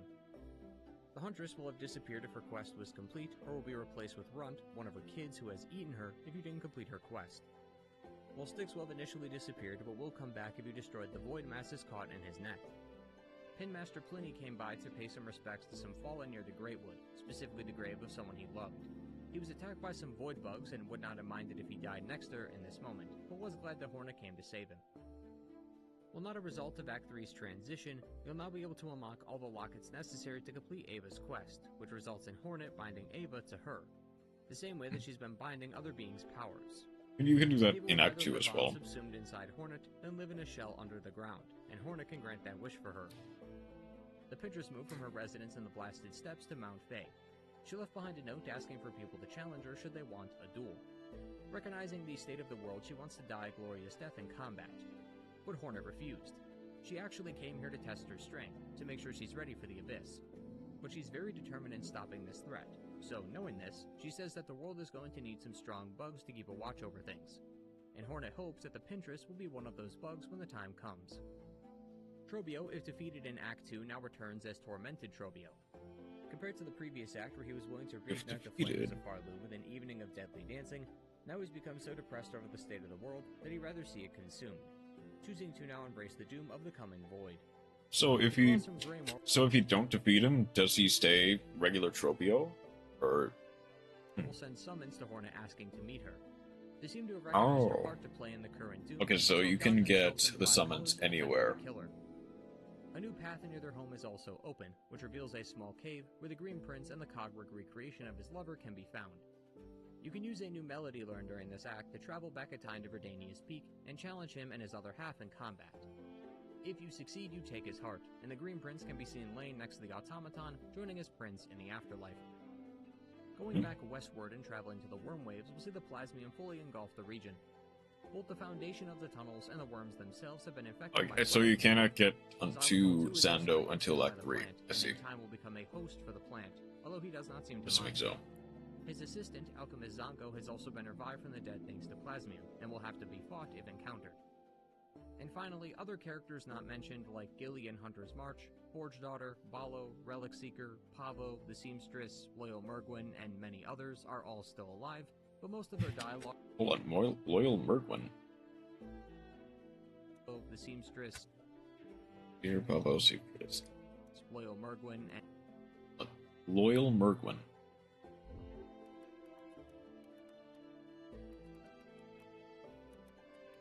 Is that a Steel Soul make? Is that a Steel? Oh, Loyal Merg. Okay, never mind. I didn't recognize him. and many others are all still alive, but most of their Never mind dialogue that. revolves around acknowledging the destruction, but continuing to do what they were doing before, so no noteworthy changes there. Returning back to the main story, Hornet was looking for the caretaker at the ruined chapel. Upon arriving, she's greeted by the family, who reveal themselves to be Snail Shamans. Snail Shamans were a tribe of people we met back in Hollow Knight. Very little was known about them, other than their ability to draw soul from creatures and use that soul in their spells. Yep. This would explain why Grohl was able to use soul spells during his boss fight, as he took the powers of the Seeker's soul for himself. Hornet calls them cowards for hiding while the kingdom falls to ruin. They claim that their snare simply did what it was supposed to do, so what's the harm? Although Hornet rightfully calls them out for forgetting to mention that they were taking her to the Abyss. They don't apologize for this, although they do admit that they did not expect this to be the outcome. They assumed Grandmother Silk would simply die from being consumed by the Void, but the tendrils throughout the kingdom prove her resistance to such a fate. That is Reason why has to because do with Lace. Grandmother Silk loves Lace, so because she was trapped inside the Void with her, she is fighting to protect her. She's crafted another silk ball like the one in her chambers to shield them both from harm. Had Lace not fallen in with her, I suspect that the grandmother would have just resigned herself to her fate. But because she is still alive fighting its influence, the Void was able to take hold of her silk, which is why they're seen everywhere in Act 3. yeah, For the most part, her plan to hold on as long as she can has worked out, but seeing as they are incredibly deep within the water with no way out, it's only a matter of time before the Void takes them. But that's where Hornet will come in. She plans to take down Grandmother Silk so that the Void can no longer hold on to her threads, while also saving Lace from the Abyss. This would rewrite the damage she's done and bring back some stability to Farloom. But to do that, she will have to actually travel to the Abyss, and that is easier said than done. The only way to the Abyss that exists is in the deep docks. She will have to talk to Balo and the Forge Daughter and ask to be given access to the vessel. Once convinced, Hornet takes the diving bell down to the Abyss. Last time we saw the Abyss was back in Hollow Knight, where we learned of the true origins of the Knight and the other vessels. We also saw evidence that an ancient civilization that used to worship the Void existed a long time ago, evidence that could be found within this game's Abyss as well. Yep. Regardless, Hornet's time in the Abyss does end with her finding the resting place of Grandmother Silk, which is, unfortunately, very deep below the surface of the water. Greeting her at the top is Lace, or what seems to be some kind of projection of her. yeah. She casually Not chats with actually Hornet, Lace. mentioning how she's happy to make the grandmother suffer, gleefully recounting the fact that she, the child considered broken, was what caused her mortal wound in the end. Which is rejoicing at the thought of the kingdom coming down. Hornet refuses to accept that outcome and vows to save this kingdom. And so. I guess it does slightly make me wonder. Why does Grandmother Silk love... I mean, outside of being one of her children, why does Grandmother Silk love Lace, but Lace not love the Grandmother Silk? Here it is. Because she's considered a broken child? Which... I guess maybe that might need to be expanded upon, but I'm not really sure what that in whatever way she can. But diving into the Void without a plan Like, outside would of- be certain death. But Unless Hornet, it is, like, referring to her actual construction of Silk. Like, she's not real life. Which is... I guess goes back to their first, or second confrontation. Before Grandmother Silk, like, Lace laughed at the idea of being called life. Saying that she's just a cheap imitation. Okay. I think I could Does get that. know of a way. She remembers an old flower from her childhood, one that could repel the void. Unbrought This flower is called by Everbloom, the pale but or the Hollow white Knight fans lady. would remember it as the delicate flower. Yep. A flower like this does not grow within Farloom. However, she is convinced that with the snail's magical powers, if she finds the Everbloom within an old memory of hers, she may be able to manifest its existence and bring it to the real world. To do that, a ritual will need to be performed, and it's going to require the hearts of specific warriors that existed far before the monarch came to Farloom. Hornet will have to use a new power of hers to go back in time and fight these beings in their prime and take their heart. These warriors are the ones we've already discussed: Cross King Khan, Carmelita, Nihilith, and the Green Prince, although only 3 of these are necessary. From here she lies atop the dais and is sent into her own memories. Through this she can relive some moments from her childhood, and through her The conversation Weavers, with the White Lady, the Vespa manifest the Hive, Everbloom into and the existence. White Lady. Yep. With the object White of her Palace. desire in her hands, she can now descend into the void and save this kingdom.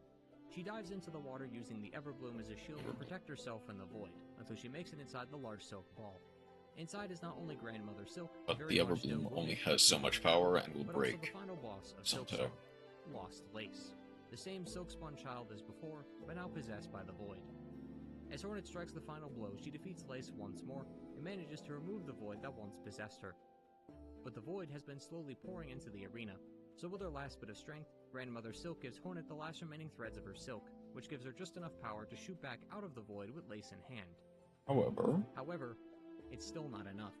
Hornet and Lace now lay helplessly inside the void, but before it consumes them, an old friend comes by to pay her a visit. The Knight has returned. At such big spile. spile. The Knight was one of the many vessels created by the Pale King to subdue the Radiance. The Hollow Knight was ultimately the chosen vessel, while the rest were simply discarded, left to wander the Abyss. Throughout the game, though, the Knight will learn of their origin, reunite the Abyss and the vessels, and during the true ending, would reveal their current form, Void-given form. However, we briefly saw another form in this cutscene, known as Void, the Lord Focus, Shade. or the Shade Lord. This was only accessible during the Godmaster DLCs, but it only appears for a brief moment and is never seen again. So that means that either the true ending or the Godmaster DLC endings are canon. I'd personally like to see more appearances from the Knight in DLC before I can make an accurate assessment. Regardless of whatever it happens to be, the Knight shows up, takes Hornet and Link. So, I'm still assuming that Team Cherry considers most of the endings canon, but I've kind of backslid on that. Be like, yeah, any ending where you defeat the Radiance is the canon, like true ending. That includes the Pantheon endings.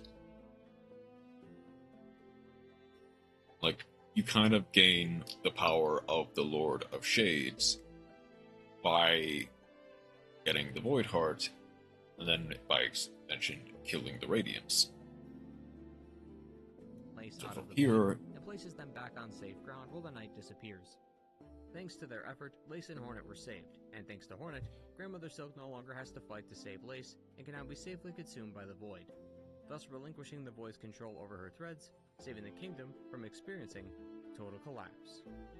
While this is considered the final ending, like in Hollow Knight, if you also happen to find Mr. Mushroom in all of his predetermined locations, then the he game blasts ends with off him into... shooting out of He's Farloom blasting onto off the again. surface, heading to places unknown.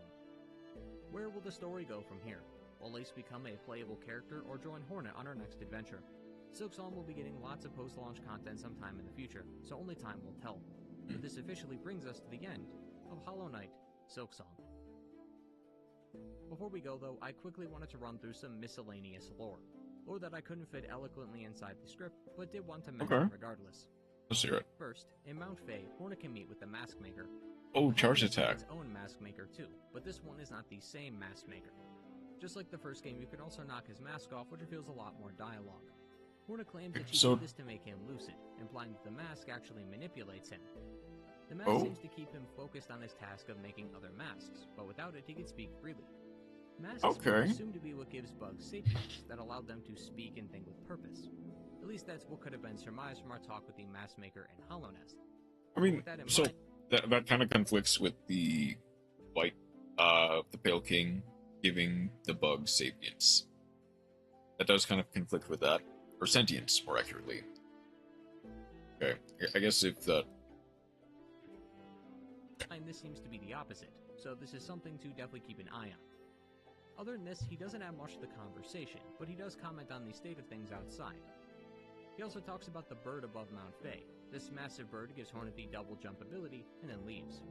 He mentions that her legged ancestors, the Weavers, built their chambers and a calling device at the top specifically for this. Oh! I have no idea if this bird will make another appearance or is simply here for this interaction, but it is worth noting. And finally, I want to talk about Silksong Lore. So the... Okay, so the bird is actually like a cousin of the Weavers, and like gives them extra power. Like the Weavers specifically call to... Interesting. Just like in Hollow Knight, after achieving... I guess that makes sense, given what we... like Mount Fae. New NPCs such as Steel Soul Jin, and the same is true for Silksong. Styx has been replaced with a new NPC. Oh, okay. They made Silk Eaters, and on account of this game's permadeath, those are useless. So now you can sell those Silk Eaters to this new NPC for some rosaries. In the Blasted Steppes, you can then find Steel Seer Z. Hornet recognizes her kind, likely due to her past interactions with Jin, noting that Z's masters have likely taken an interest in this place as well. Z is a mission for Hornet that she can undertake. Z lost her vassal somewhere in Farloon and needs to find them before Z's masters send their wrath upon her. You are then to find 3 rest places throughout Farloon, which need to be different for each player. After finding all 3, Hornet tracks them to a secret cave in Bone Bottom. Here we find her vassal Sula trying to summon the Void. Sula explains that they couldn't take the constant pain that they were seeing. The land dying, the pilgrims falling, it was too much for them to bear. That's the secret also boss. drops the term Steelhearts, which finally gives us a name for Z, Jin, and their people. These Steelhearts seem to care not for the prosperity of the land, nor its people. They only seek to observe the goings-on of the world, and that's all. This is likely for some higher purpose we can't possibly imagine just yet. Sula can't take it anymore, and summon the strength of the Void to try and save the people. But Hornet stopped them, knowing full well the price paid for toying with the Void. Recognizing the nuance of the situation, though, Hornet decides to let Sula go. Informing Z of the mission, she says that this escape matters little, for Sula will be hunted till the end of time. Hornet says that this may be preferable, as being free is better than servitude. Although this kind of complexity is too much for Z, who requires some time to think about the matter. But ultimately she does come around to sharing the same hope.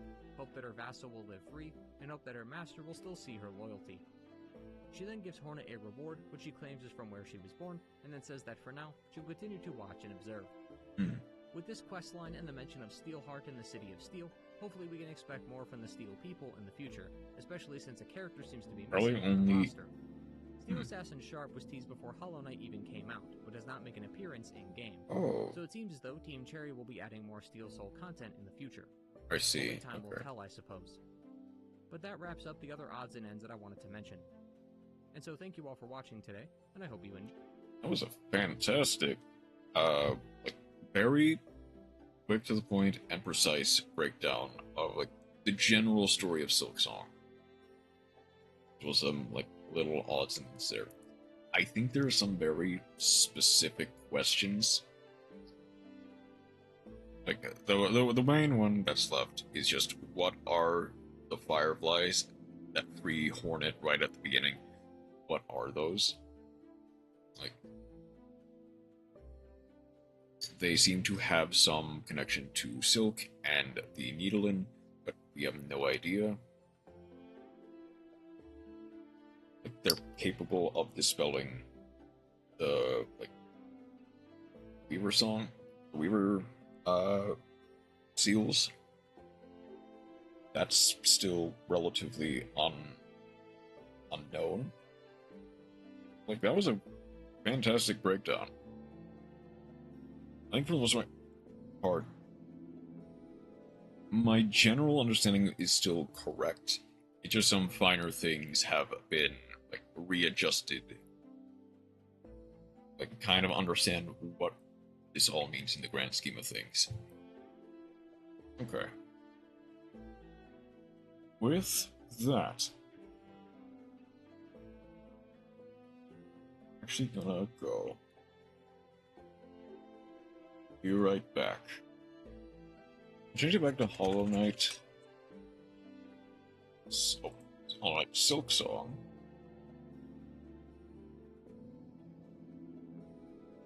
For that. But I will be back in a bit. Just have some. Got a couple things to do. I'll be right back. Just plug in my. I'm gonna leave. I'll come back. At the very least, I'll try to complete the rest of them.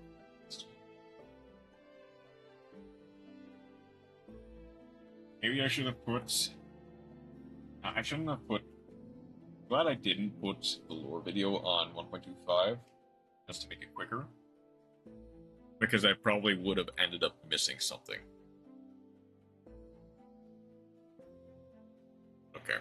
I will be right back.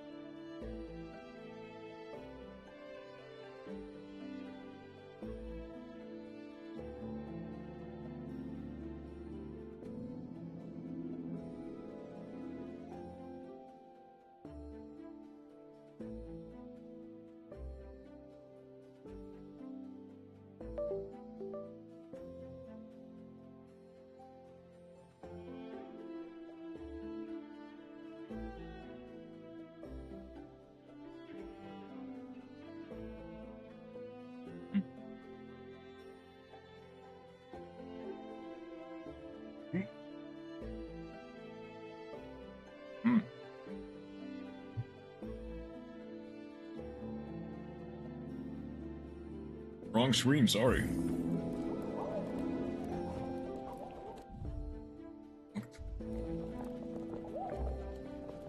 Where were we?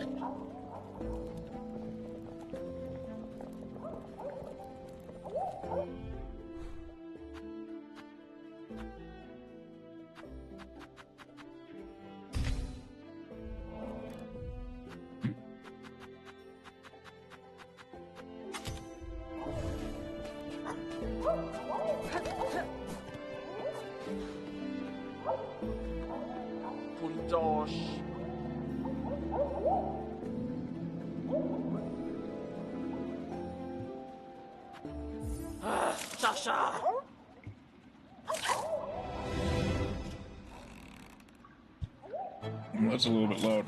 Oh.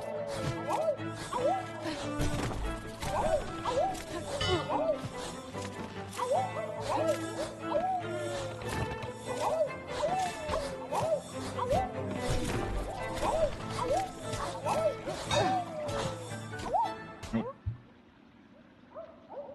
I do realize it's a little bit loud. Like, I turned it up a bit. Let's turn it back down just a tad. That way, not too loud.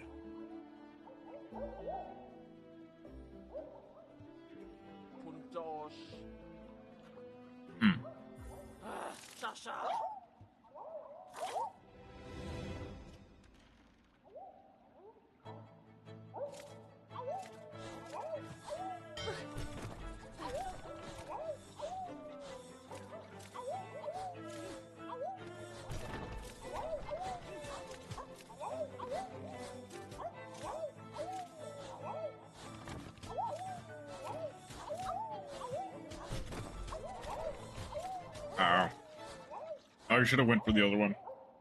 Like, the second I saw it dip, I should have just went for the other one. Let's keep trying, though. I'm making some good attempts. In heavy quotation marks, but good attempts.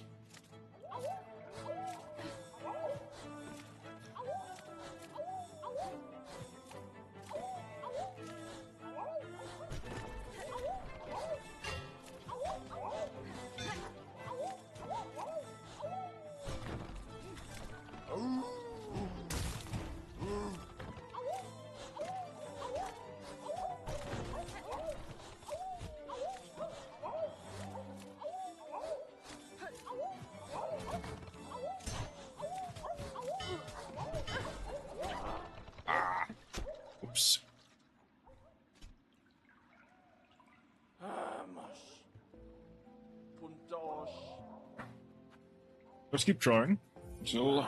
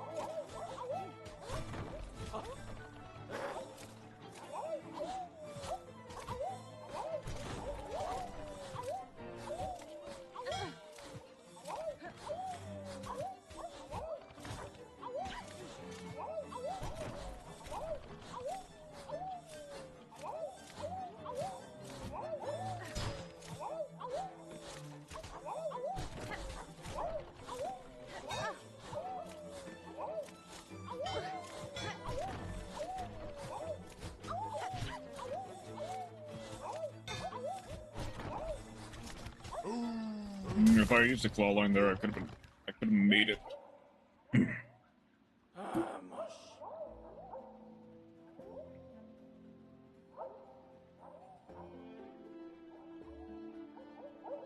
Better attempt, though.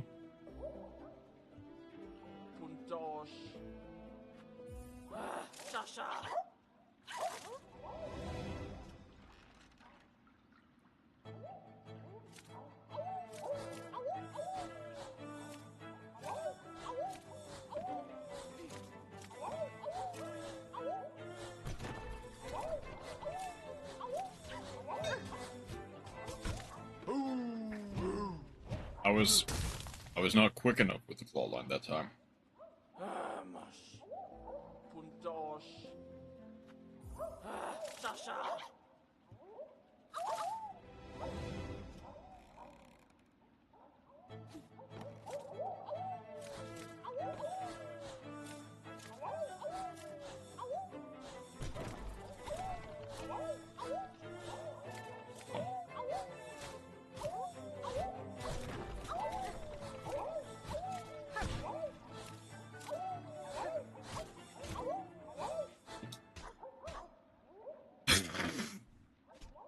Okay, that was... admittedly, that one was the... I don't think the dumbest one yet. Where I just missed the landing. But, like, that was pretty dumb.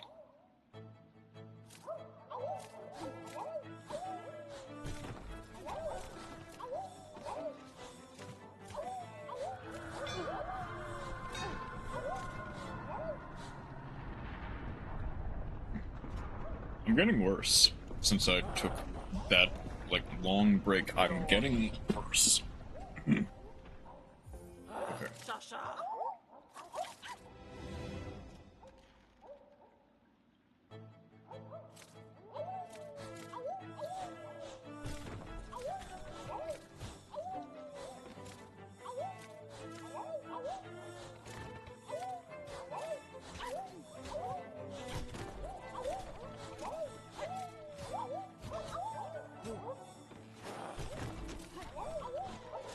Okay.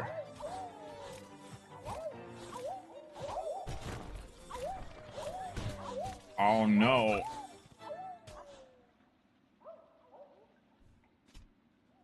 I should have just stayed in the air.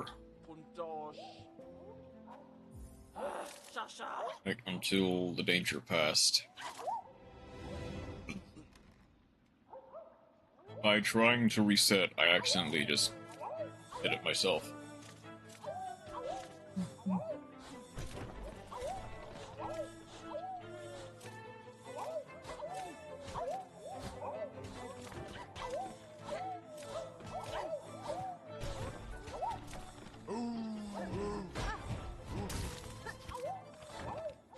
Oh, that's just me getting hit by the giant flea.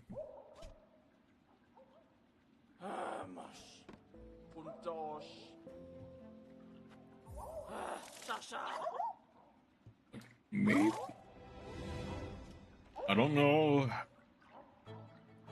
I mean, obviously, the crest doesn't really matter here. Like, for this one, you can just do it with all of them.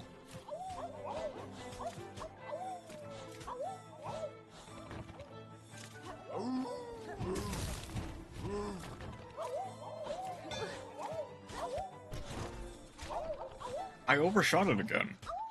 I'm pretty sure during one of my last runs I overshot it. So with the flea juggle, I could pretty consistently get to at least 30. Like where the record needed to be last time. Here, it seems like I'm just kind of doomed to like, stay in the 20s.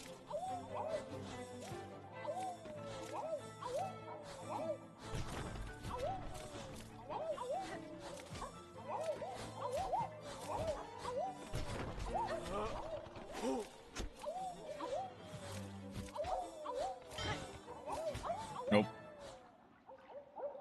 I could have avoided that.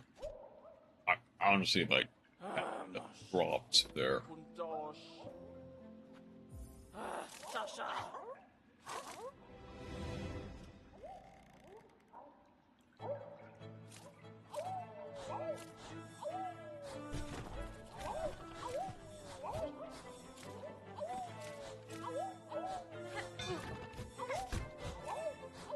Nope.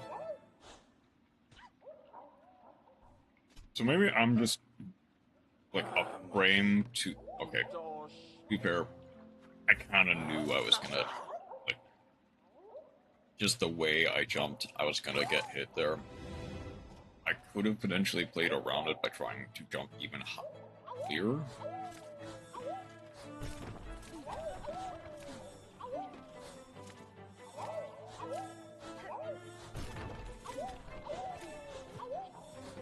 I mean, obviously, to some degree, this is... A lot of this is random chance.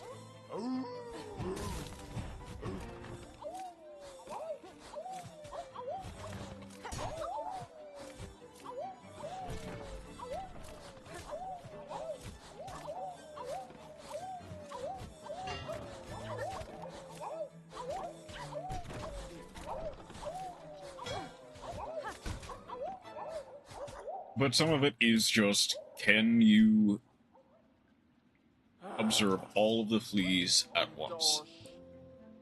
Can you observe where they're coming from, where they're gonna go, and avoid it?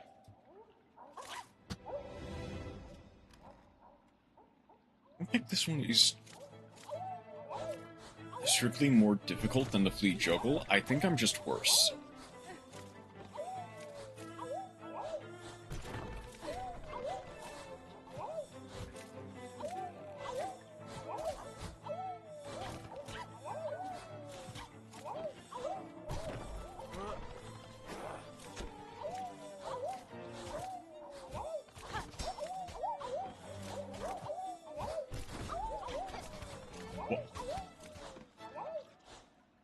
I would have been fine if I claw lined the right way.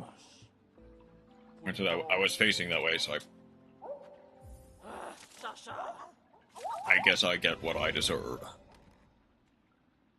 Or I get what I asked for. It's a bit more accurate.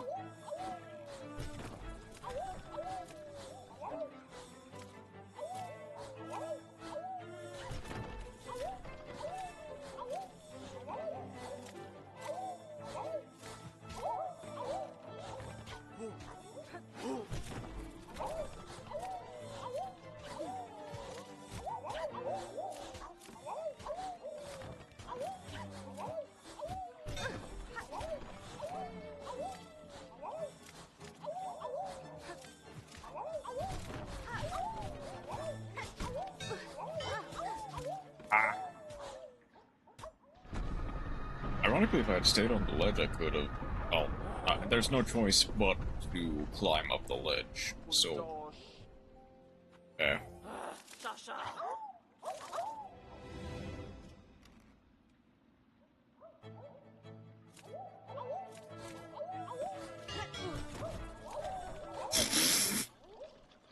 I was just not quick enough for that.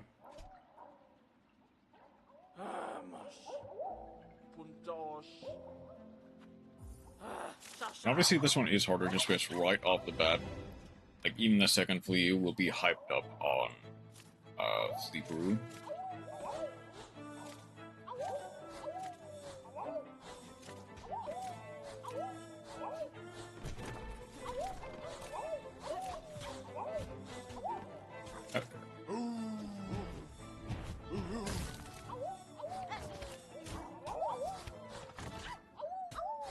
I think I needed to have pogoed on the giant... Well, no. I don't think there's any way around it other than, like, hitting a claw line on one of the fleas. Because I just was not in the air long enough for the second platform to arrive.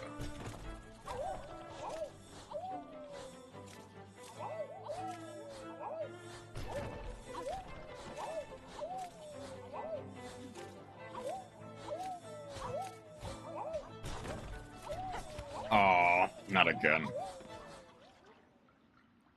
Ironically, that one was in the air too long. Like, maybe if I had landed earlier, I could have jumped up to the other platform. To some degree, this one is a bit more luck of the draw. can you get lucky in which fleas spawn where?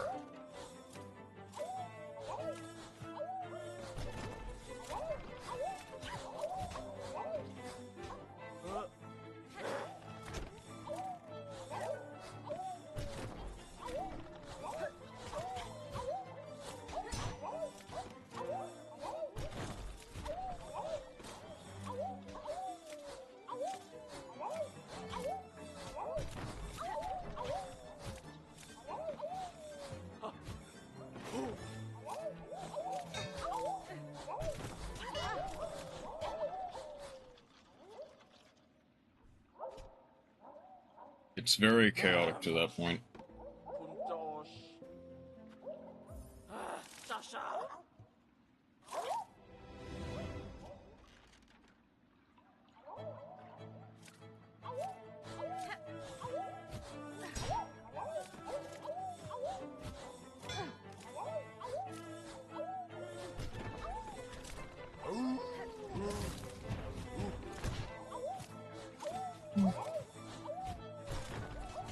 Oh no, not again!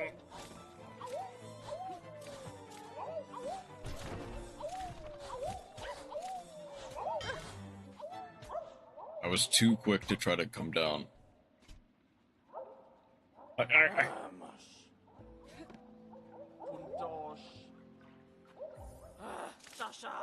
this one is a bit more of a mix of stupid mistakes and luck of the draw than Flea Juggle is.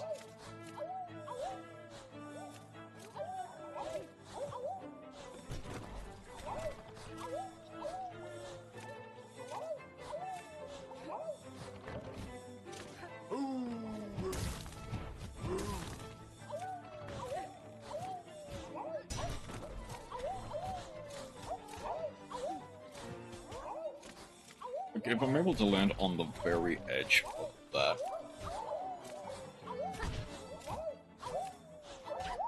Did me trying to pogo one of the fleas lead to me not landing on the ledge and just falling?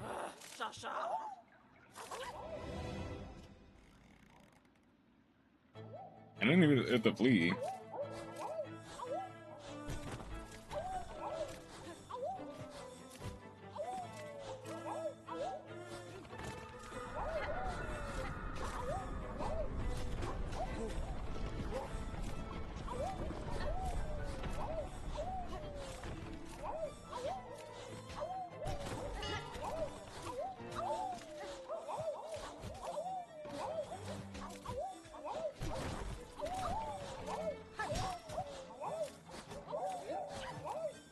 Deserve.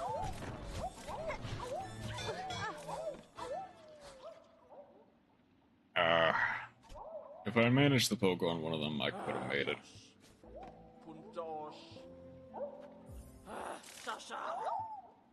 I will maintain that this one is, I don't think, as difficult, it's just more random.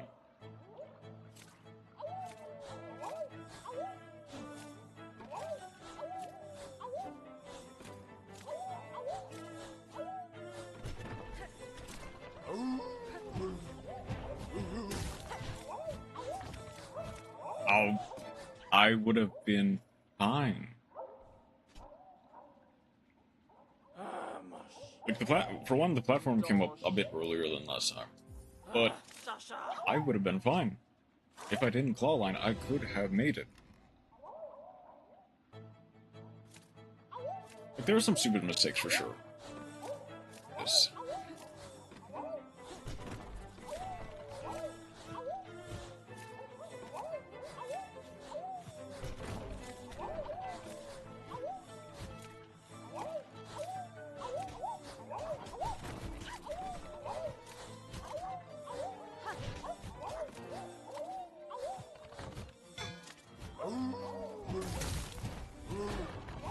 I didn't think he would make both of them. I guess he's giant. I guess he just gets both of them regardless. But I didn't think he would break both of them.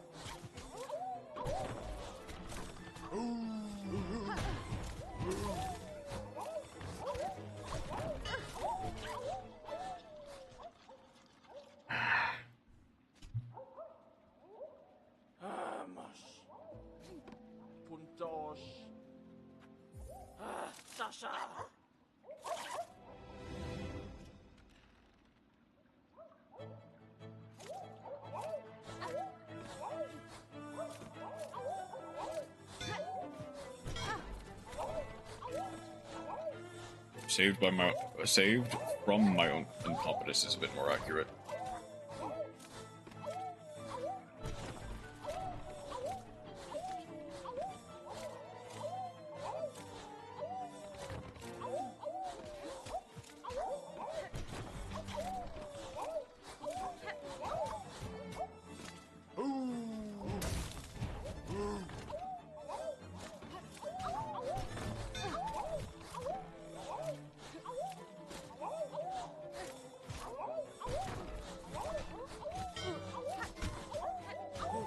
So that time it worked.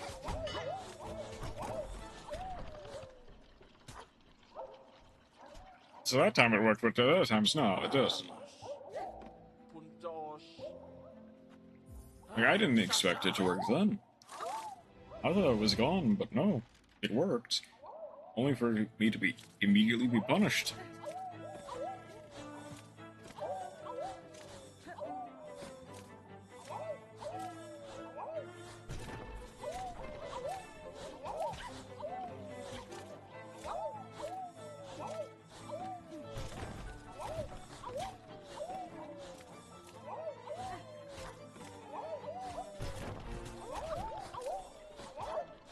I missed the ledge again? I get. Okay, so maybe just auto climb just doesn't. I guess auto climb just doesn't work on these.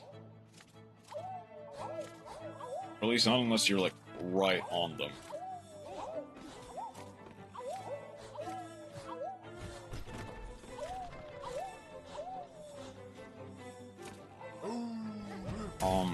No.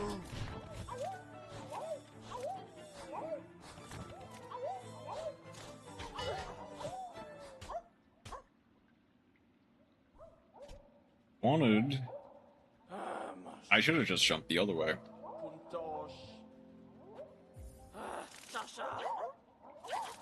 Like, if I didn't try to jump left, I wouldn't have gotten hit by that one.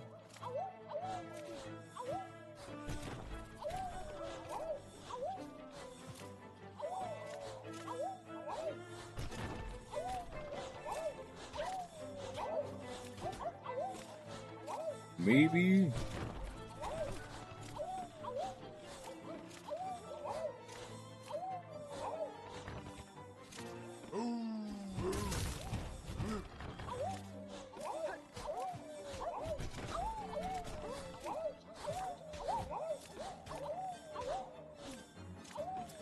Maybe there's a strategy to cheese this that I don't know about, but I think it is pretty.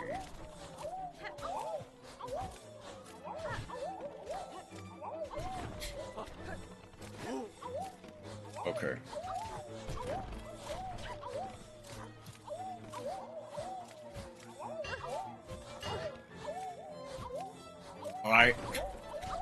Okay, that was the dumbest one. The one where I just walk off the edge, that is the dumbest one.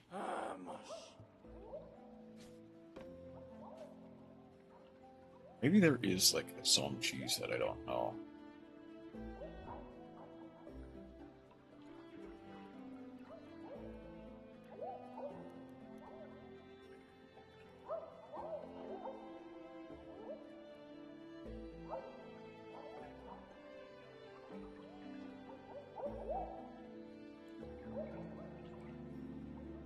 Not for fleet dodging. Not fleet dodging, fleet jug. Not fleet jugging, fleet dodging.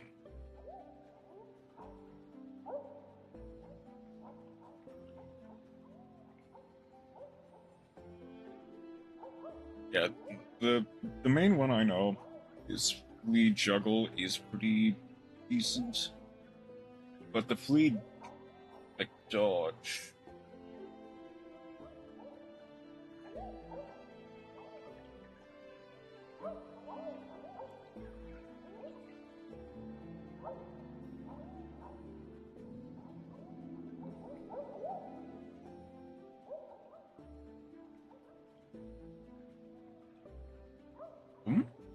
What are you? That's the shaman. Ooh. Wait, that's the shaman one. I mean, I do see like one of the big easiest cheeses is probably just to like bounce on them.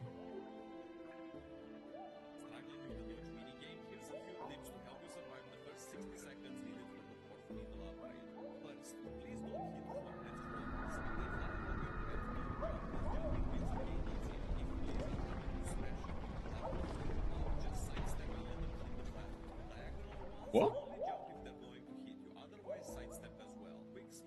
Wait, you can just...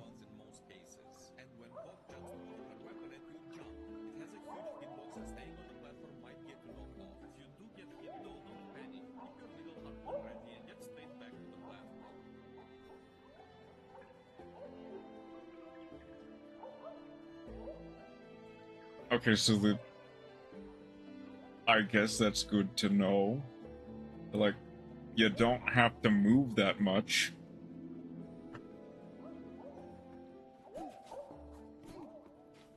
But like, I saw someone doing like fairly well with the shaman.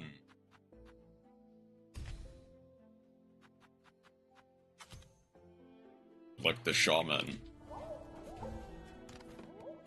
Like maybe there is like a strat to that as well. But like, I don't really understand how the pogo works. I'm assuming you can still pogo. I don't understand why you wouldn't be able to.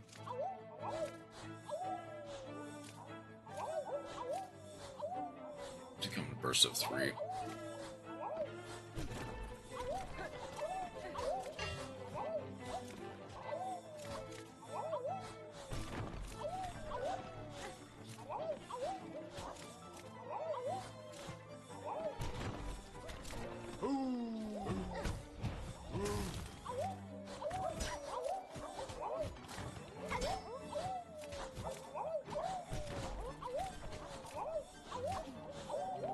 Oh, that was close.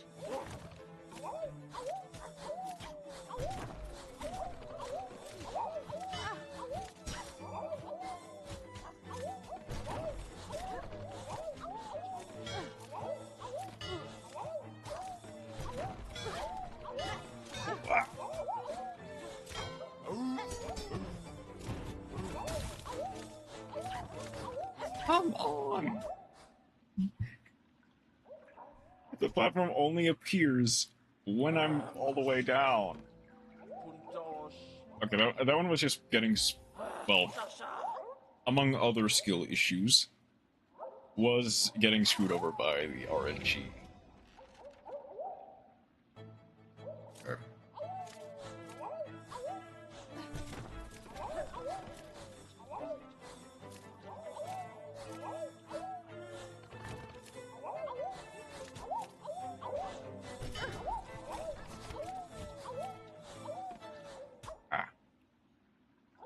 Oh yeah, I should have seen that one coming.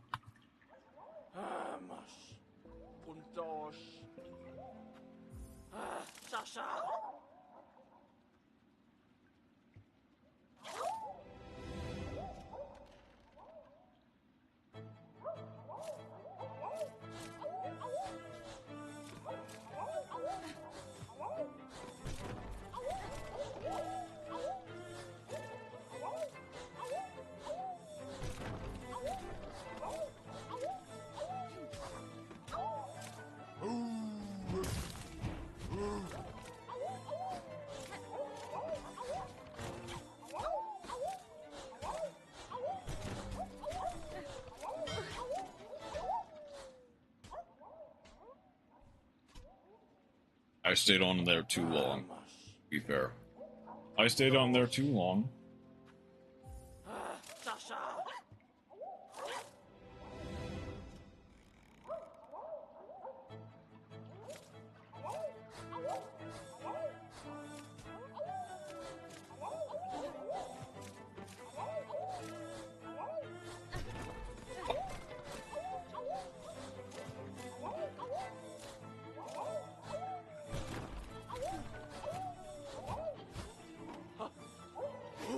Oop.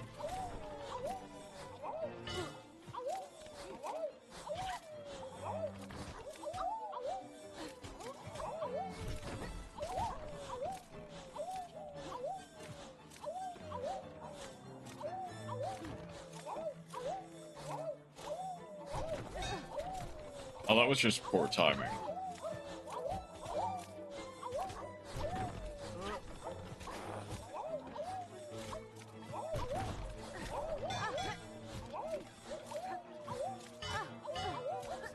No. I got juggled.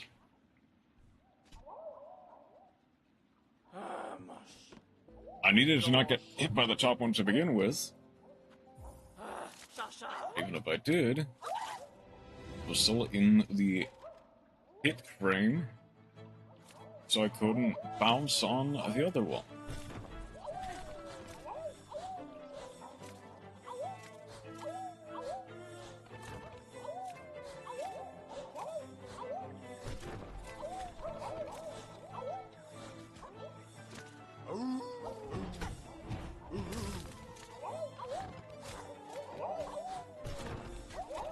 That was way too quick.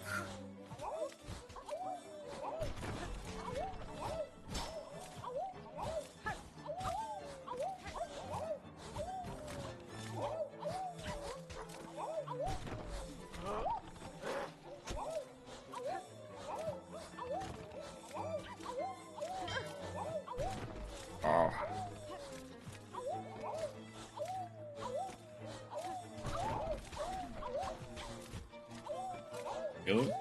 The other thing I mainly wish.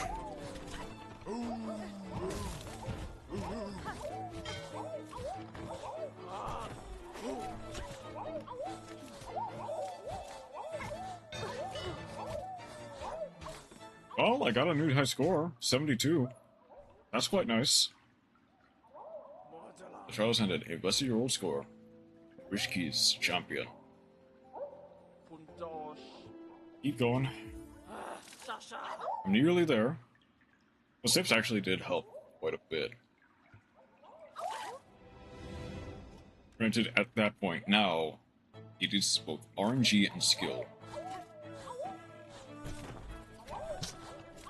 Oh,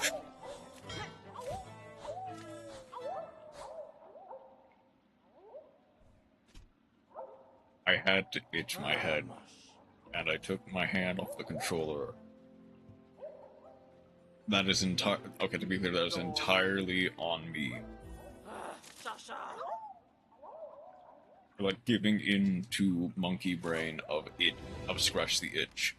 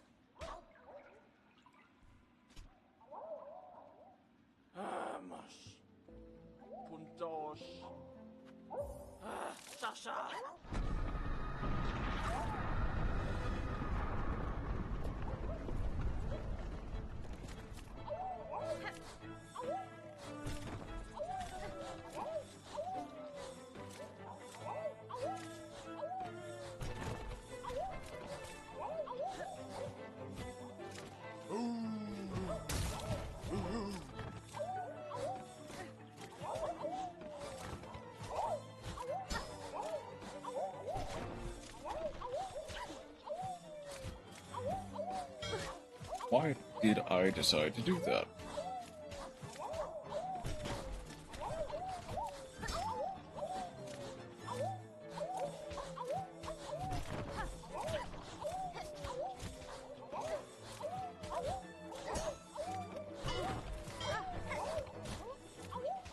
I needed to not get bit by that one, first one, but the second one did me in. Sure.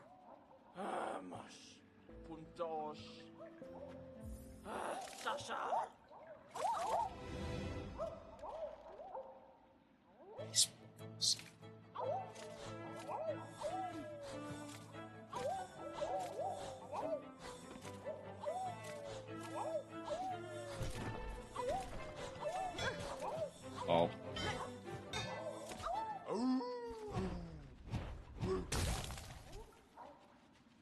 some degree, I feel like I could... Ah. No. That was just deer in headlights moment. Like, I can say... you can tell, even if just vaguely, where they're heading. And while the vertical, or the horizontal ones, if they go through Hornet's head, is, like, doesn't count, I jump too high.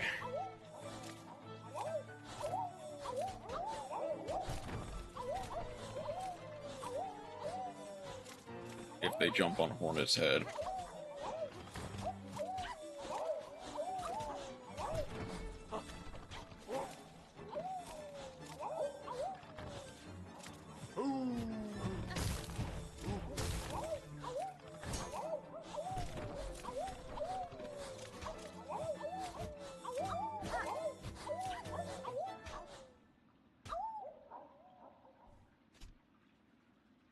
I just floated up the edge. Like, some runs, I feel like I'm doing pretty well, and then I just make a dumb mistake like that. Some runs, I feel like I'm screwed over by RNG. But, in runs like that,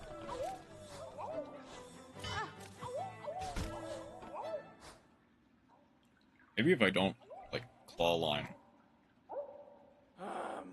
as much as I need to. Like, only claw line in emergencies.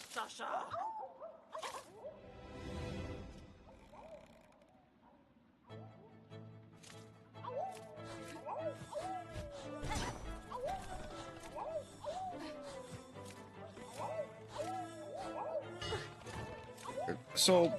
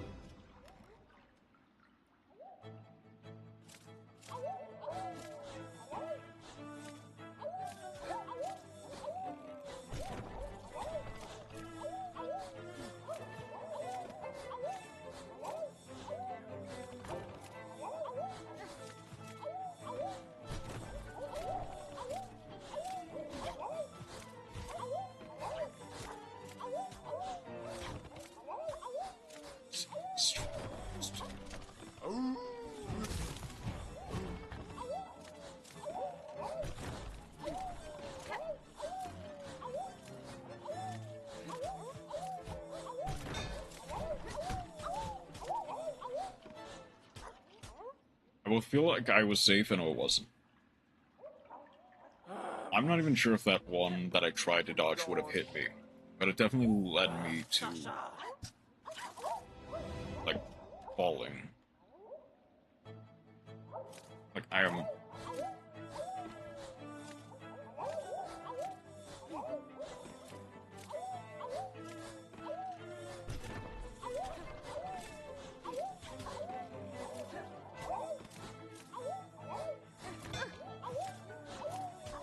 And that was kind of awkward.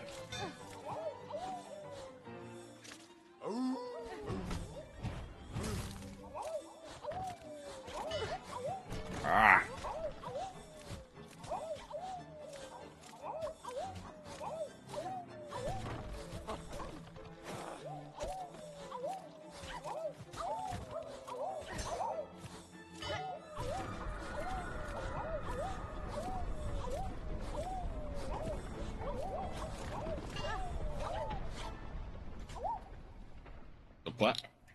So, the platform kind of screwed me over there, but I am...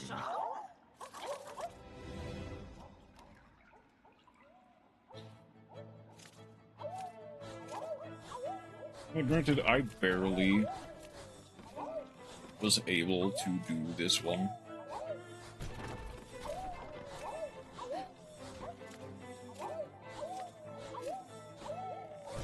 It's like, maybe it's harder than I think it is. Like, maybe that RNG is, like, the difficulty. Unless I do something like that, in which case it's not RNG, it's a skill issue.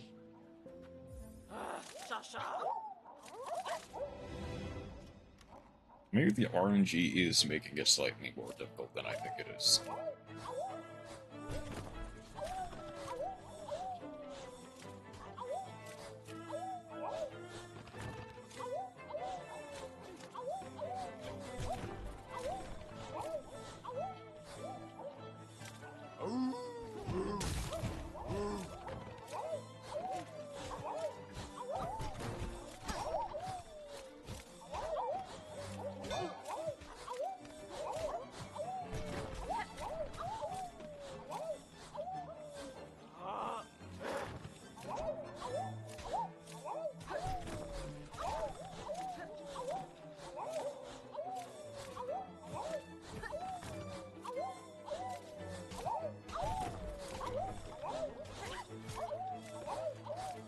I didn't need to dodge that way. Thank you. I needed to pogo there. Even then, there's no guarantee that the pogo would have saved me. It might have just knocked me into the path of another flea.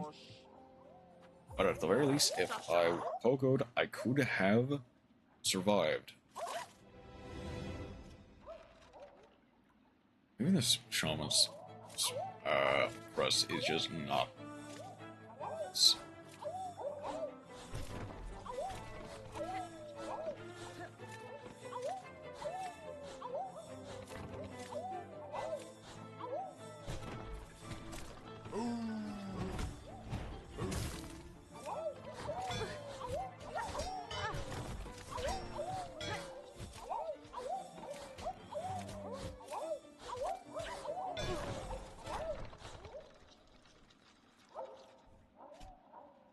If I was on the panel already, survive.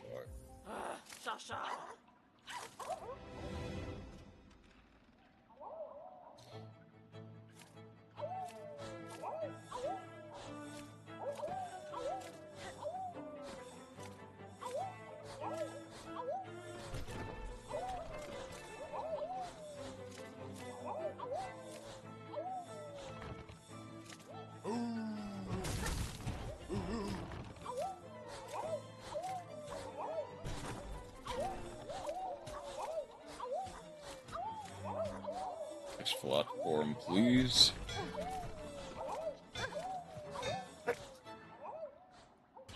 Again.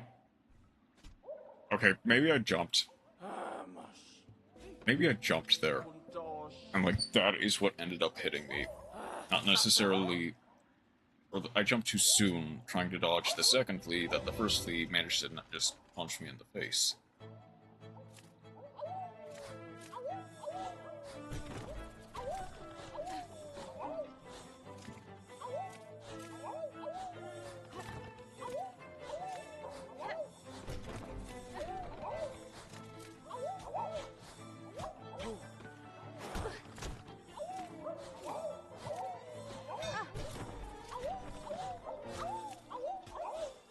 Now that one definitely punched me in the face.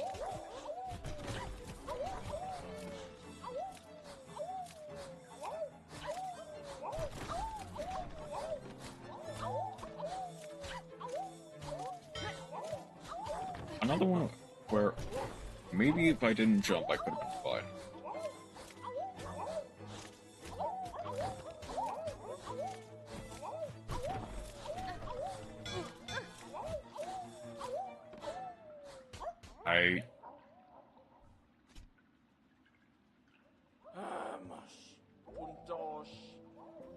I don't know how you do this for 90 seconds.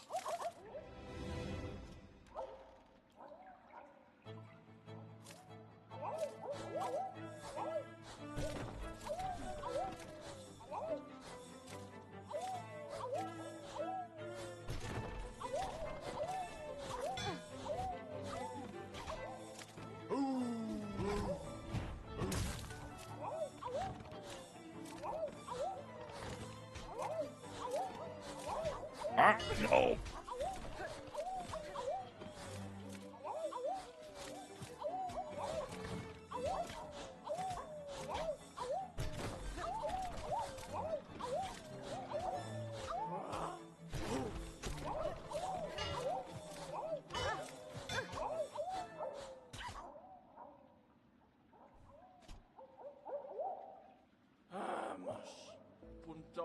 I mean, to be fair, I should have died way earlier than that, but I managed to survive. So I guess that's fair.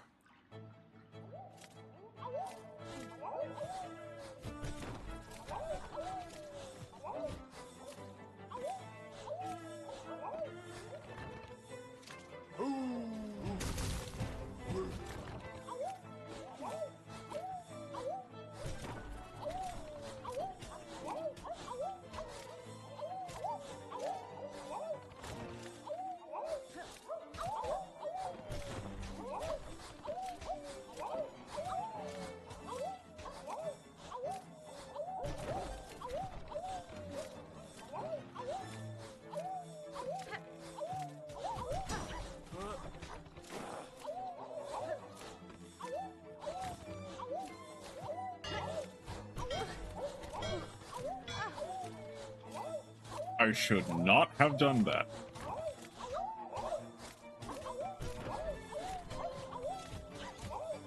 I should have also not survived that.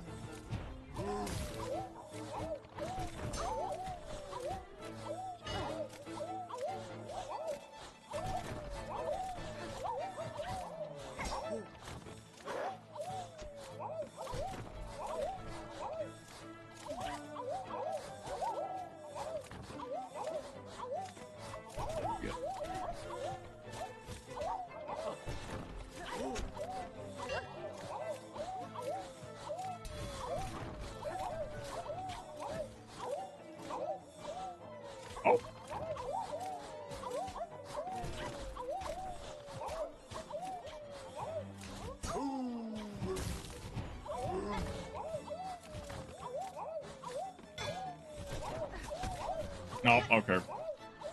You know what? Let's go. We did it. Presented, and you have bested your old score. Rishki's champion. Alright.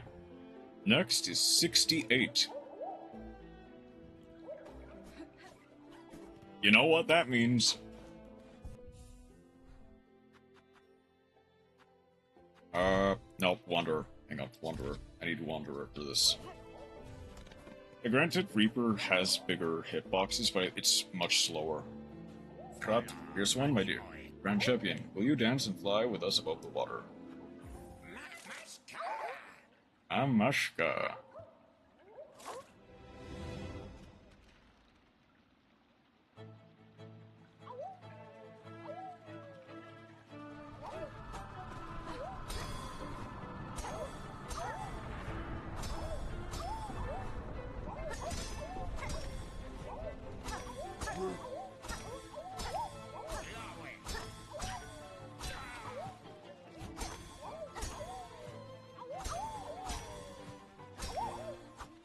Ah!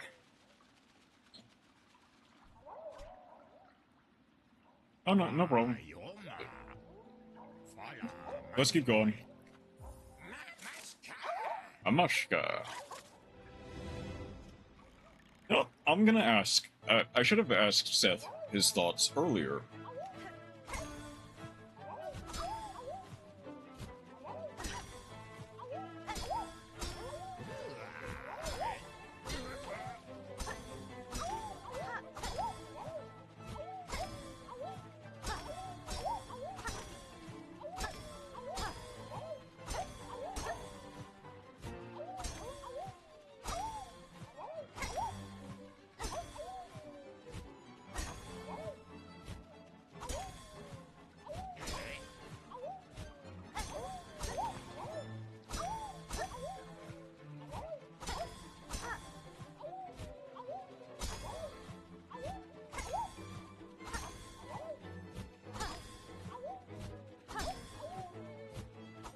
Ah! I got greedy. I didn't. I just thought I could catch that one.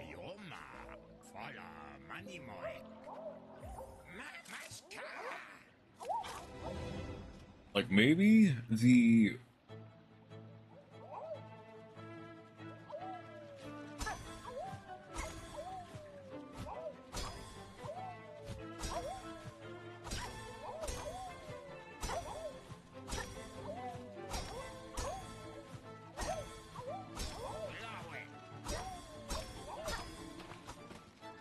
Oh, I didn't... Oh. I hit too soon. I just threaded the needle. Maybe it's just because I'm trying to use Wanderer as opposed to any of the other ones.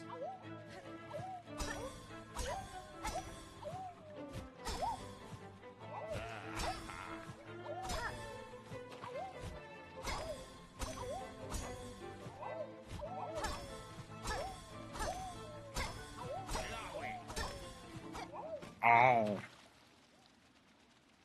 Maybe the Witches one was the best one for this.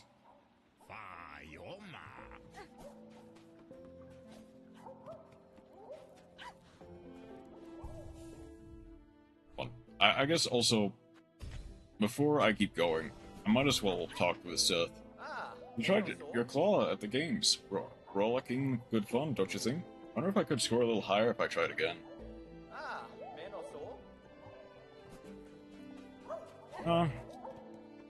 No, not yet. Don't do that yet.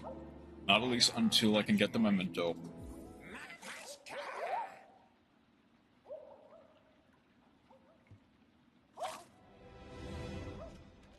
Come on.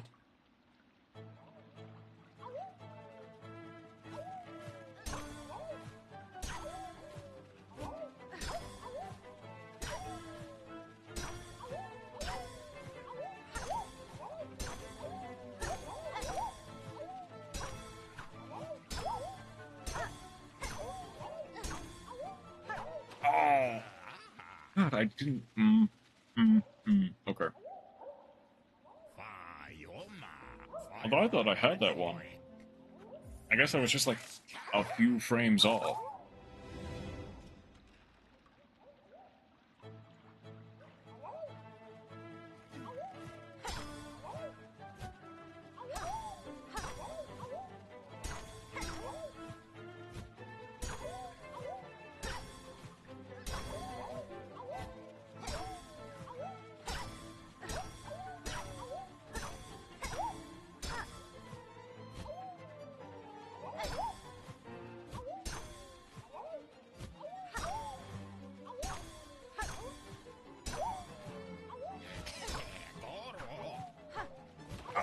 Oh. I went off screen.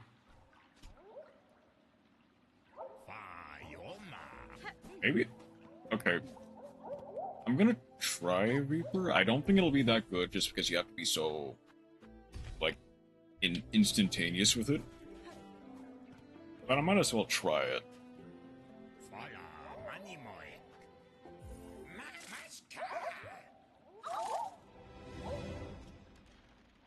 Like, maybe the extra range will unironically help you with this.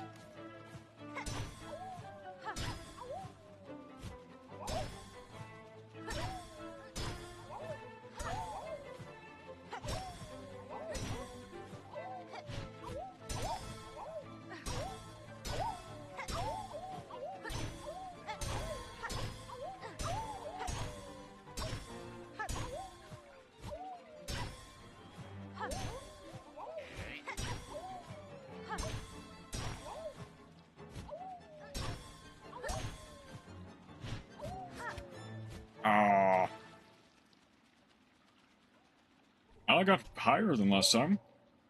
I think I got my high score with the Witch. After the next time, I'll check the high score.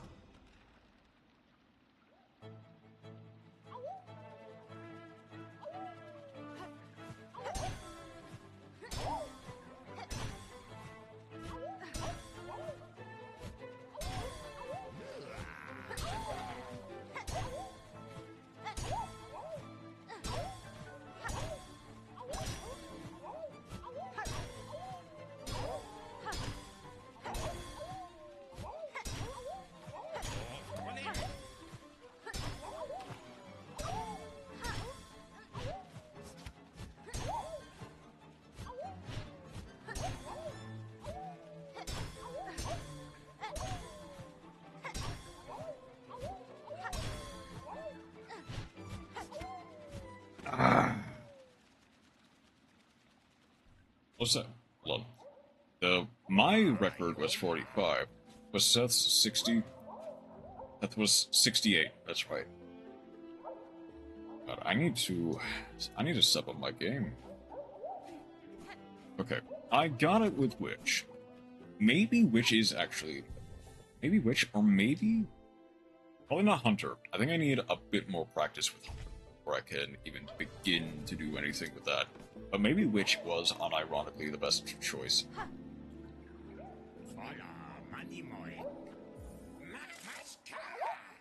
Like, I'll try again with Reaper if I fail.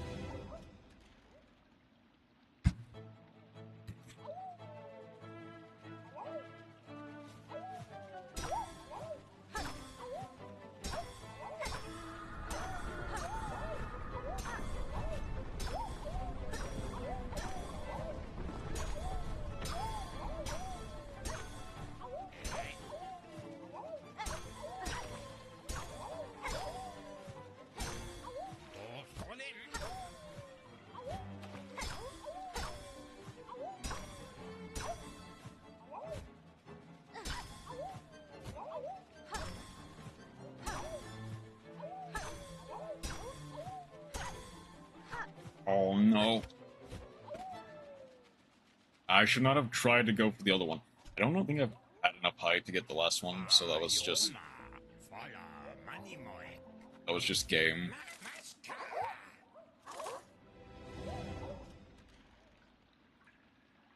Like, there's a certain amount of RNG to this one. I think it's almost entirely...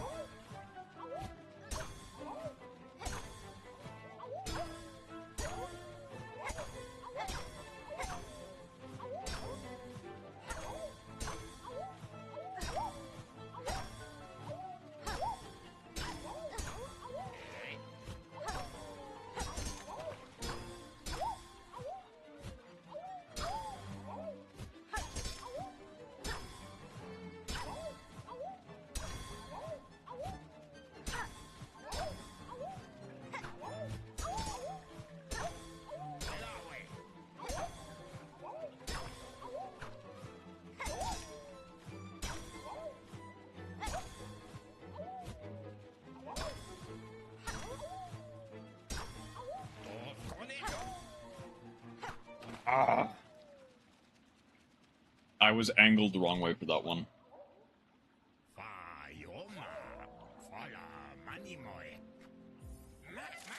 I think with enough practice I can get into the swing of things.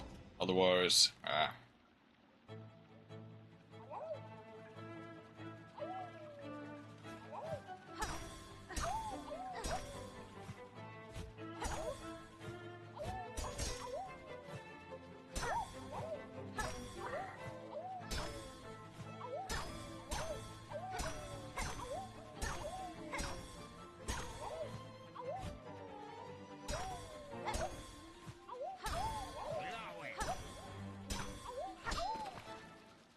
that one not being a downward strike screwed me.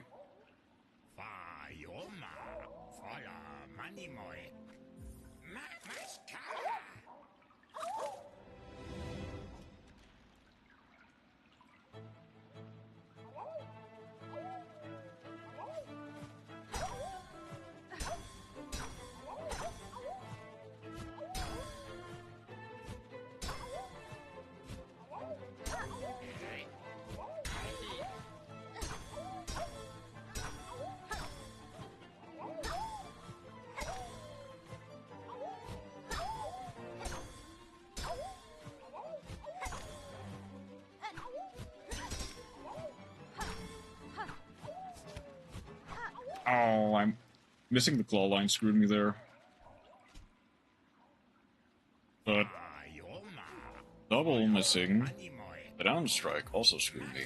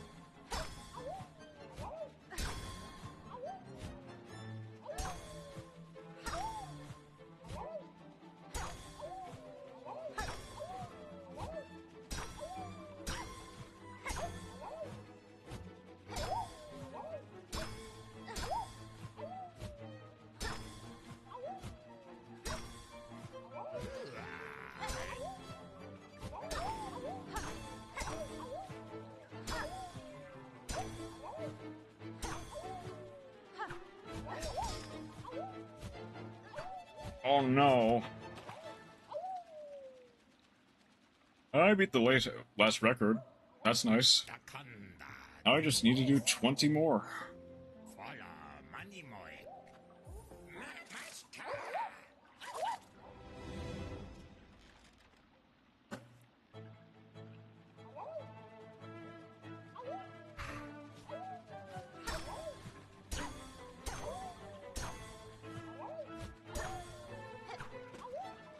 Okay, that was just bad.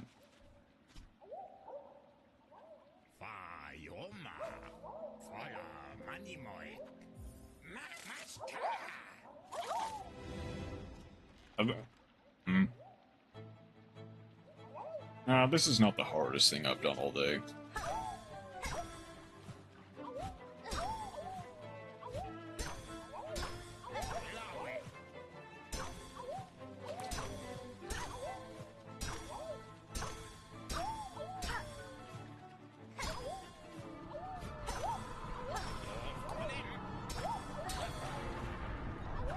Oh no!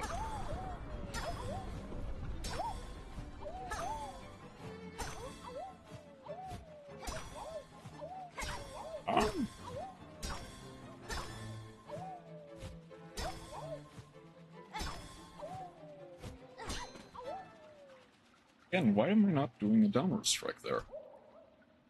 Obviously it's just a misinput, but... misinput on my end. But... I am slightly wondering how good Shaman Stone is on this, though. Like, Shaman Crest.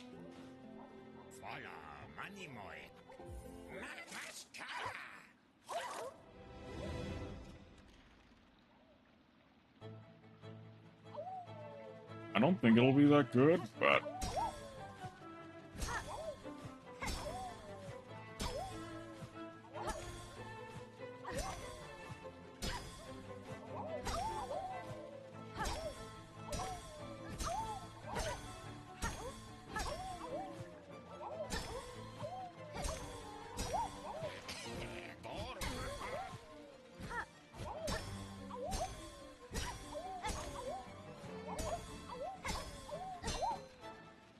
Okay.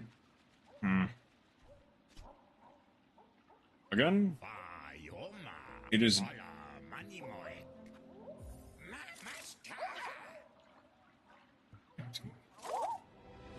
I might be doing it wrong.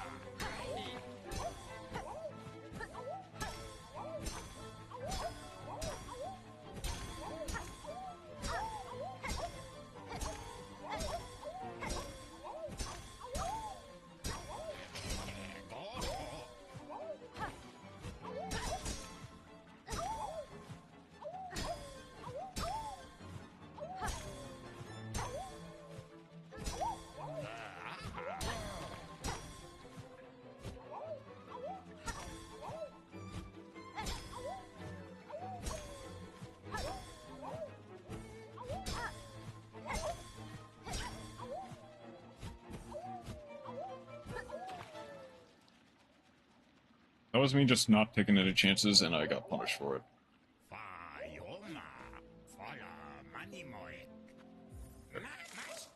But I believe I can do it. I think that this is fully possible to do.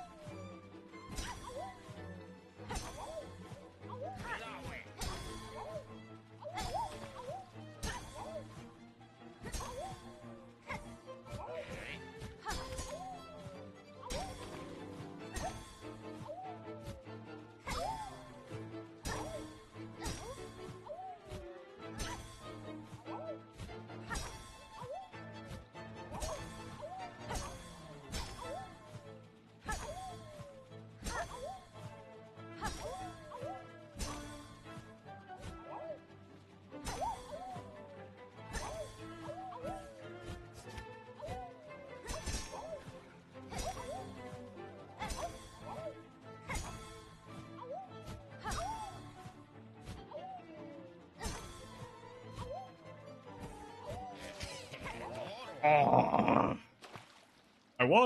I did, kinda. I got a new high score of 61, but I need to get 69. You gotta do it yourself, you beat a previous high score, mildest indeed.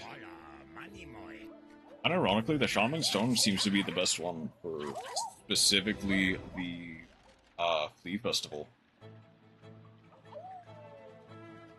I prefer 6-7. You need at least 69 in order to win the game.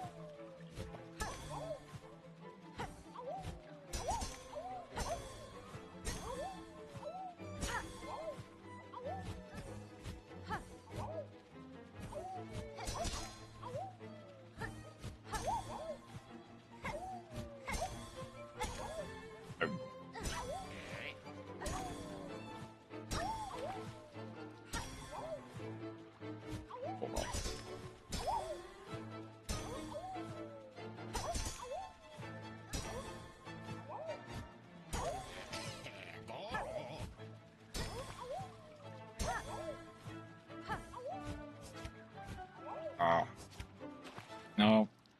I needed the second claw line much earlier than I did.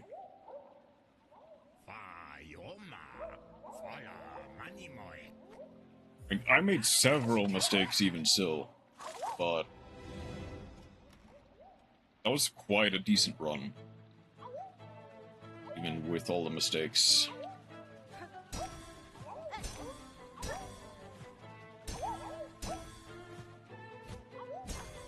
Isn't isekai, it's my favorite genre.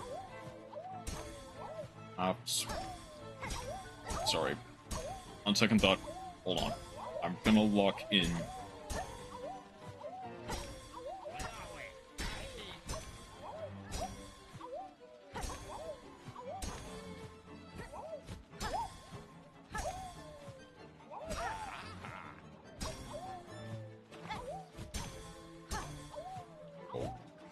I very nearly lost it.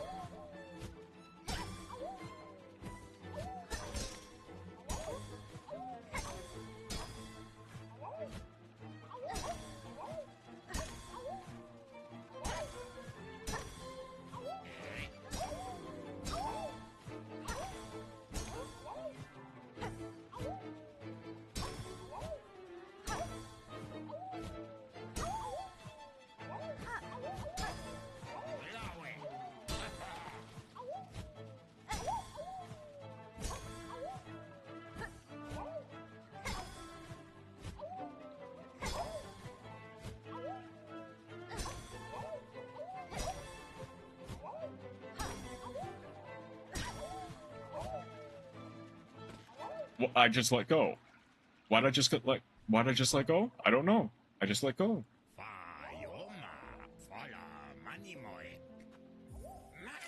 There wasn't even a flea. There wasn't even a flea to hit. I just let go. That could have been the run.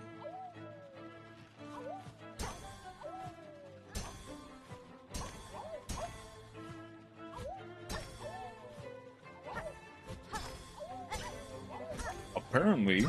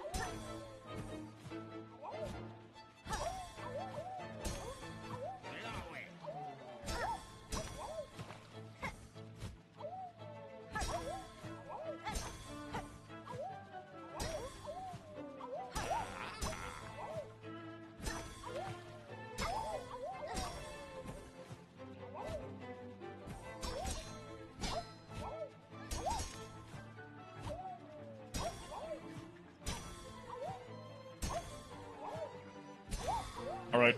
69. Nice.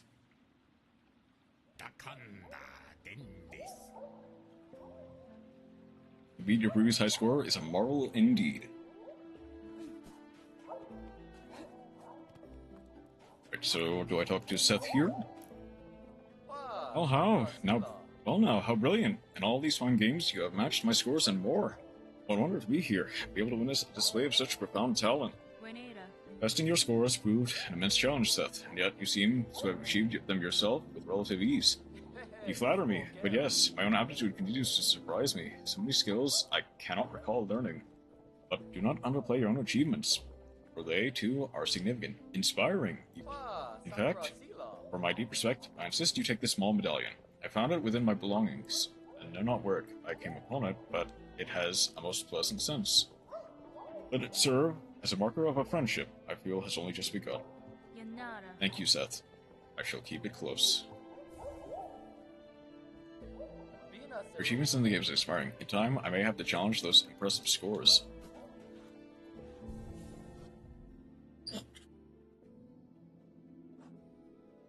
God. Alright. So. The Hunter's Journal is next.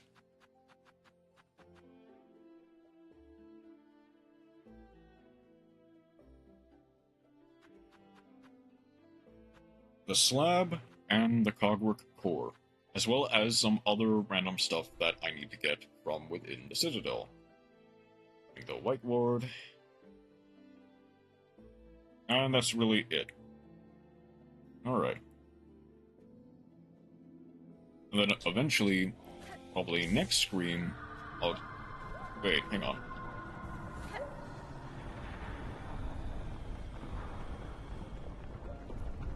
I can... Huh. That's actually very cool. I didn't know you could do that. But I guess, yeah, it makes sense that you can play your needle in on the bench.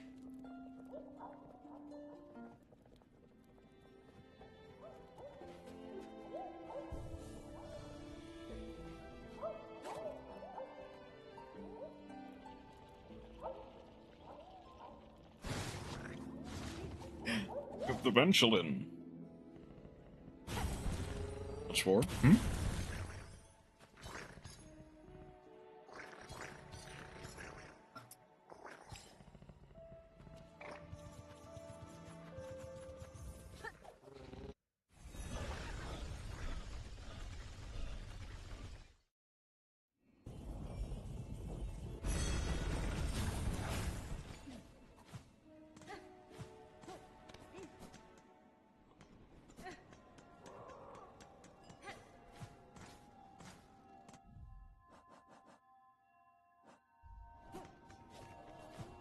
You know how Wolf posted a short of overly long anime titles? Yeah.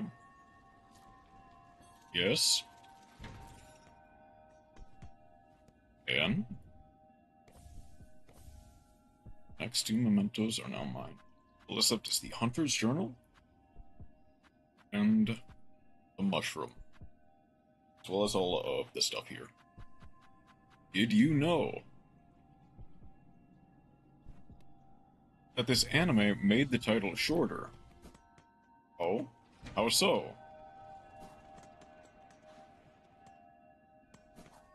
Alright, to the Citadel we go. I got backstabbed in a backwater dungeon. My trusted companions tried to kill me, but thanks to my gift of an unlimited gacha, I got level 999 friend, or 9999 friends, and I'm out for revenge, my former party members and the world. And I imagine it got shortened to, like, backstabbed in a backwater dungeon, right? Wait, no, it's about overly long anime titles. I'm out for revenge. Okay. My gift, level 9999, unlimited gacha, back 7 in backward dungeon, I'm out for revenge. So where's my list? I think I know where. So long, but my lord. Wait. Hang on. Is that correct, or is that...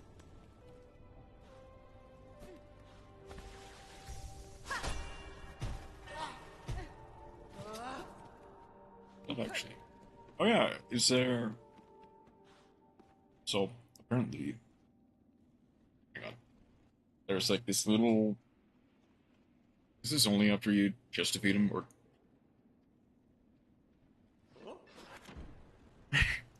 Or because some companies didn't feel like it, looking at Hulu, I gift level 9999 unlimited gacha.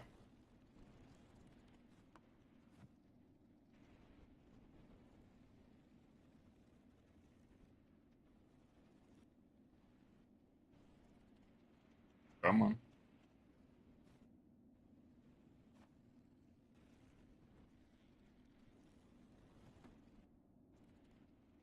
I don't know if it's random or if it's once per, like, do I have to leave the stage? Some companies are okay-ish in naming sense. Others, not as much.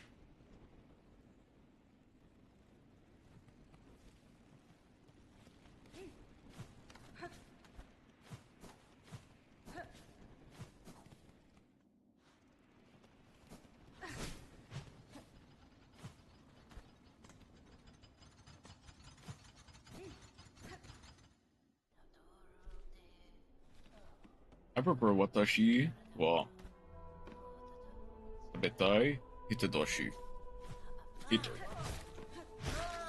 Hitadotanashi.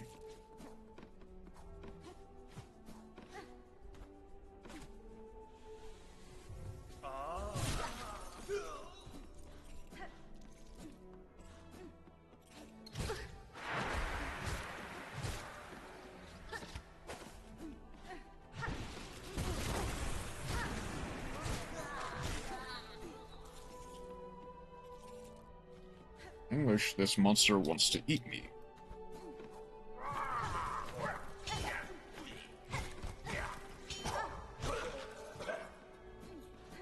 Or, to be very simple, watabe.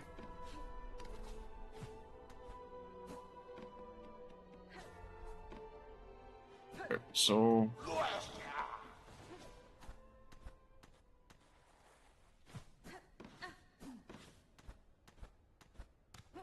What was it? Okay, so that was incorrect then.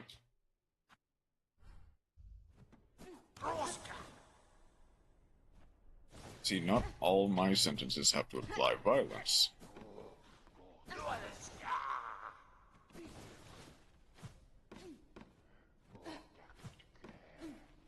Oh, yes, they do. So, I'm gonna back up for just a second. I'm gonna check something. Because I thought I knew where the last Psalm cylinder is. But apparently I don't.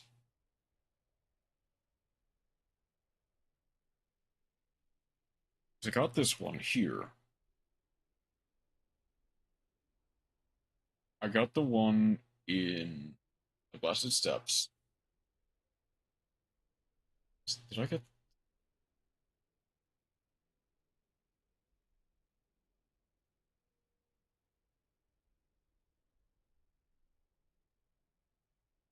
Oh, did I not get the one in the Underworks? Okay, hold on. I might not have gotten that one.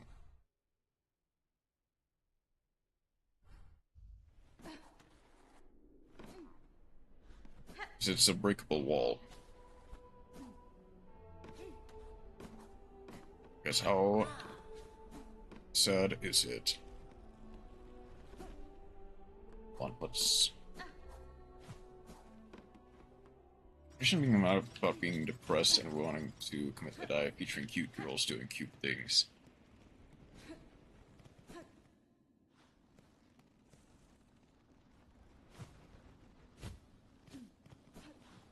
Okay, let's see. Is it once per loading zone, or is it once overall?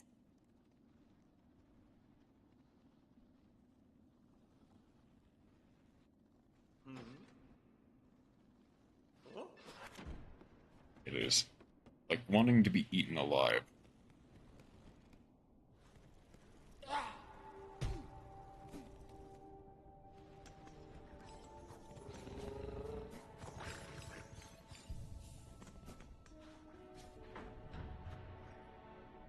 The underworks we go.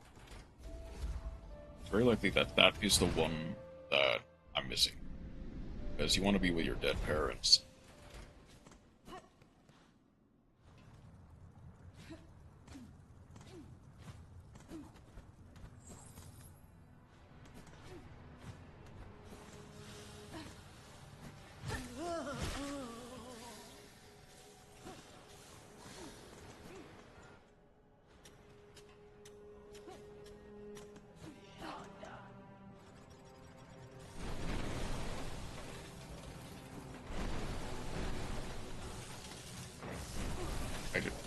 I just didn't need to jump into that.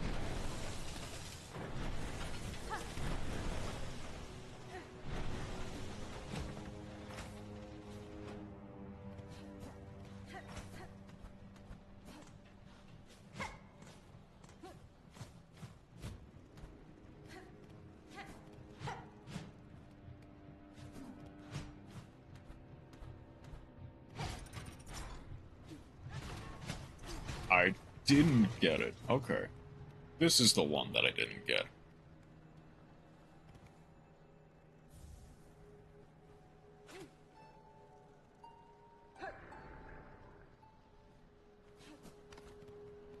Ooh, it might be too difficult for them to get me in here. Okay, I need to go back.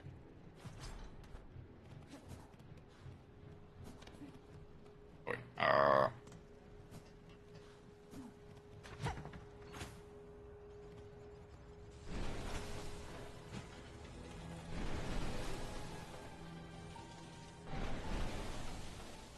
there we go. Afterwards, learning that the only reason you are alive is because a mermaid monster gifted you with her blood when you were a small child and your life. Life? Keep thinking that your parents told you you have to live, but actually it was the mermaid, so your reason for living doesn't even exist anymore. Very wholesomely depressing. Yeah. Oh, I also need to just go down to the whiteboard anyway, so I guess let's go there. And then I can go to the Clockwork Core.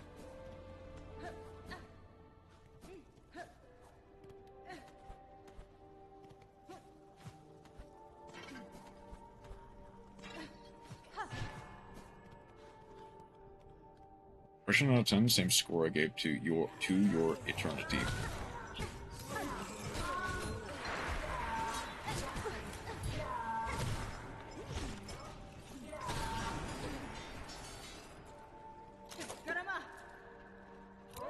Karama.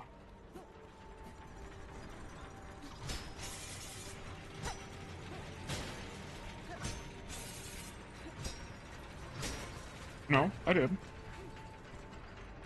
I much did beat up the Sentinel. You just spare him.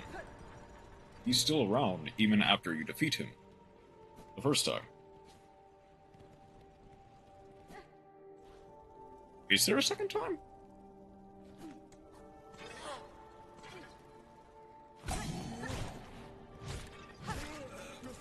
Wait, actually...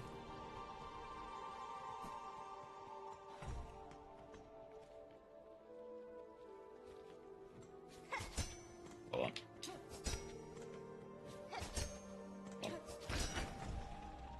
Nah, I didn't get to do it.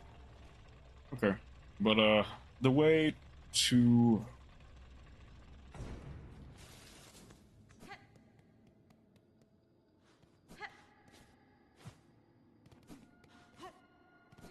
Process degree needle. You can't even enter the realm of the unraveled anymore.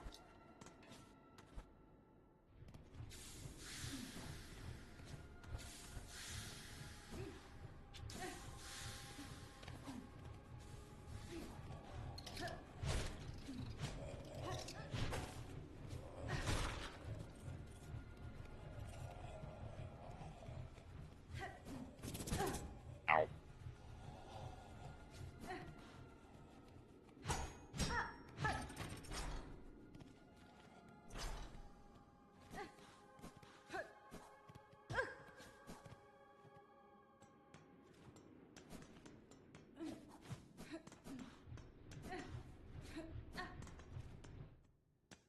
currently...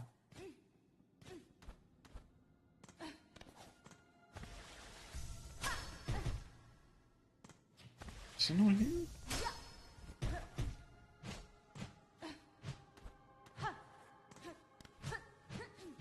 Was it not here that I... Hold on. I got the cylinder. I marked this area. I'm pretty sure that's for another item. Hi guys. On this year's Skelling's Secret, we're going to test our Flint State tested 1000-degree needle versus your mom. Let's lay something.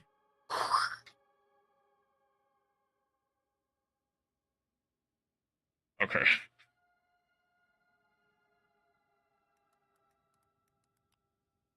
Apparently there is a relic in the White Ward that I missed that you need the silk jump to do. Oh wait, maybe it's in the other area. Hold on. Works. White Ward.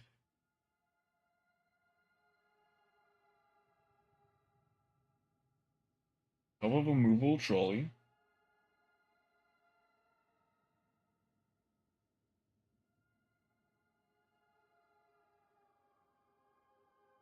Head through the right passage. Made noises I hadn't heard before. Oh wait, hang on. I see.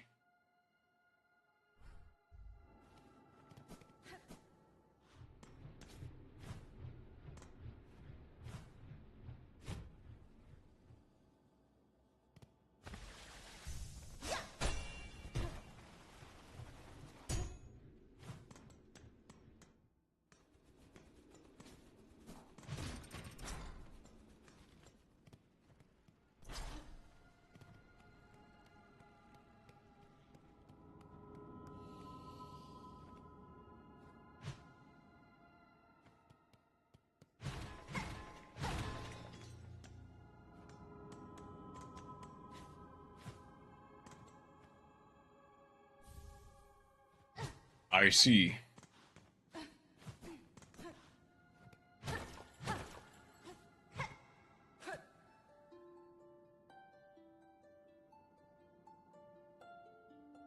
Why this pain must we endure, please?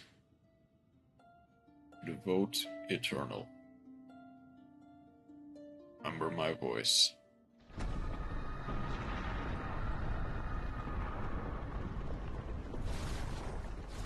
Bring me back. Okay. Oh.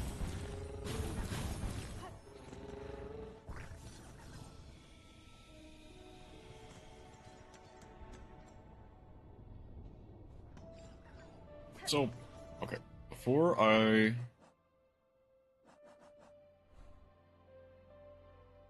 Okay, I can remove this one. I'm wondering if I can actually take the Vault Keeper's, like, gramophone. Okay, that was... Okay.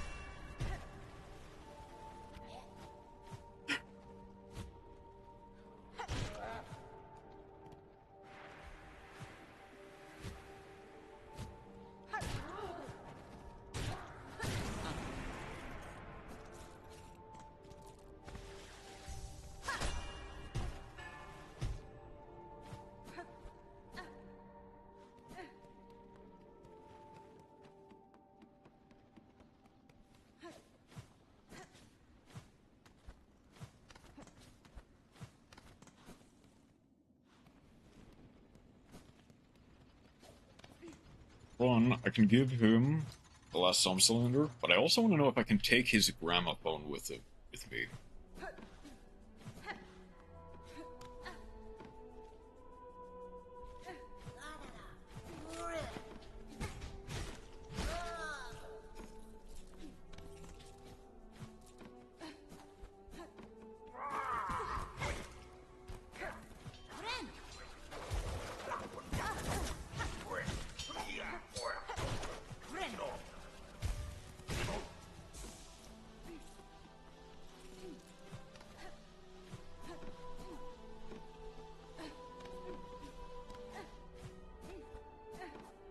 Although I can repurpose CC offered to do one for Legend CA, like the one by Ed Sheeran for SV, but GF rejected it.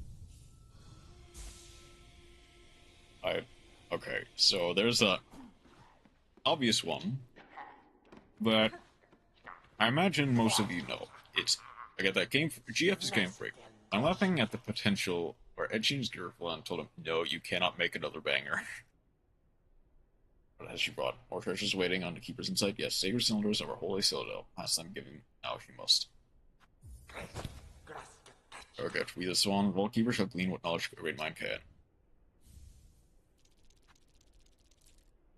Yeah, that's the one that's selling. See them all? Its collection leaves complete, except sacred and sank, store safe. For one your part, we respond. Agreement is concluded. Knowledge and roses are all past fair. No more between us. Leave his keeper to his treasures and their insight. It has given his service, now his keeper wants his time alone.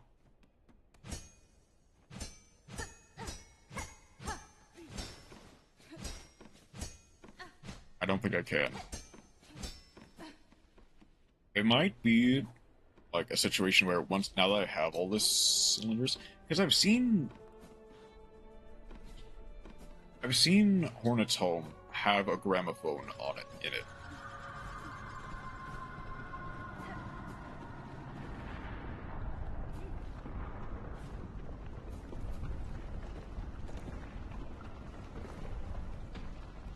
So like I thought that maybe that's where it was.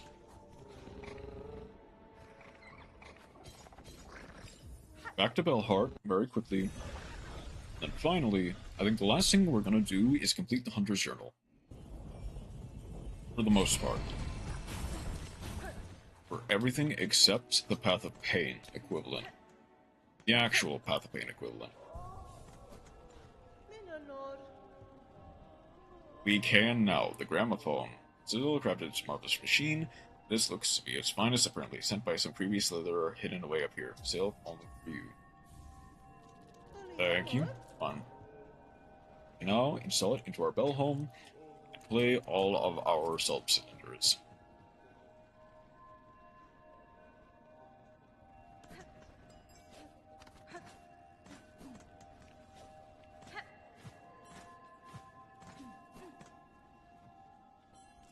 Only a little bit, but that's fine. Let's hang all of our mementos. We already did. Oh, I need to give the relic to the relic guy before I can hang it in my wall. There's something on you. Have you with the past? You are to have a relic for me, don't you? This fits my collection well. Look then. Look at what I have. Better to create the sound bug, a voice-grown horse, or shell, fallen frail. You have been selected to be the most sacred. Become our light, our guide in darkness, that others worthy may climb to join the holy song. This mighty collection indeed. So many relics safely piled up in here. Nice and safe. I've done so well to gather it all up. The collection pleases you. Some acknowledgement of my own contribution to its growth is not undue. Is it gratitude, you think? I will allow you to keep viewing my collection. That is gratitude enough for what little you've given me. Okay. Seeing it as Scroach just eating the relic. Yeah, that's fair.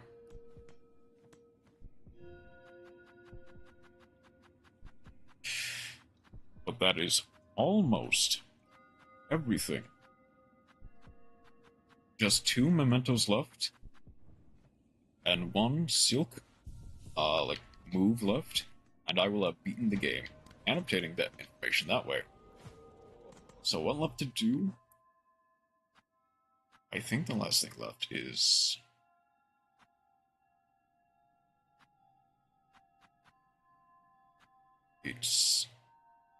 I have 3 left that are not complete that I need to complete. Cogwork Crawler was 1 in the slab and 1 in the memoriam. That's it.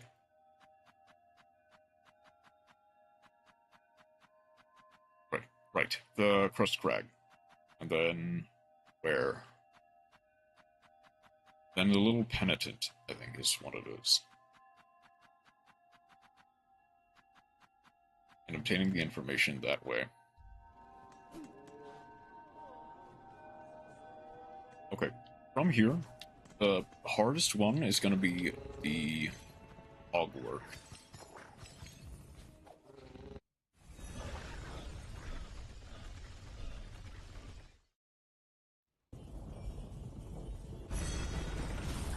Without a doubt, it's going to be the cogwork spikes, just because there's not that many of them.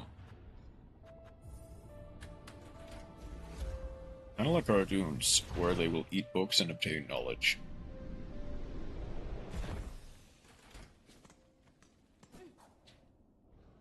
I don't... If I'm being honest, I don't think that's technically how that works, but... Well, I mean, cartoon logic. Fair.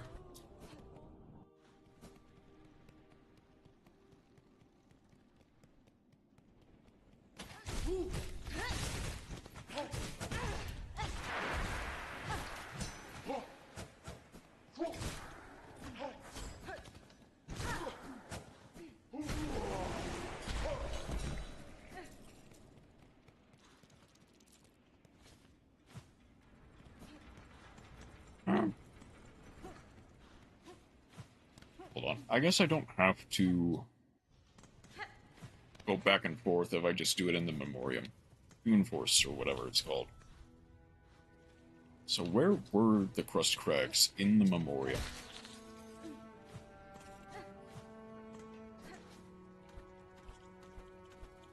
These are pretty high up, if I remember correctly.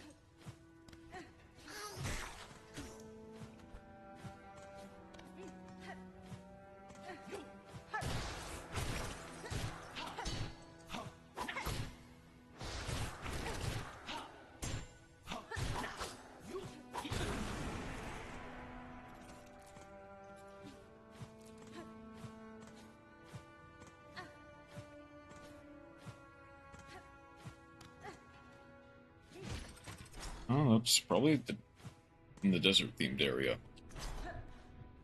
Okay, then I'm not going the right way. That's the boltworms, which are in the... There, that way. I see the red.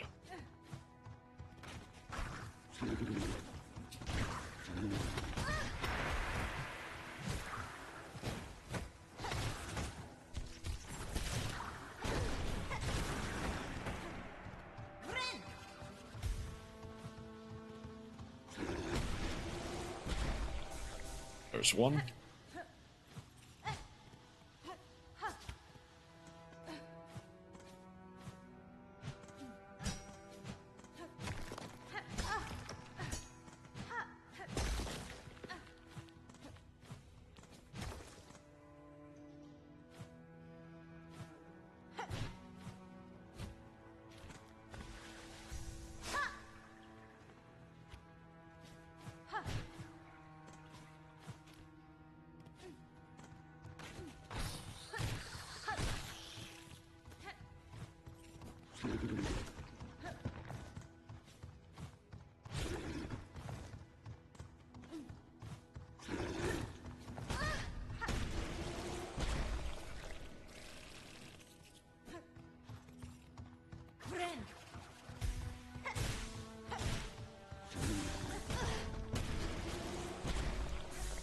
There we go.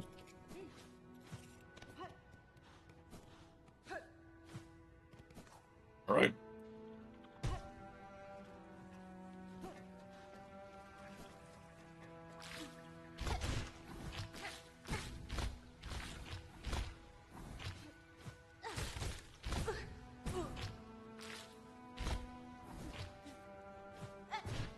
No, let's just go back the other way.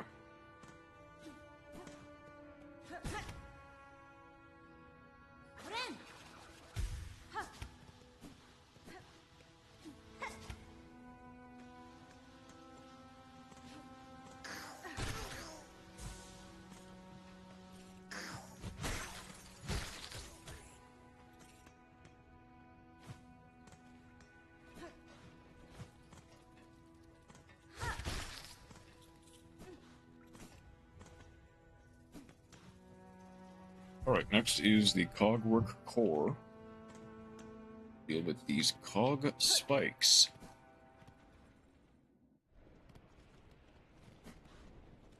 Oh, wait, hang on. I went down the wrong way. You need to keep going.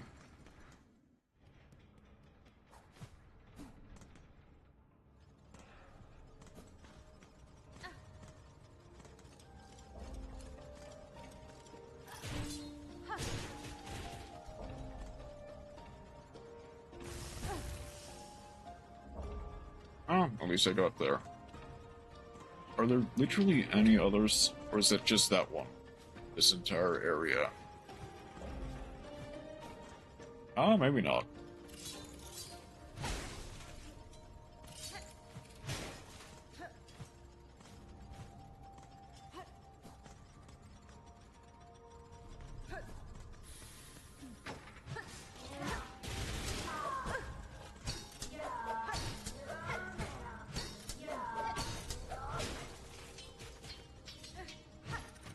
Spikes in my core. It's more likely than you think.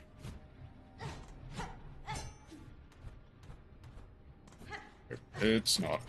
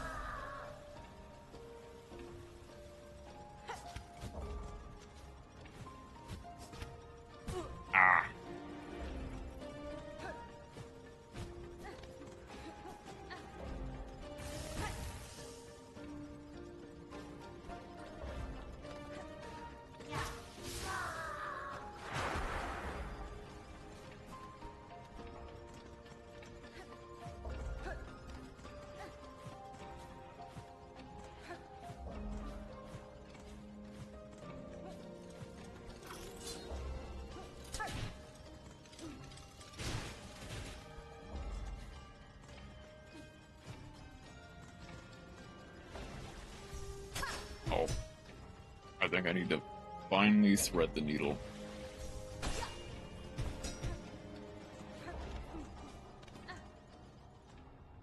Spikes in my floor, does that count? It almost does. Wait, why do you have spikes on your floor?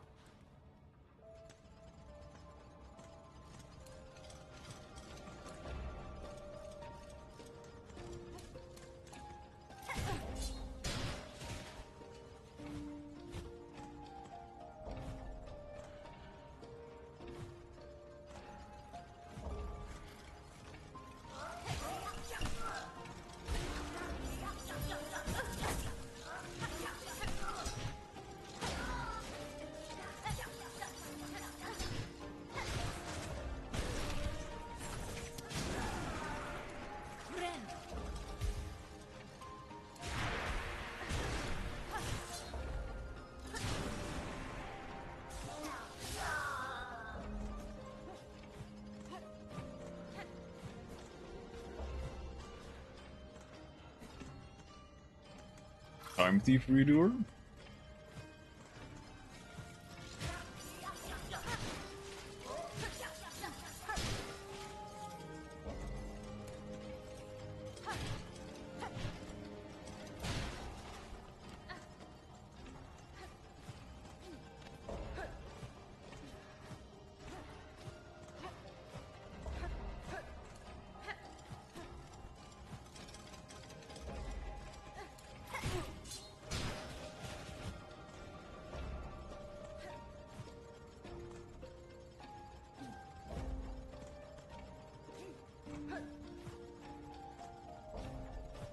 Oh, okay.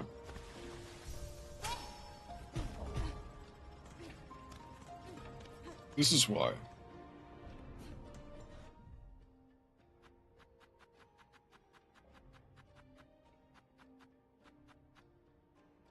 I literally need one more. Then I can move on to the slab.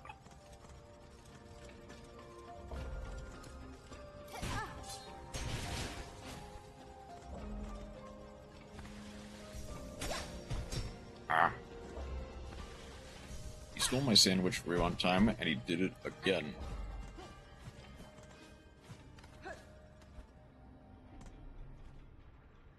Alright. So now...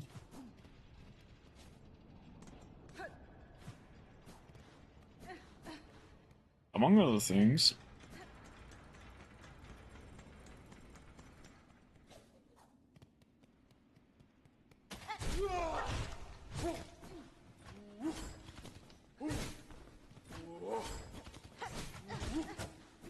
What's the bed?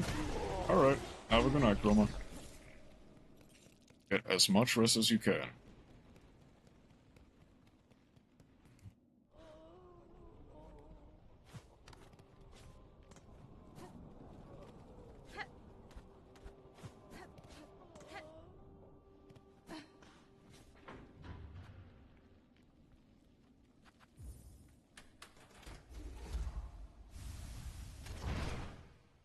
The last one I need on my list is...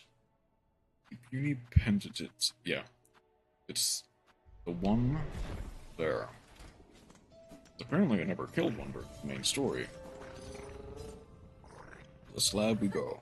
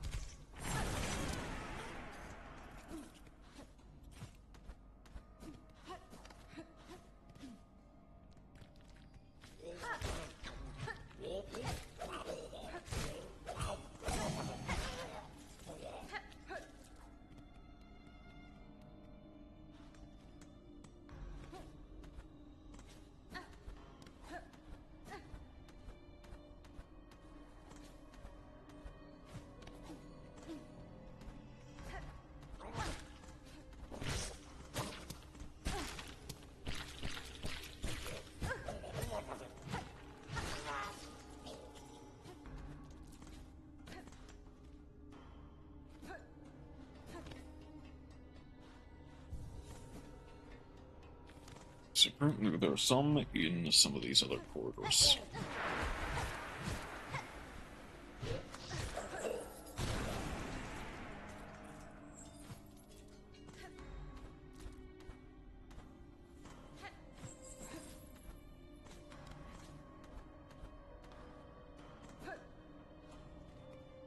Maybe not this way?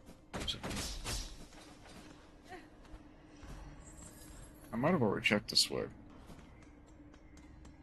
Marker is one floor above, so I might as well go with that first.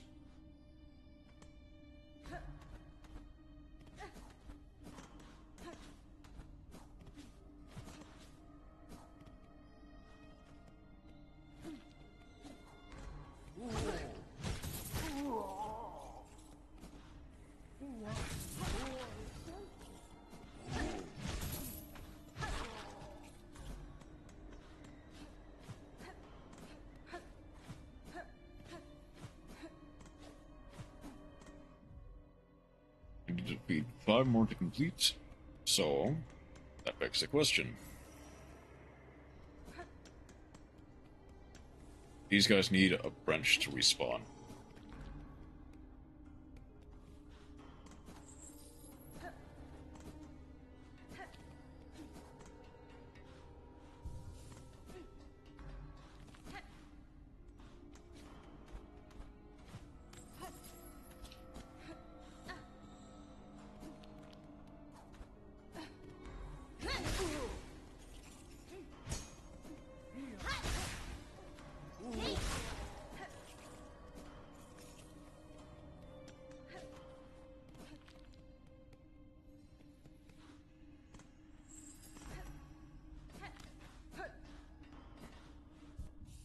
guess I might as well. So I might as well try out some of the other. Sure, why not? Let's go wheel. Let's go curvesicle. Heck, why don't I just do a different press even?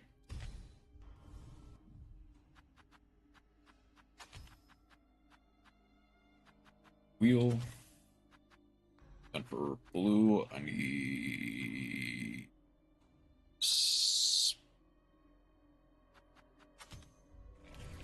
Quick sling. Why not quick sling?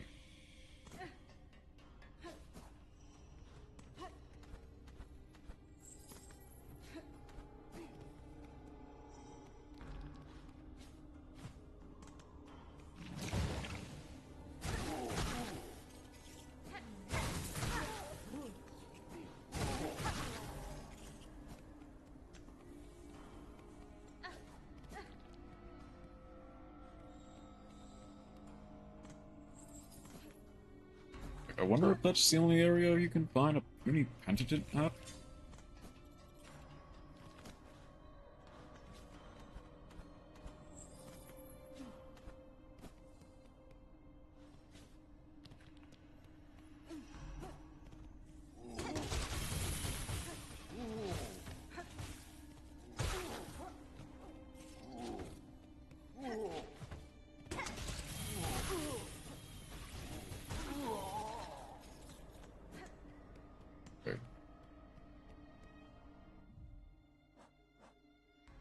More.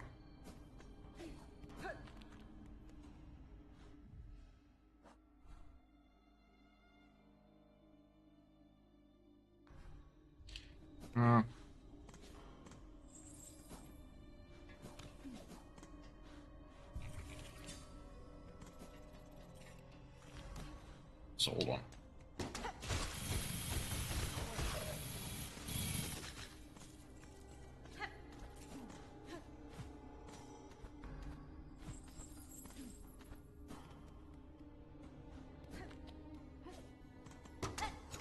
Yeah, it does use both of them.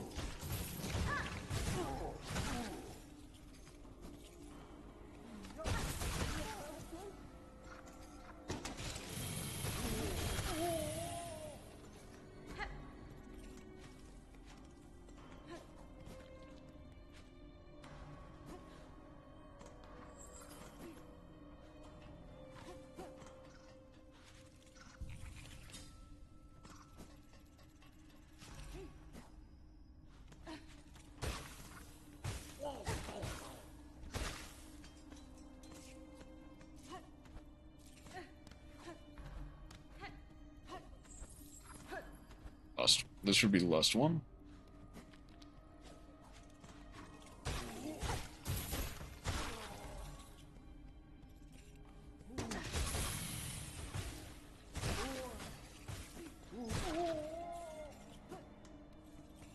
Alright. That is the last entry in the Hunter's Journal that I needed before the Path of Pain.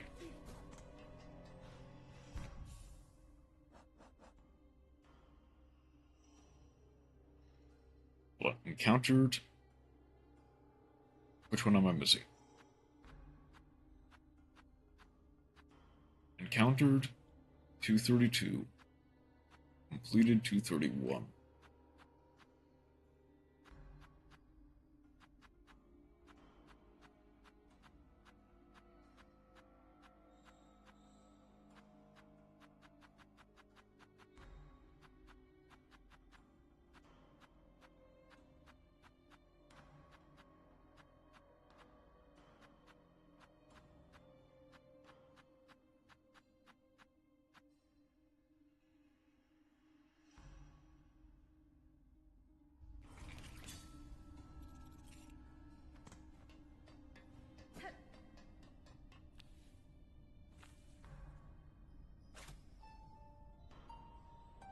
I didn't realize that I never got all the shadow chargers.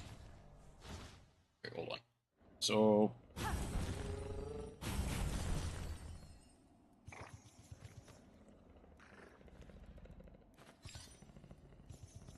Obviously, they are. Hold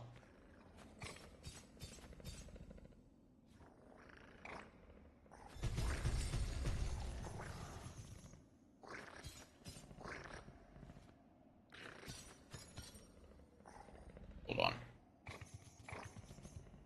Can I get something?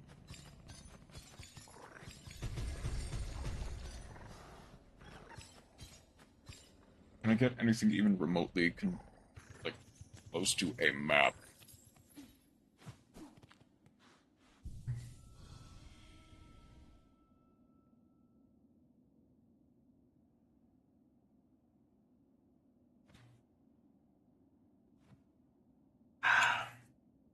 Is there only one?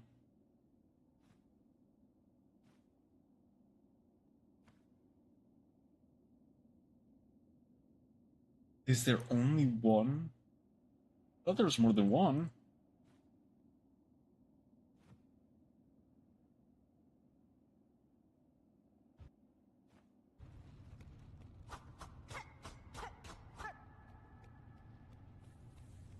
Is that the...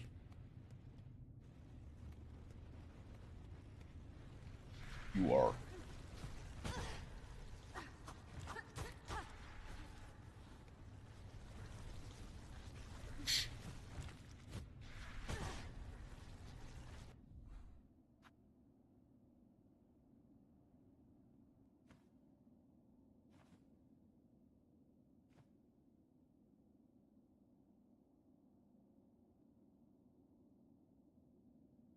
Okay, you know what? Well, I might as well.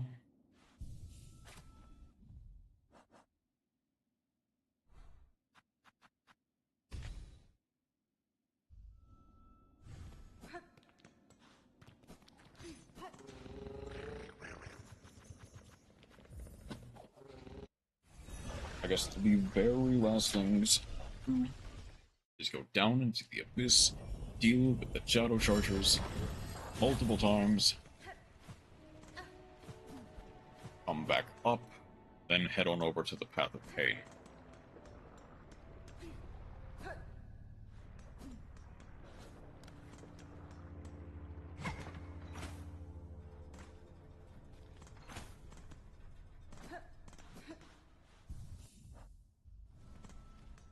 So actually, there is just no other way but going down, unfortunately. At least not without risking even more hide and hair.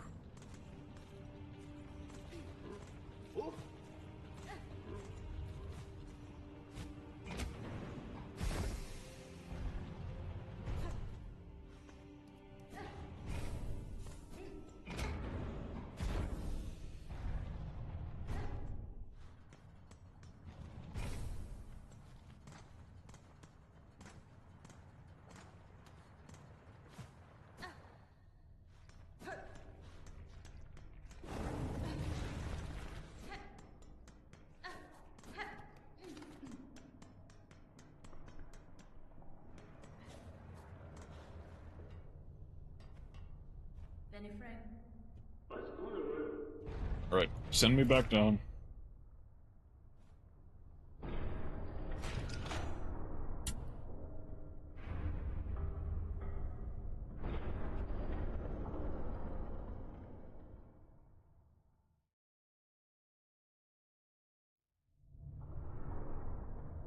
I need to deal with the consequences of these actions.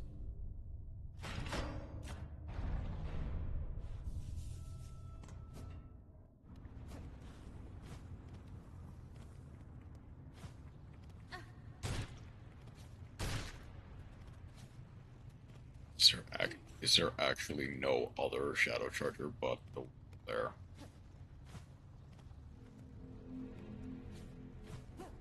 Actually, hold on.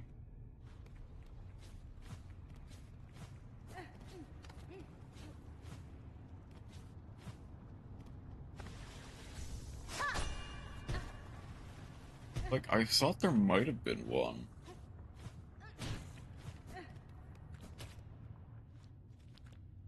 In here somewhere.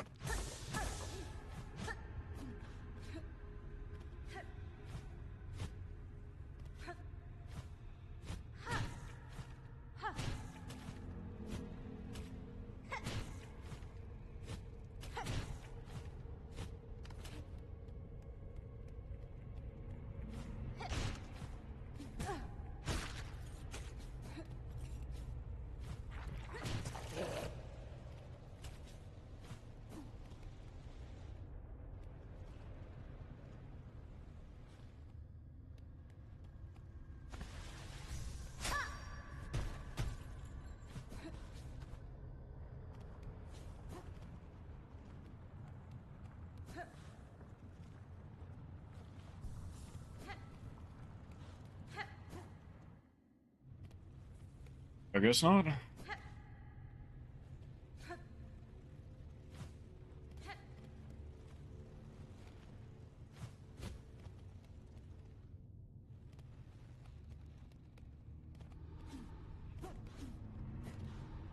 I'm stuck to the site. I inspected this.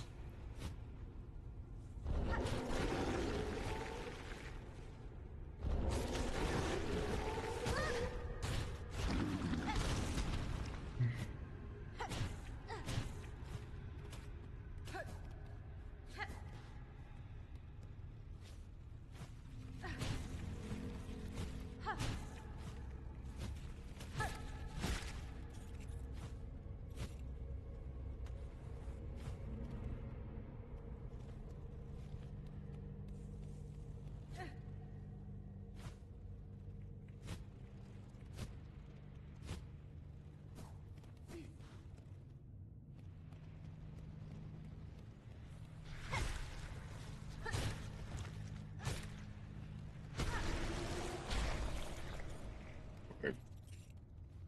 Side question. Do I need to respawn it? I need to respawn it. Okay.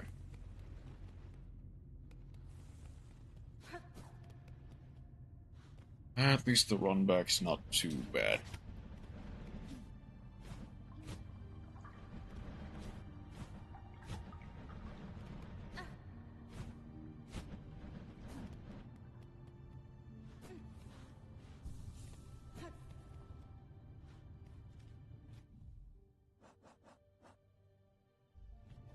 Just 2 more times of this.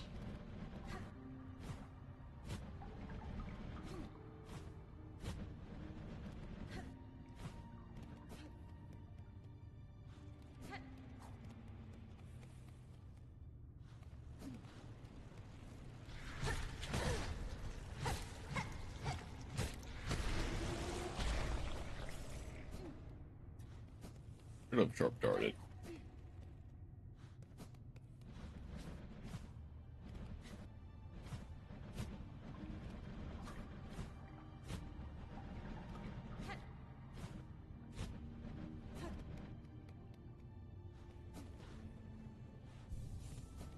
Last one.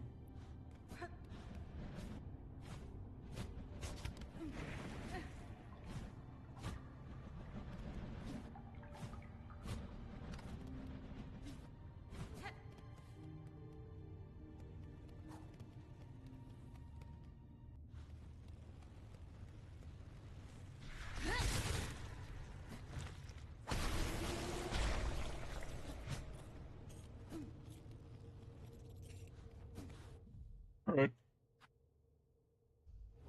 I lose just 3 Hunter's Journal entries left. Time to leave the abyss.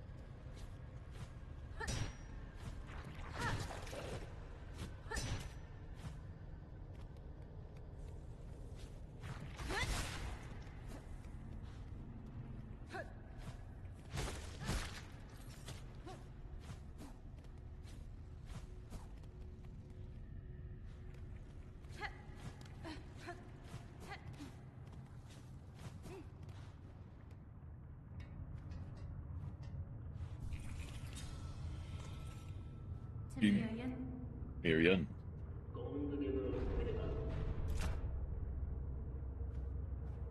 Back to Valhart we go. And after... Oh, that's it. I'm saving Path of Pain for tomorrow. If I wake up early enough. And if not, I'll do that Thursday. Which might also be just combined with the actual end of Silksong. Like, yeah, 99% completion.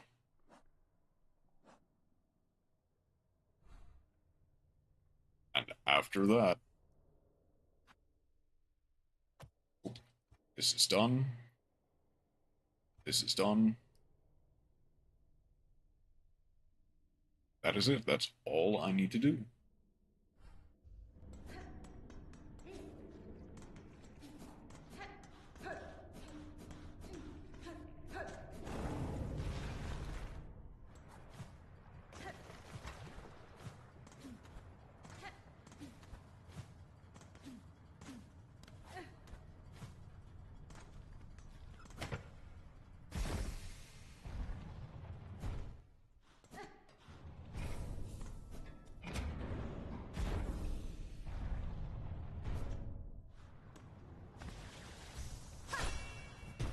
Well, this won't bring me too far.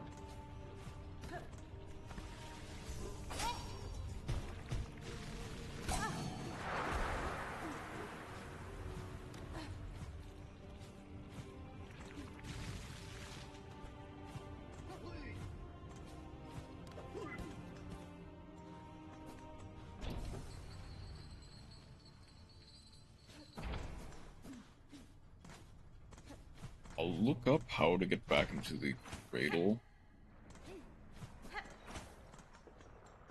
Alright, I guess, you know what? I might as well set up for next time.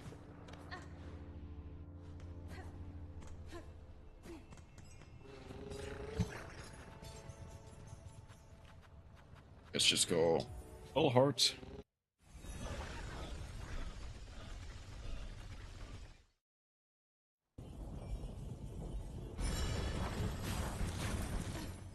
Then first shrine.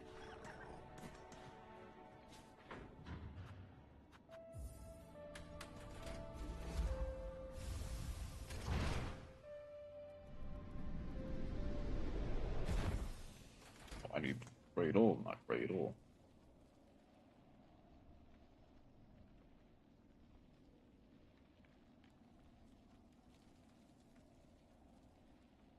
Okay. So.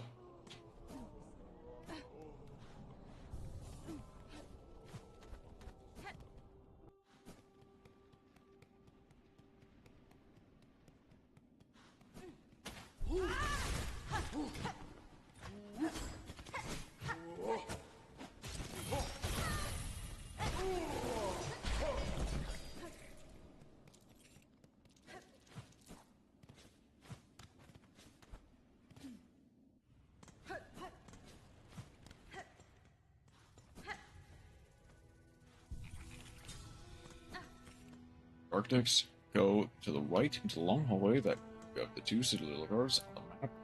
See the entrance to the cogwork core, leading up to the cradle.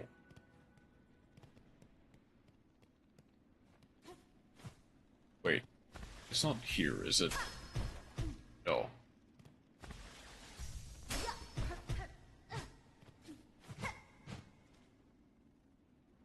It's the memoriam. Okay, so it's a bit further back.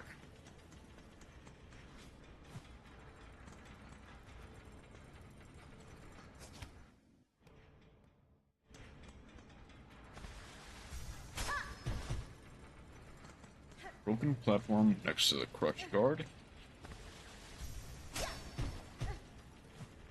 There it is. I see it. I just need to do it right.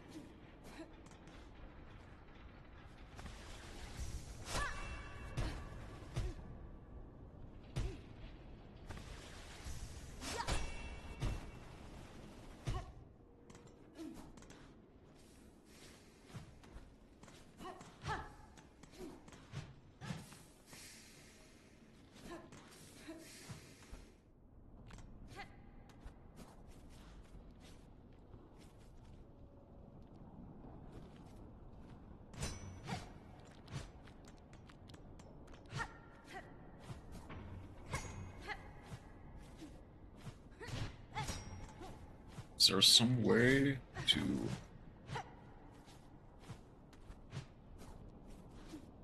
Maybe there is, I just don't see it.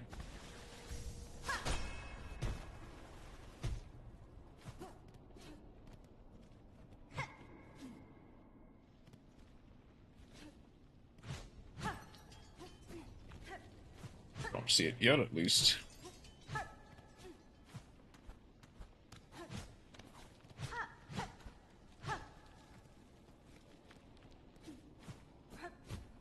Okay.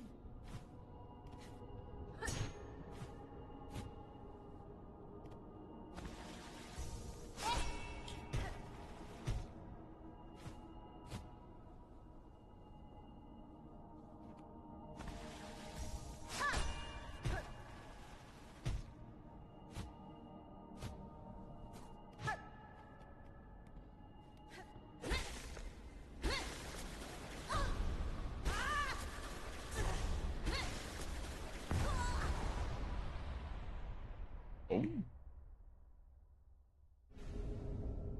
Pale nails. Spin lethal talons from thread that seek out enemies.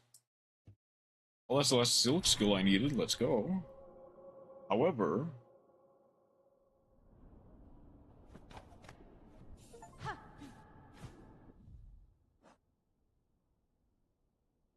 Hold on. There is still a lot... So...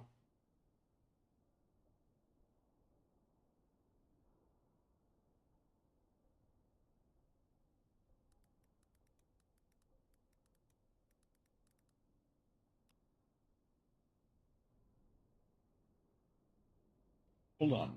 There's still more. I know there's still more. I need to get all the way up. In the cradle.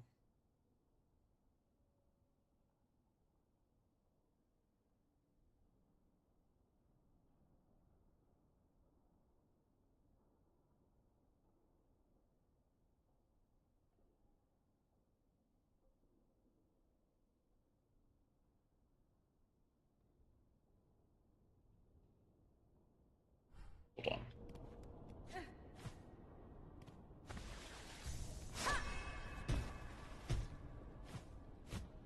There. There's apparently a bench up here.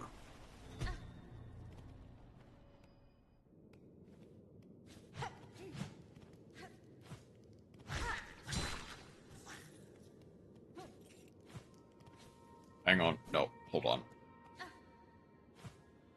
I need to make sure that I know where the bench is.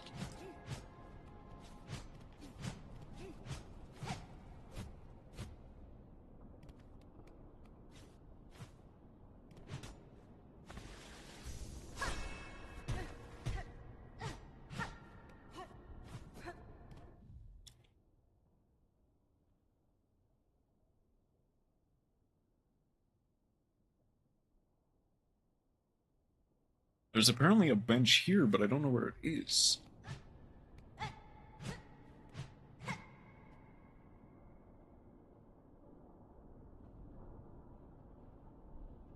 But at the very least, I think I know where to go.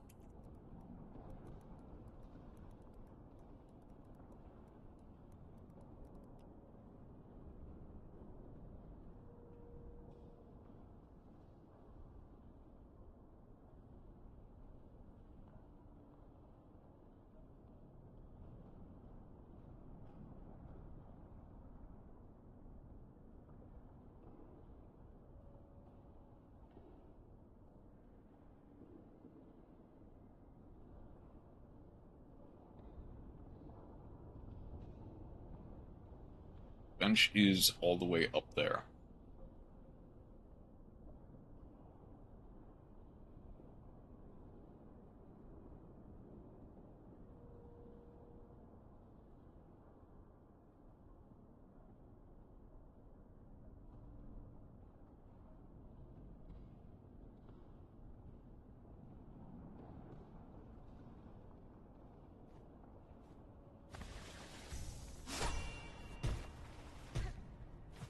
Come on. I was right there.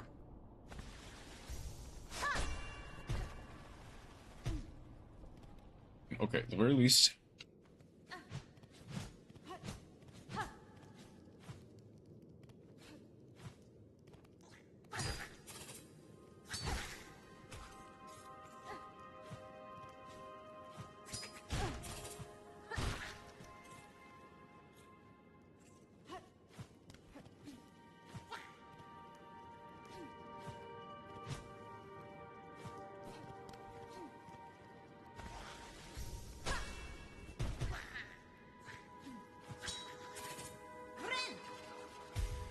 Hang on.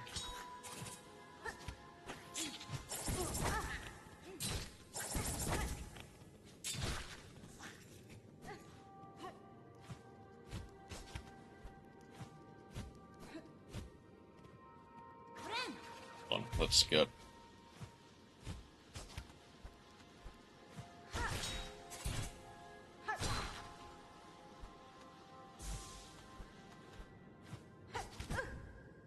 Okay, no, I see the line, though.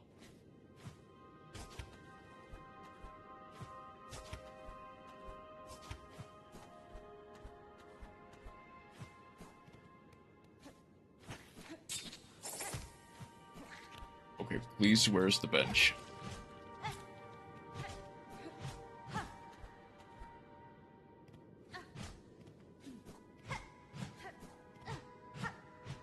Bench, okay.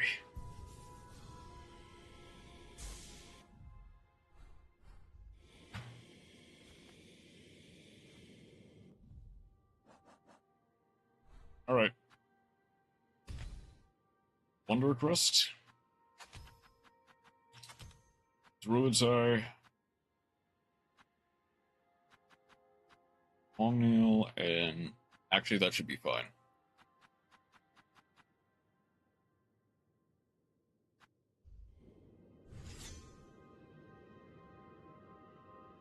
With that... actually, do I want to choose everyone?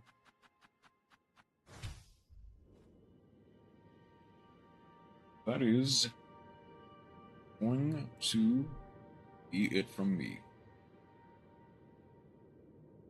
Tomorrow's Path of Pain. Hopefully. Then, after everything,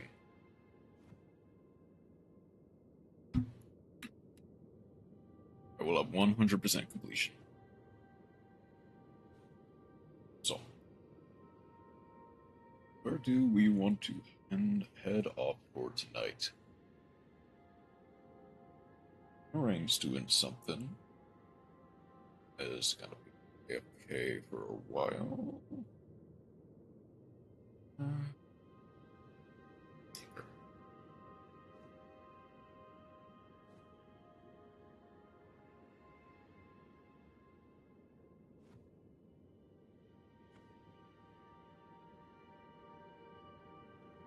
Did Chaos not live? Chaos did go live. What did we know? I didn't realize. I guess that's just Twitch. Showing me anything.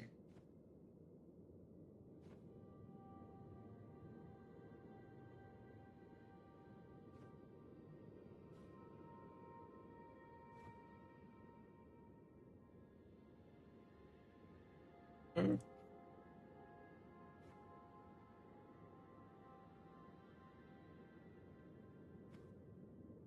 go ahead and